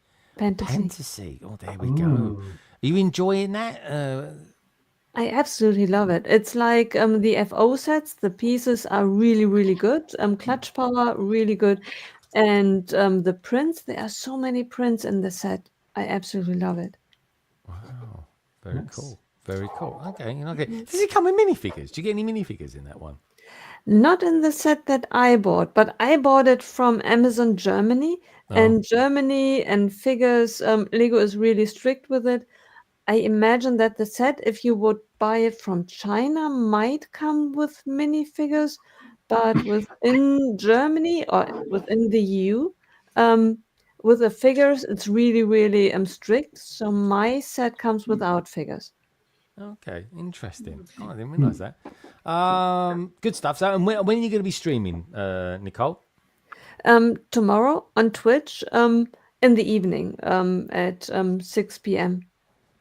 Very cool. All right, nice one. Jean, did the guy turn up to sort out your heating? He did not. Oh my god, yeah. I've just What? been here. I was going to say, don't give him a tip. It's been quite rainy today too. Like it's a colder day than usual. But yeah, no heating guy. He's fired. That's annoying. Yeah, he's fired. Yeah, exactly. Wait, were you asking about my weekend, or were you just asking if I was still cold? No, I was asking. You look cold. You look like. I mean, it's cold here. You can't feel my nose. Like it's like a. Oh no! Is your nose going red? Sometimes I put makeup on before streaming because I get red because I'm hot, but now I'm cold, so I'm red because I'm cold. So okay, I need to be just right in the middle so I cannot be red. I know. Oh, okay. Well, look. Before you freeze to death, tell us what are you going to be doing over the course of the weekend? Are you going to be doing any videos now? You built half the new range of Star Wars stuff coming out on January 1st. I've built 2 out of I think it's 6, and I still need to build the Marvel logo too. So I'll be building a lot this weekend, and it's my best friend's birthday. It's actually today, but we're doing dinner tomorrow. Oh, nice. So that should be fun. And I'll just be pumping out a ton of videos over the next week because we're going to Disney World next weekend. Oh, nice. Yeah. Oh, I love it. I had to get another trip before the end of the year. So. Oh, that's brilliant. Did they go all out Christmas stuff? Yeah. So we're actually going to 2 of the Christmas parties. Because they'll do nice. You know how they do like Oogie Boogie nights for Halloween? So they do Christmas ones also, and we're going for the first time. We're doing Jollywood Nights at Hollywood Studios, and we're doing Mickey's Christmas Party at Magic Kingdom. Nice. Wow, you are going to have That's a awesome. brilliant weekend. I'm so looking forward to it. I've been planning my outfits too to have. I was gonna do like a Christmassy Vader. It's looking a little goth though, so I might have to like switch it up. I'm like, let's be Christmas, not like.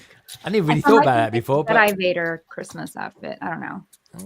Okay. I like the Ray outfits, by the way. I think they look good. Thank you. Yeah, it helps that I get that I look like her a lot. Yeah, that's good. It's good. The Must be the hair's 5 head. Yeah, it's good. Very, very cool indeed. Right. Health and I'm thinking. I'm getting all nervous about G. Health and safety. You can only stream in certain temperatures. You're just worried about a lawsuit. Keep it there for nearly 4 hours. Exactly. Well, there we go. Well, quick, we'll hurry up then. Right there. Before we get to tech, the dogs won't even come near me. It's so hot up, or it's so cold up here. Oh, I know. Yeah, where are they? They should be around by your feet or something. Well, yeah, my husband's down there, all warm under blankets, watching TV. So they've been with him. Oh, all right. I'm just hanging out with them. They're like, "What's up?" Join him in a minute. That's all. He'll moan about you having cold hands. I know my wife doesn't. Anyway, so the question for tonight being, what are your thoughts on the new Tudor Corner modular coming in January the 1st, 2025? Amazingly, it's great. 74%. 100 votes, this is, folks. So 74%. It's good. 12%. Amazing. Not my thing, 10%. It's okay. 2%. Overall, this is like everyone's loving it. Could this be the set of 2025 already? Who knows? We'll find out in, 365 days or so, I suppose. And with that in mind, this week, I'm going to be watching Skeleton Crew, but I'm also going to be tuned in to watch me old mucker, Tech, finishing in the Onyx Cinder set as well. So, Tech, tell us about when you're going to be doing that and if there's anything else coming out from you as well. Yeah, so on Tuesday at 8 p.m. UK time, I'll be continuing the Onyx Cinder. I'm halfway through. I think there's 13 bags. Yeah, I did about 6. I see, you got it. It's the Technic stuff, so that took a bit longer than I had hoped. But yeah, that's going to be fun. I think next weekend I'm going to be doing that stream that I talked about earlier, where I go through and build all of the Star Wars foil packs. That'll probably be next Sunday.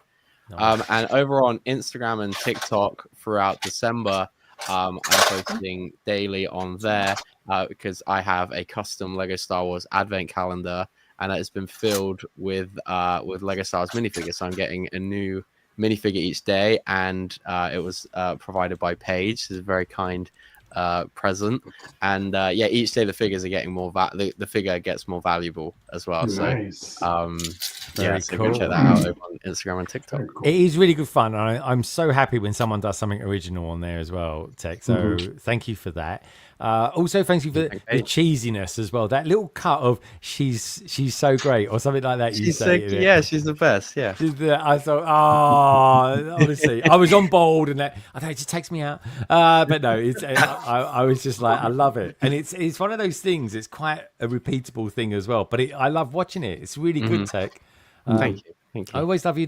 In December, you just always seem to shine, Tech. I can't. I guess I feel a responsibility by the end of the year. By the end of the year, you're like, I've got to do something. Yeah.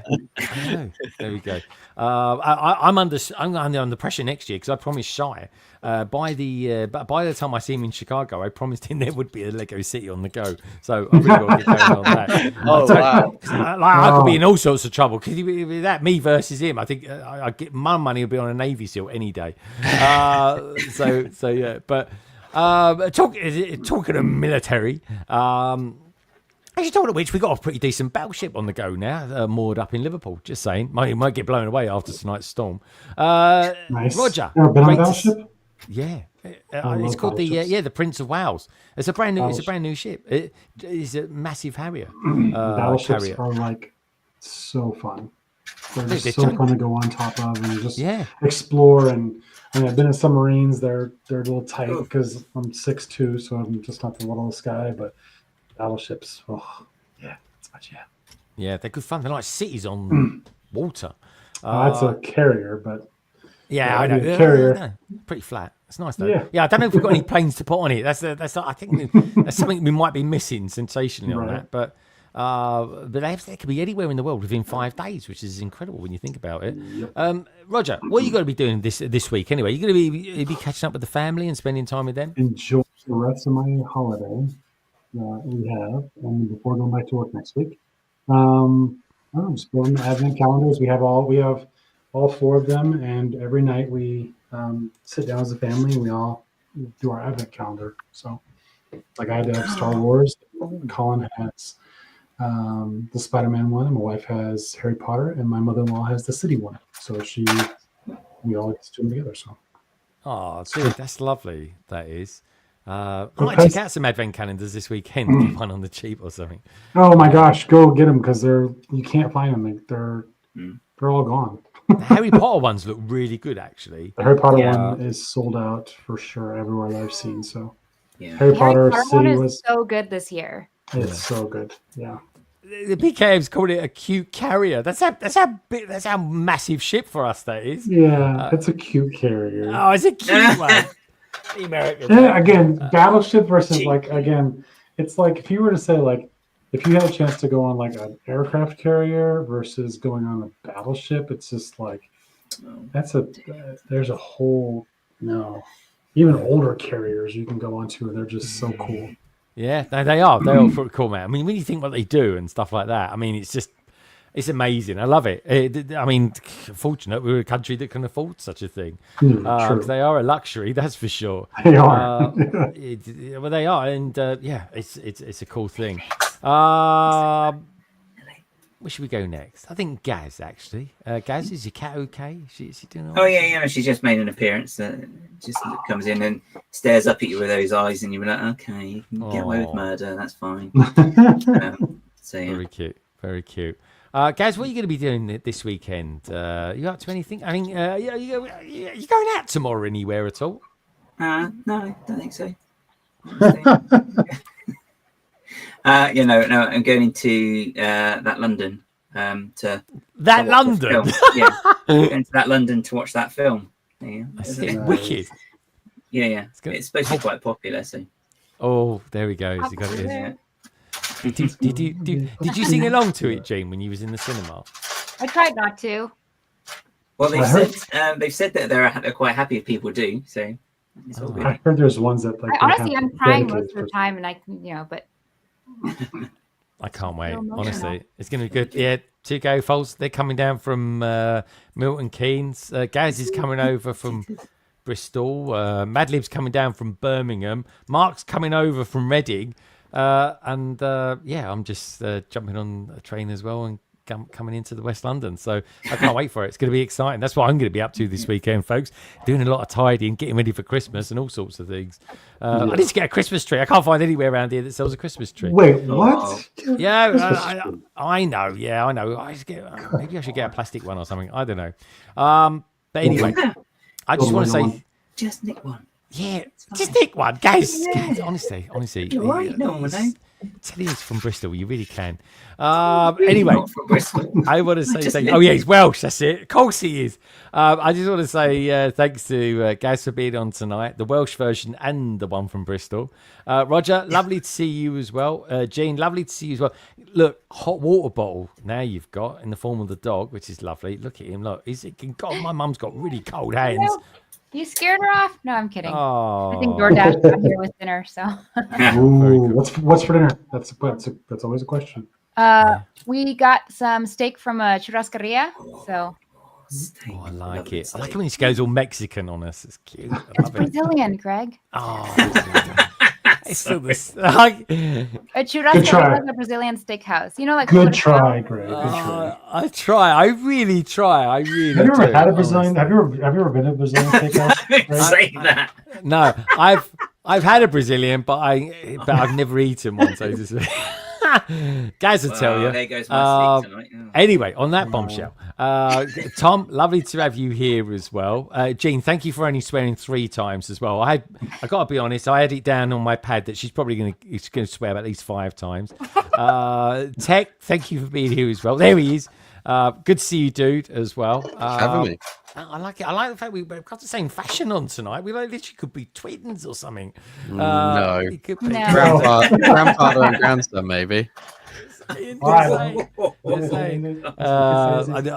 can I say? It was a risky strategy, I know. But anyway, and Nicole, lovely to see you as well. It's been great having you all here. Thank you, everybody, as well, for doing the survey. Thank you, as always, for sending in your pictures. And just remember that London Calling wouldn't be London Calling without you, lovely lot out there at all. The likes of King Oldendorf. Oh, and by the way, as well, I just want to say thank you once again to MNRK for a very thought-provoking PMQ tonight. But anyway, back to you, lovely lot, for tuning in tonight. I super appreciated it. Like I said, KO, we had Andrew out there as well. BK Slam, of course. AV Bricks were out there as well. Liz, who happened to win the members giveaway as well. We had Brick Scene out there as well. Saletscape, Martin Andrews, OBS, Lego Team B, Hadrian's Wall, Not That Sam Smith, and Mayo Hosco, to name but a few. And just remember, folks, that Lego, it really is a wonderful thing, and I certainly hope that Jean gets her heating fixed, because we don't like freezing, Jean. I know. I can't feel my index finger.